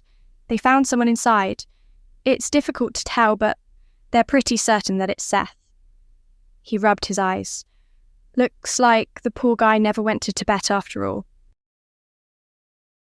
Chapter 21. By the time Ginger got back to the bakery, it was mid-afternoon. The gingerbread house was quiet, clean, and cool as she stepped inside. You're back, Amelia observed from behind the counter, pausing in her task of wiping up the coffee and milk marks from the counter by the espresso machine. How was it? And who even is that guy? It was fine, Ginger said distantly. The guy is Arnold Belling, Nathan's longtime business partner. Amelia gave her a long look. You don't seem fine. Did something happen? Ginger shook her head, clearing her thoughts. Just another development in the case. Arnold is going to talk to Klimek now to fill him in. He knows who the guy in the freezer was. Amelia blinked in surprise. Wasn't expecting that. Neither was I, Ginger murmured, leaning her forearms on the counter. Anyway, how did things go while I was away? We had a big lunch crowd, Amelia said, gesturing to the empty display cases. Dorothy is in the kitchen, putting some more sandwiches together. I think she put a batch of scones in too, from the trays we had chilling in the fridge. I'll go and help her with that, Ginger said, coming around the counter and taking the clipboard that noted what they were running out of and what was still in stock. All the bramble ice cream is gone already, huh? I'll put another batch of that on as well then. Behind her, the front door opened, sending the bell jingling. Turning, Ginger smiled warmly as she saw Reese stepping into the shop. Oh, he said, blinking in surprise when he saw her standing beside Amelia. Amelia told me you were out in Lamington. Ginger frowned, giving a soft chuckle of confusion, as she looked to Amelia and then back to Reese. I am sorry, did you not want to see me? He lingered by the door, as if not quite sure whether to stay or go. I mean, I always love to see you, but I was tasked with a secret mission and... Ginger sighed, spotting the thick envelope in his back pocket. Did Rosanna send you to drop off her donation to the shop, but tell you to make sure I didn't know it was from her?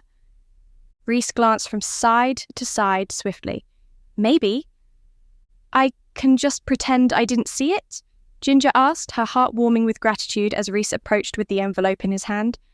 Or you can tell her that I tortured the truth out of you. Tilting his head, Reese swaggered around the side of the counter to wrap his arms around Ginger's waist. Don't threaten me with a good time, Miss Burnet, he said, quirking an eyebrow. Amelia raised her hands, backing away toward the kitchen. Hey, what you two do in your private time is none of my business, so I'll leave you to it. Ginger felt her face heat with embarrassment, and not just because flirting in front of her staff was unprofessional. This was the closest she and Reese had been physically since before their fight, and it felt odd. Not bad, necessarily, but just not right yet. Reese chuckled, his cheekbones darkening with a blush. However, when Ginger carefully slipped free of his grasp, his expression dropped into one of guilt, and he let her go, stepping back. That was too forward of me, wasn't it? He asked, suddenly awkward. You said you wanted a bit of space for a while, but I didn't think. I'm sorry. It's okay, Ginger said softly, reaching out to place a hand on his forearm, just to make it clear that it really was okay. Just caught me a bit off guard and felt strange. It's been a strange day, though, she added, seeing him wince. Me feeling a bit off probably hasn't got anything to do with you. Reese nodded, quickly slipping on a mask over his own feelings, and giving her a smile. It's fine. As promised, here is the very generous donation from my mother and the residents of her kingdom, also known as the retirement village, but she basically runs the place already. Very real tears filled Ginger's eyes as she took the envelope, opening it to find it stuffed with cash and even a few checks that were large enough for her to catch her breath. I can't accept this, she said, her shock growing as she actually began doing the mental maths to figure out how much money he'd just handed her. This would cover several months of my commercial rent. Are they serious? Ma'am said she won't hear a word about you not accepting it, which I agree with. Reese gave her a tender smile that was so full of pride it was almost enough for Ginger to start properly crying. She also added that if you're really desperate to feel like you've done something to earn it, even though you already have with all the work you've put into the gingerbread house, then you can cater an afternoon tea at the retirement village sometime. I will definitely do that, Ginger said, wiping her damp eyes on her apron. And I'm actually going to send you away with something to take to her next time you see her. She really liked the ice cream at the opening event, didn't she? Loved the stuff, Reese said, following Ginger through to the kitchen. Especially the lavender honey and rosewater one, I think it was. She'd love a little bit of it if you have any left. She can have a whole tub of the stuff free of charge, Ginger said, opening the double doors to the kitchen to see her own mother and Amelia making sandwiches. Hello, love, said Dorothy, placing another finished sandwich aside, ready for wrapping. Oh, and Reese too. Reese lifted a hand in greeting. I see Ginger has set you to work, Dot. She volunteered, Ginger insisted, opening the walk-in freezer and searching the shelves for a tub of ice cream that was the right flavour. Well, I was going to leave earlier, but then she had this fancy lunch to rush off to, Dorothy said, beginning to assemble another ploughman's sandwich. He seemed very rude, Ginny. Did it go okay? Who was this? Reese asked, leaning on the door frame of the freezer. What lunch? Arnold Belling, Ginger explained, emerging with a large tub. Nathan's business partner and friend. Let me get some ice and towels to wrap this in so it doesn't melt in your car on the way home. What did he want to talk about? Reese asked, trying to sound casual, but not quite succeeding. Stuff about the gingerbread house, or... Ginger gave him a sideways look, wondering why he was acting oddly. He wanted to talk about Nathan. A few other things. Seth Doherty might have come up. What about him? Reese asked, curiosity sparking in his face. Ginger couldn't help but quirk a smile. It looked like Reese might have caught the sleuthing bug a little. I thought he might have wanted to talk to a local about all the developments Nathan was doing, Dorothy said, finishing another sandwich. The renovations, or the new builds he was in charge of near the edge of Greater Chiswick? Amelia asked, taking the finished sandwich from Dorothy to package up. Either way, whoever gets that contract now will make millions. Literally. Ginger and Reese exchanged a look. There was a short list of people who would profit from Nathan's contracts going to someone else. What makes you say that? Ginger asked. Like, I know the contracts are worth a lot, but surely not that much. Are you kidding? Amelia asked, looking around in surprise. Do you not have any idea how much housing around here is worth? My dad is a property lawyer and helps with contract negotiations for new developments and selling land and stuff. This area of the country is real estate gold at the moment. Why do you think Nathan moved here? I assumed the fresh country air and the charming people, Ginger muttered, but she knew Nathan had moved for far more than that. It had been for those building contracts. So who was going to profit from them now that Nathan was conveniently out of the picture? Do you think that Seth person might have moved Nathan out of the way to get the money from the building contracts? Reese asked as Ginger walked him out to his car. Or what about that Belling guy you saw today? He was a partner in the business, but maybe he wanted all of it? It's not Seth, Ginger said, her mind whirring. Someone who had been in Nathan's life had lied to her and was lying to the police because something wasn't adding up here. How are you so sure? Reese asked, leaning back against the car door and crossing his arms. Arnold had some people go to Seth's house in France. They found his body in a freezer. She watched Reese's eyebrows raise in surprise. I'd say don't treat that as fact until Klimek or someone official can confirm it, Reese said. The guy might have just made it up for you. But why bother doing that? Ginger asked, closing her eyes and scrunching up her face in frustration. I'm of zero importance in this situation. I don't get anything, I'm not in charge of any of the property, and I'm not a key player in a legal or financial sense. I was Nathan's friend and his tenant, that's it.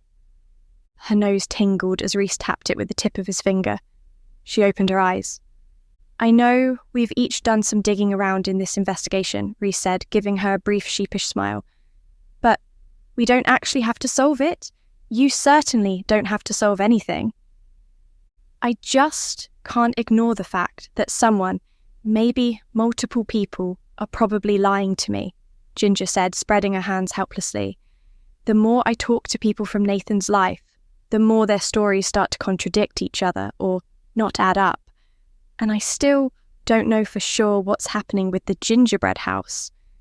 Reese took one of her hands, holding it between both of his own. Go talk to Klimek tomorrow and get everything off your chest. Maybe get in touch with that Rosalind woman again. She is in charge of Nathan's properties here in Gloucestershire, yes? See if she can give you some more answers. Ginger pondered this as she waved Reese off, but she wasn't just thinking about the gingerbread house. If someone wanted to profit off the big renovation and building contracts, that was more than enough of a motive to kill Nathan. The question was, who was next in line to profit? What if it was Rosalind herself? She was in charge of the properties now, after all. Taking out her phone, Ginger hesitated before dialing the private number Rosalind had given her at the end of their last meeting. Still, even knowing it was private, she was surprised when the woman herself answered only a few moments later. I was hoping you could help me with something, Ginger asked after they had exchanged greetings. It's maybe a little nosy of me, but as a local of the village here, I was hoping you could give me some peace of mind. Depending on what you ask, I'll see what I can do, Rosalind replied. I assume it's about one of Nathan's properties. One of his developments, actually, Ginger said, heart hammering as she committed to stretching the truth like taffy. He's got a very large one on the edge of Greater Chiswick. I think a lot of people are now nervous about who that might be sold off to. People liked Nathan, but someone else? Well, who knows what they might build? Rosalind was silent for a while, to the point where Ginger thought she'd hung up. It was only the distant clicking of a keyboard in the background that told her otherwise. Rosalind made a small noise of displeasure. I can't find anything in the contracts and papers I've got here about a big development, renovations and Remodelling, yes, but no new builds. That's odd, Ginger said, although it was far more than odd. It was downright suspicious. There's definitely a building site on the edge of town. I'll get in touch with O'Hara, Rosalind said, her tone brisk. He was the one who sent me all this, and he no doubt missed something. If I find anything out, I'll let you know, but for now I need to go. Lovely to talk to you. Oh, well, thank you, Ginger said, but the call had already ended. She frowned, wondering what exactly had just happened. How could there not be any record of the development in Nathan's files? Ginger tucked her phone back in her pocket, her suspicion more than piqued. Maybe she'd pay Tim a visit and get some answers for herself. Chapter 22. Dorothy insisted on staying until Ginger was ready to go home that evening. I so rarely get to see you anymore, she said, helping to put the latest batch of vibrant purple bramble ice cream into single-serving pots. And I know it's because you're a grown-up woman out here running your own business, but that doesn't mean I don't miss you. Colin misses our weekly dinners too, you know. I know, Ginger said, feeling guilty for wishing her mother would go home. She'd hoped to visit Tim tonight, but as the hours ticked by, it was becoming a less and less socially acceptable time to swing by his house. But I can promise that I miss them as well. Honestly, though, I figured you and Colin would want a social rest after Dad came to visit for a few days. Dorothy playfully threatened Ginger with a spatula. Don't try to deflect this by talking about your dad. It's true he's not the easiest of house guests, but we were happy to have him. I bet he complained the whole time about how it just wasn't fair that his usual rental cottage wasn't available for him at short notice in the peak of tourist season. Ginger smirked. I love Dad, with his big personality and warm heart, but he can be kind of entitled sometimes, like he thinks the lives of certain people revolve around him. Dorothy nodded and shrugged. It's a flaw of his, and one of the reasons why he and I are better as friends, rather than as a married couple. But it's not deliberate or malicious, you know that. Of course, Ginger said, clipping on the final lid. The older I get and the more people I meet, the more I realise just how selfish some people really are. The levels of manipulation and harm they're willing to cause, just to get what they want, no matter who it hurts. You're thinking about what happened to Nathan, her mother said, hazarding a guess. I just want to know what happened, Ginger said honestly, to Nathan and with the other deaths. The truth will out, Dorothy said confidently. Someone will ask the right questions to the right person, and all those gaps will fill up nice and quickly, like pushing all of the air pockets out of these tubs of ice cream. Later, when everything was finally done in the cafe and the gingerbread house was all locked up and her mother had gone home, that thought stuck with Ginger. Nipping back into the bakery, she quickly put together a little hamper of ice cream cookies, some fresh pastries, and a packet of ground coffee. You catch more flies with sweets than weirdly nosy questions, she muttered to herself, setting the bag in the passenger seat of her car. Let's hope Tim is feeling chatty. She vaguely remembered where O'Hara lived.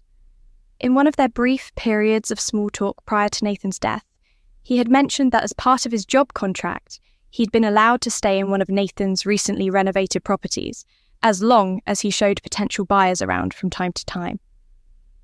The house was a small, Regency-era townhouse, slightly removed from the central bustle of Greater Chiswick.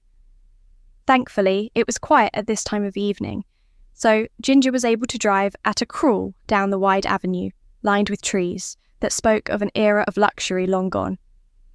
Each of the white stone houses, with their neoclassical columns and sleek square facades, had a small front and back garden with high stone walls and fences for privacy, and black Iron Juliet balconies decorating each of the upper windows. Most of these balconies had plants propped on them or hanging from the railings in baskets, but Tim's were devoid of greenery. The only way that Ginger knew it was Tim's house at all was because his car was parked out the front. What Ginger didn't expect to see, however, was the removal van parked alongside it on the square gravel drive. Odd, she murmured to herself, driving past and looking for somewhere to park further up the road. Finally finding a spot, she stopped the car and dug out her phone, thinking it was probably wise to let someone know where she was. Just in case.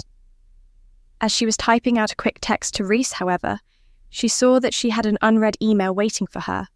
An email from Arnold Belling, no less. Going to talk to O'Hara, she murmured, reading it aloud. That Clemek fellow said they're planning to bring him in for a talk tomorrow morning, but I've got a weird gut feeling after talking to Rosalind. Going to watch his house tonight.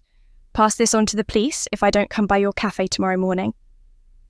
Ginger sat back, thoroughly confused and conflicted. Should she still talk to Tim, or would it just be better to go home? The sound of someone knocking on her window made her squeak in surprise and clutch at her chest in shock. Looking up, wide-eyed, she saw O'Hara standing outside, head cocked to the side in a quizzical manner. Fancy seeing you here, he said with a smile, voice muffled slightly by the glass. I saw your car go past and thought, no, that couldn't possibly be Ginger. But it was. Well, it looked like she didn't have a choice. Grabbing the bag of goodies, Ginger opened the car door and stepped out. What brings you all the way to my humble abode? Tim asked, eyes flickering to the bag and back to her face. Ginger couldn't tell if she was imagining it, but there seemed to be something shinier and more brittle than usual about his smile. A warning alarm began sounding off in the back of her head, but there was nothing she could put her finger on specifically for what had set it off. I came by with some goodies for you, she said, holding up the bag with a smile of her own that felt plastic and fake. Just thought you might like a special, luxurious treat after the awful time you've had the last few days. Tim put his hands over his heart, mouth falling open in surprise. That is so sweet of you. Oh my gosh. Please come on in. Ginger felt mean to think it, but there was something overly camp to his behaviour that she hadn't seen before. Something that felt almost performative. Immediately she chastised herself for the thought. People could express themselves however they wanted, quite separate from harmful and outdated stereotypes surrounding sexuality. And of course, Tim was going to act more like his usual self in his free time compared to when he was in work mode. Are you coming? Tim asked, already several steps away. Ginger nodded and hurried after him, not seeing how she could avoid it without seeming very strange. She'd come all the way to him after all. What's with the removal van? She asked, quickly typing out a text to Reese about where she was. The usual reason, Tim said, eyes drifting to her phone. I'm moving on to greener pastures. I just want to leave all this sad stuff behind me, you know? He led the way past the half-full van and his sleek grey BMW and into the house. Everything was in chaos, with half-packed boxes messily spilling their contents everywhere. Seems like you're going in a rush, Ginger observed, stepping over a stack of books she swore she'd seen in Nathan's living room. Maybe it was just the same decorative set. Are you staying local until after the funeral? Tim ushered her into the kitchen, clearing space on a granite-topped kitchen island for her to place the bag down. Oh, the funeral won't be held here, he said, delicately opening the bag and examining the contents. I've arranged that as soon as the body is released by the police that it will be cremated.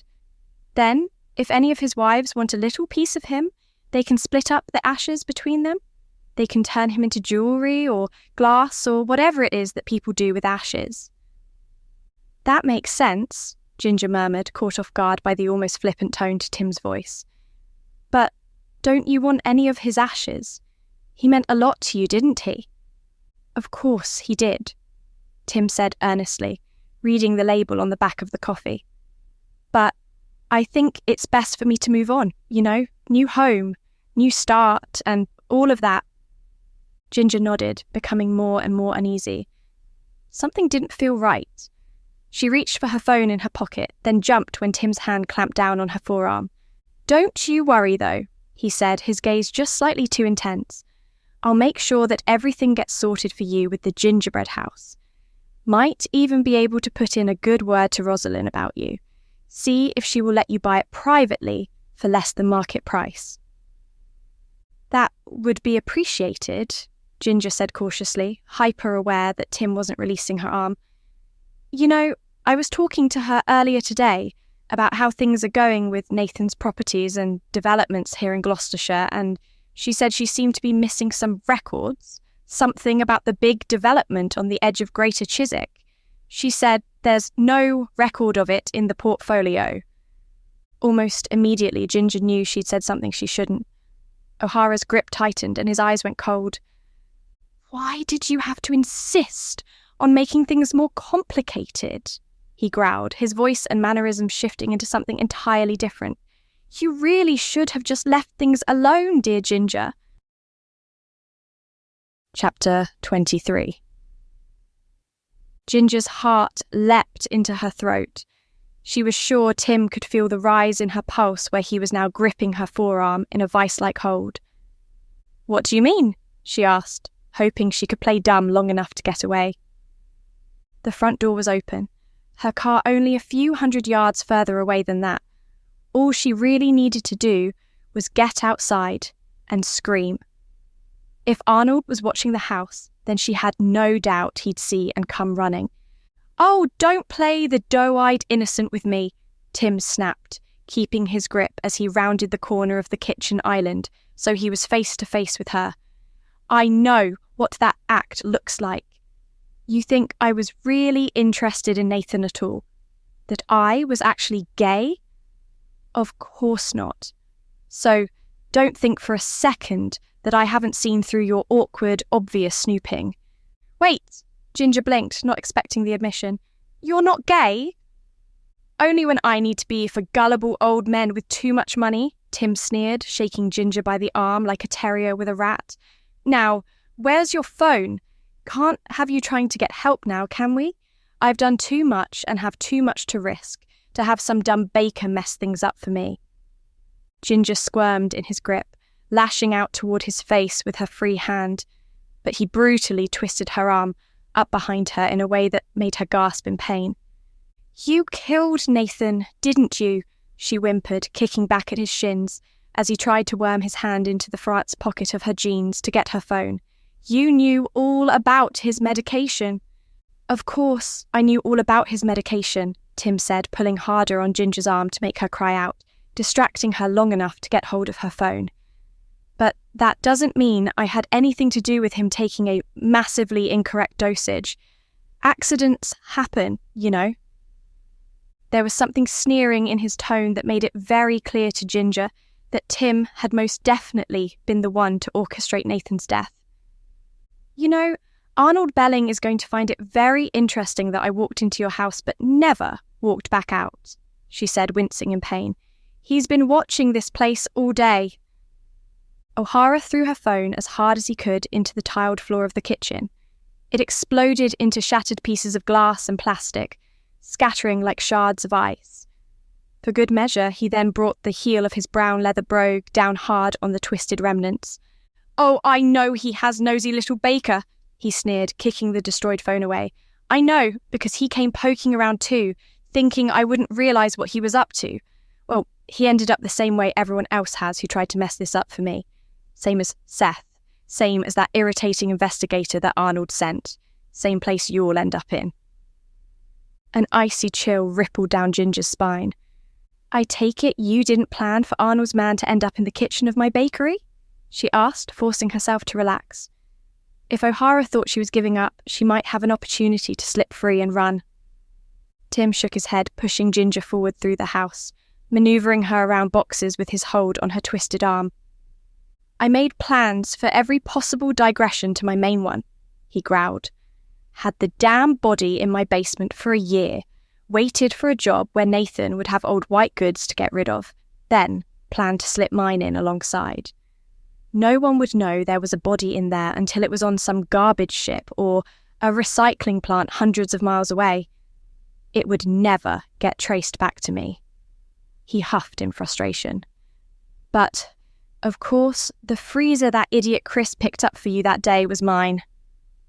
A strong feeling of nausea filled Ginger's throat, and she vaguely wondered if she could make herself throw up, leave some kind of evidence behind even if she couldn't escape. Must have been frustrating, she said, glad that since O'Hara was behind her, that he couldn't see her desperately looking for something she could kick into him or some way she could twist away. The question I have is, if Nathan told you that he recognised Jabari in the freezer, or if you just figured it out. Oh, is that his name? Tim asked, for the first time sounding genuinely surprised. Didn't know that. Only met the guy for like 2 minutes. Found him looking through my computer, no doubt trying to find out for Seth where the money had gone. We didn't talk for long before I broke my favourite bookend on his skull. Not that Nathan knew any of that when he took me into his confidence and told me he knew the freezer guy.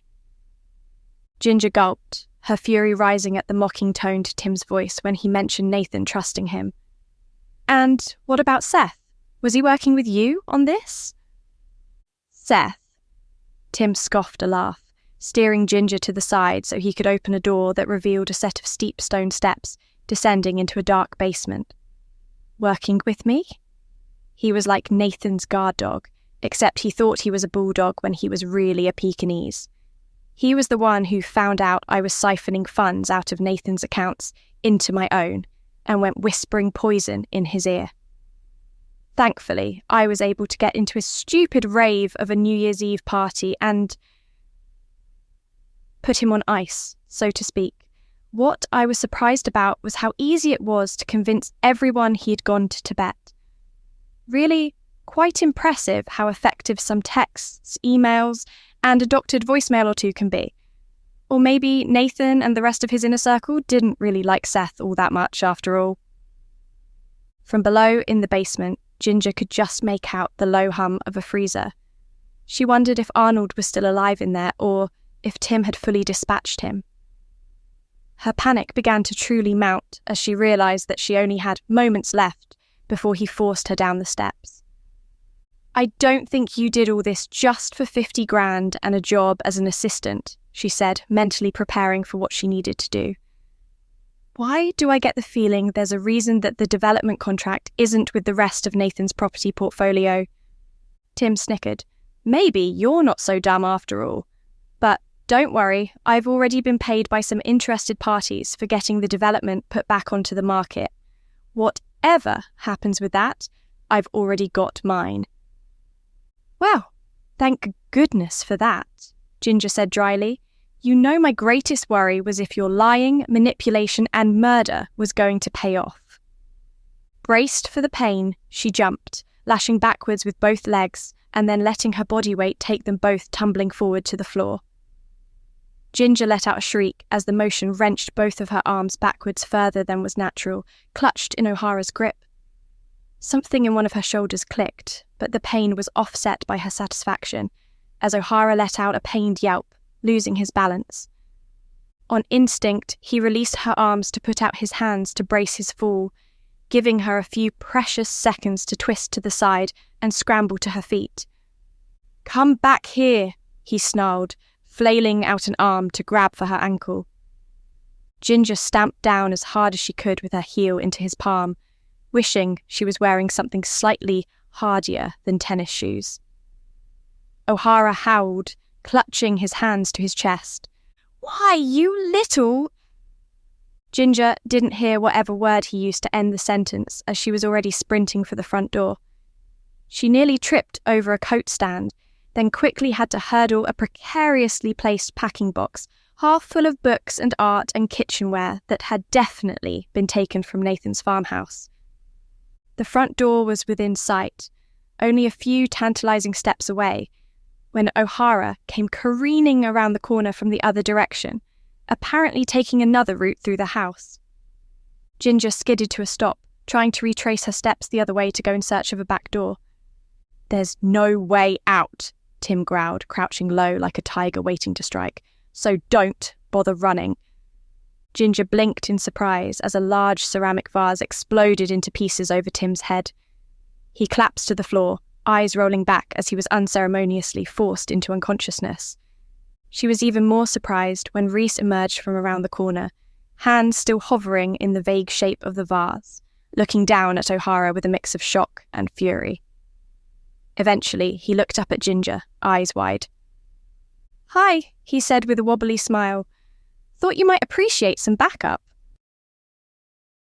Chapter 24. Clemek folded his arms with a frown. "Well, Ginger somehow being involved here is almost expected at this point, but Rhys, you're somewhat of a surprise." Ginger and Rhys exchanged a somewhat sheepish look. They were both sitting on a plastic-covered sofa in O'Hara's half-packed living room, police and paramedics milling around the house. "What about me?" Arnold Belling asked dryly from an armchair on the other side of the room, holding an ice pack to his bruised head. "Also a surprise, if I'm honest," Clemek admitted, his tone shifting into something less friendly and familiar. "At this point, I'm questioning if I should just give up this job, since apparently policing is becoming a community endeavour." "I didn't mean for this to happen," Ginger protested, wincing as a paramedic finished putting her arm in a sling. Her shoulder, which had been dislocated in the struggle, was back in place but still hurt like nothing she'd ever experienced before. "I only came by to ask about the bakery. And I only came here because she texted me that she was coming here alone and I was paranoid," Rhys chimed in, then shrugged. "Or not so paranoid, I guess, considering O'Hara was going to kill her and dump her in a freezer." They both looked at Arnold, expectant. "Oh, I'll willingly admit I was reckless," Arnold said cheerfully. "I said I was going to just watch his house, but then I saw the little weasel loading a bunch of stuff I knew for a fact had come from Nathan's farmhouse, so I went in half-cocked. Didn't think the skinny rat had that kind of strength in him." "Well, he managed to haul several bodies around by himself, so I suppose he's stronger than he looks," Clemek said, glancing out the window as the ambulance carrying a handcuffed O'Hara and his new police escort pulled out of the drive. "I don't suppose you were wearing your necklace with the recorder in it, were you, Ginny?" "Of course I wasn't," Ginger said, sagging back as exhaustion crashed over her. "Like I said, I was only here to ask a few questions." Rhys pulled out his phone with an oddly pleased expression. "I might have recorded most of it," he said, then hurriedly added to Ginger, "Not that I was putting you at risk to let him monologue. I was just waiting for the right moment to strike and thought the evidence would be useful." Clemek rolled his eyes and sighed. "You two really are made for one another, aren't you?"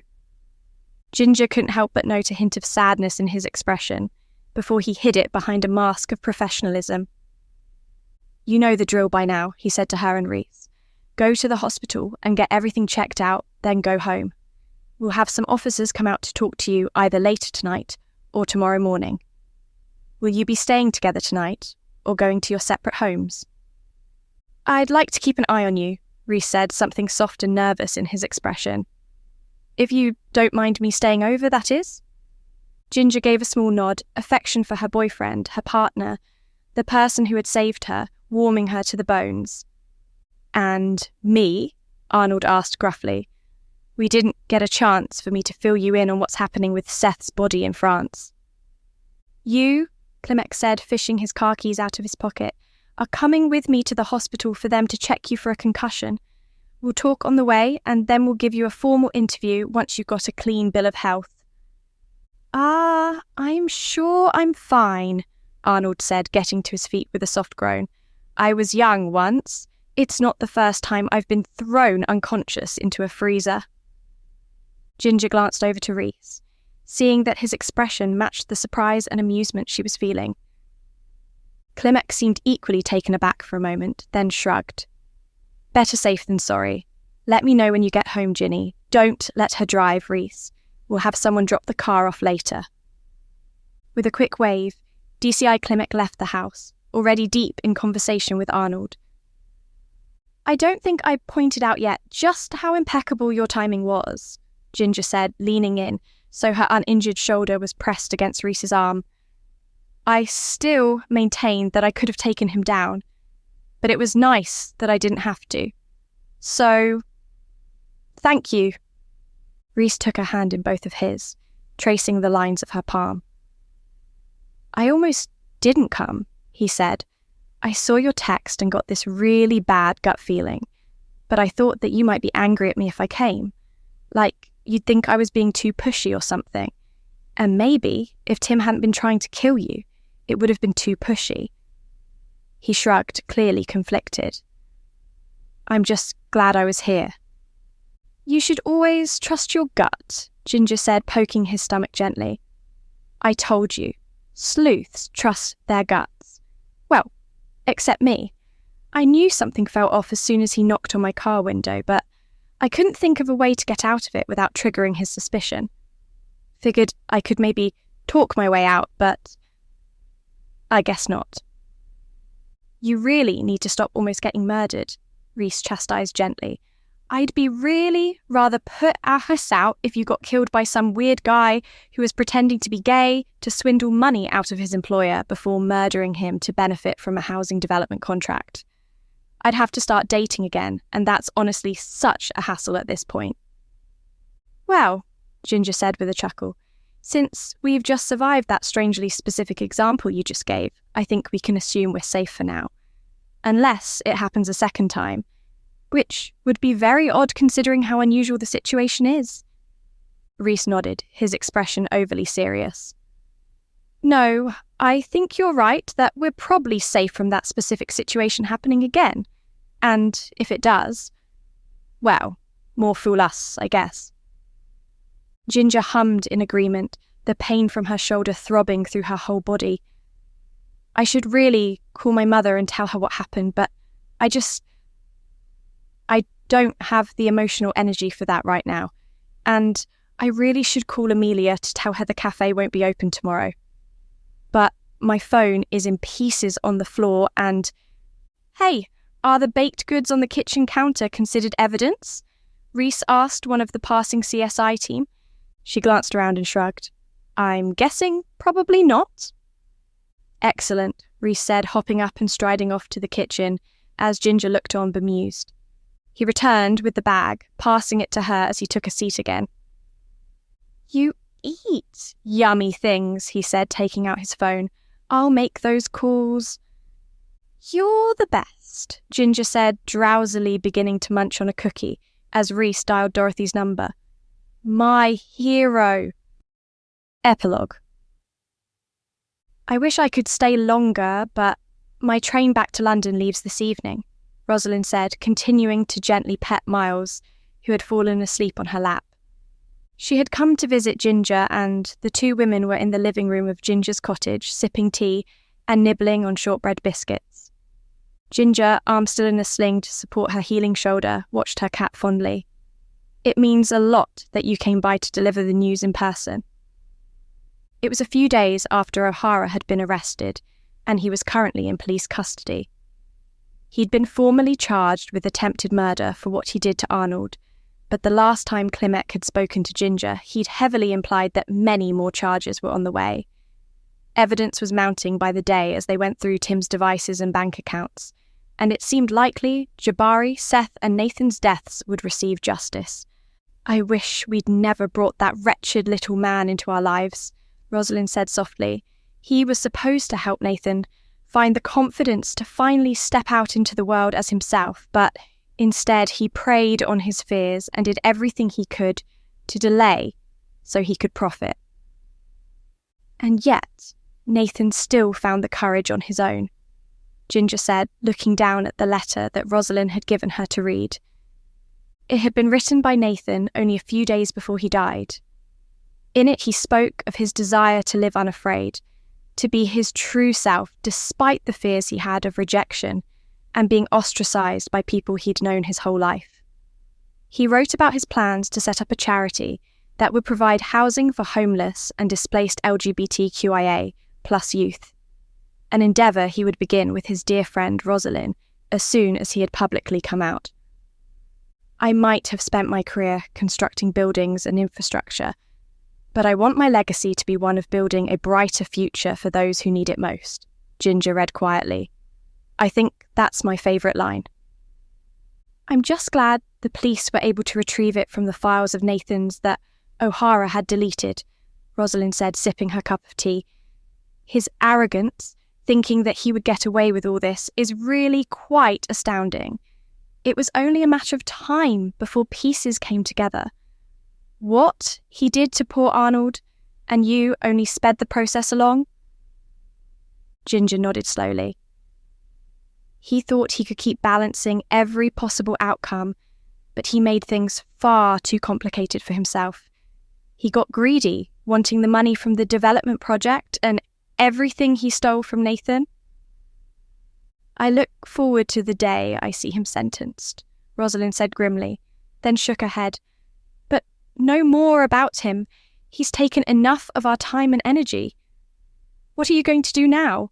Nina chirped, hopping up in Ginger's lap as if to ask the same question. Well, I'm obviously hoping to buy the building where I have the gingerbread house, Ginger said, stroking Nina, in long, slow strokes in time with the cello music floating quietly from the record player. So, right now, I'm saving for when it comes on the market, along with the rest of Nathan's properties, since I know you said he wanted most of his assets liquidated to fund the charity. Rosalind gave a strange little smile, shaking her head. Oh, the gingerbread house building won't be going onto the market. Nathan already had a private buyer lined up. Ginger frowned. He did? Rosalind reached into her handbag down by the side of the armchair, careful not to displace Miles. She pulled out a thin folder, which she passed to Ginger. Another important document that O'Hara tried to get rid of was an updated copy of Nathan's will, she said. He apparently told Nathan that he had filed it with the necessary authorities, but actually never did, since the previous version benefited him more. Ginger opened the folder, scanning the document with some confusion. I think what you need to read is on the 3rd page, Rosalind said, still with that strange smile.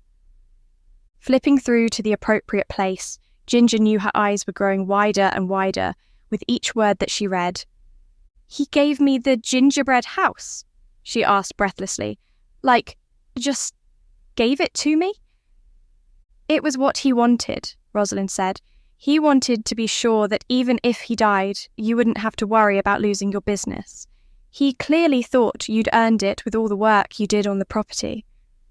Overwhelmed, Ginger could only stare at the page, eyes brimming with tears.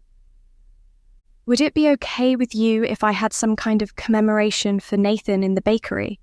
She asked eventually. A plaque or a photo or something with his story, and something about the charity. Tim might have stolen Nathan's chance of living his truest life, but that doesn't mean that Nathan has to be forgotten. Rosalind nodded, her own eyes filling with tears. I'm sure he would be uncomfortable, but honoured by such a thing, she said with a tear-filled chuckle. You were a good friend to him, Ginger, and I know you'll continue to be so. The two women hugged at the door to say farewell, Rosalind pausing by the front gate and turning back to wave before stepping into her chauffeured sleek black car.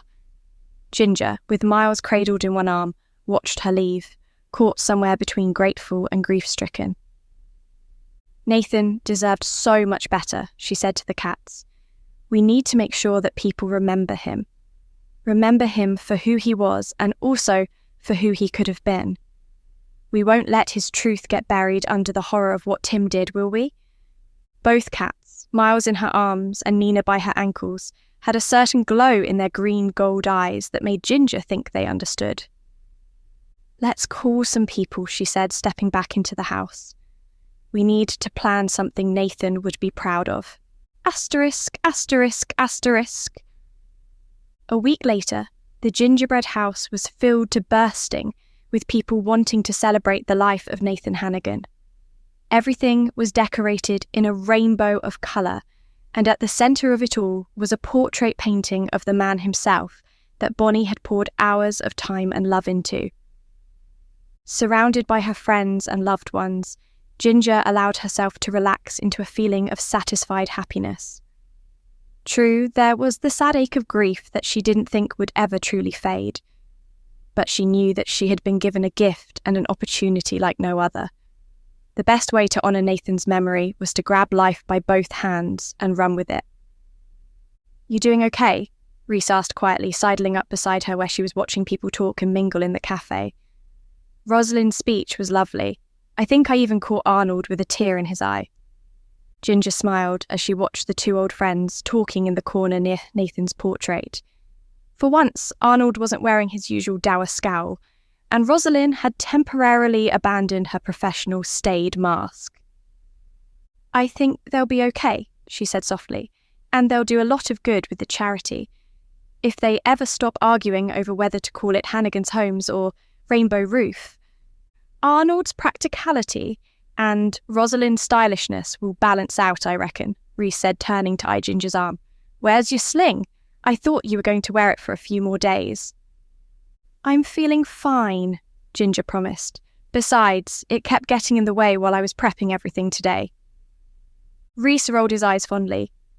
"What are you going to do when Amelia goes back to culinary school in September?" he asked. "You can't keep calling in Dorothy and random teenagers to come help out." "Are you volunteering to become my hiring manager?" Ginger teased, but then nodded. "I know I need to hire more people. It's just a big thing to tackle. I didn't think we'd have to address it for a few months at least, but the bakery seems to have caught the attention of a lot of people." "The bad kind of attention?" Rhys asked, sweeping a few stray coffee grains off the counter onto the floor. "Or should I say the bad kind of attention?" Ginger shrugged. "I haven't looked at the bad website in days and days, so I have no idea. Rosalind put me in touch with a lawyer, so they're monitoring the site now to gather evidence." Rhys smiled, relief visible in his face. "That's good. I'm glad." Ginger nudged him gently. "Were you thinking about going full-blown sleuth on me and trying to take them down?" The chuckle Rhys let out came from deep within his broad chest. "No, I think I've had quite enough of all that after my brief brush with it. Let's just say I'm simultaneously a lot more empathetic of all the times you've been dragged into cases, and also completely baffled over why you would want to voluntarily get involved." He shrugged. "Maybe you've just got more guts than I do." Ginger shrugged. "Maybe. Often it's an accident, but sometimes it's just that I can't let the truth go undiscovered, even if it means taking a risk." The two were silent for a moment, watching their friends and family enjoy the atmosphere of the party. "Maybe that's why Nathan saw you as an inspiration," Rhys said eventually, "after all that time spent in hiding, and then having Tim grind down his confidence under the guise of biding his time. You showed him that living in truth is the best way to live." Ginger sighed. "I just wish he'd had more time," she said softly. "I know." Rhys slipped an arm around her waist, smiling as she tucked in close to his side. "But you're keeping his memory and the truth of who he was alive. I think he'd like that. And I'm sure having his portrait looking down on me every day will make sure I keep pushing on," Ginger said. "Even when I don't want to." Rhys raised his eyebrows in surprise when she gasped in recollection. "Speaking of not wanting to," she whispered, "the cake that Clemek's new girlfriend wants me to make is a disaster. I feel mean for saying so, and I'm going to make it anyway, but it's true." "No," Rhys said, glancing over to where Klemek was talking to Bonnie, as if to be sure he wouldn't overhear. "I don't know what I'm more surprised about, that you're going to make a cake that you think is ugly, or that Klemek has finally stopped making sad romantic eyes at you." Ginger gulped. "I didn't think you'd noticed him doing that." Rhys snorted. "Of course I did. And I also saw you looking very conflicted once or twice when he made them at you, like you were thinking about it." Ginger hid her face in her hands, mortified that Rhys had seen that, even if his teasing tone made it clear that he was amused rather than jealous. "It's like my ridiculous brain won't let me forget the 2-month fling I had with him when I was like 19, she whispered. "I swear, I'm not interested in him. Only you, even when you mess up." Rhys gave a soft smile. "I know. and I feel very lucky that I still have you, even after messing up so badly." Ginger looked up at him, looking into his eyes and searching for that cold knot of distrust that had taken up residence in her heart for a while. But it was nowhere to be found. With a happy sigh, she leaned into Reese's embrace, looking out over her bakery, her friends, and everything her future held. She was going to build something beautiful here. After all, Nathan had been the best of teachers. Scan the QR code or click on the link in the description to read the next book in the series. Share this video with your friend or watch one of the following videos. Subscribe to our channel, like this video, and hit the notification bell to not miss any new audiobooks. Thank you for watching.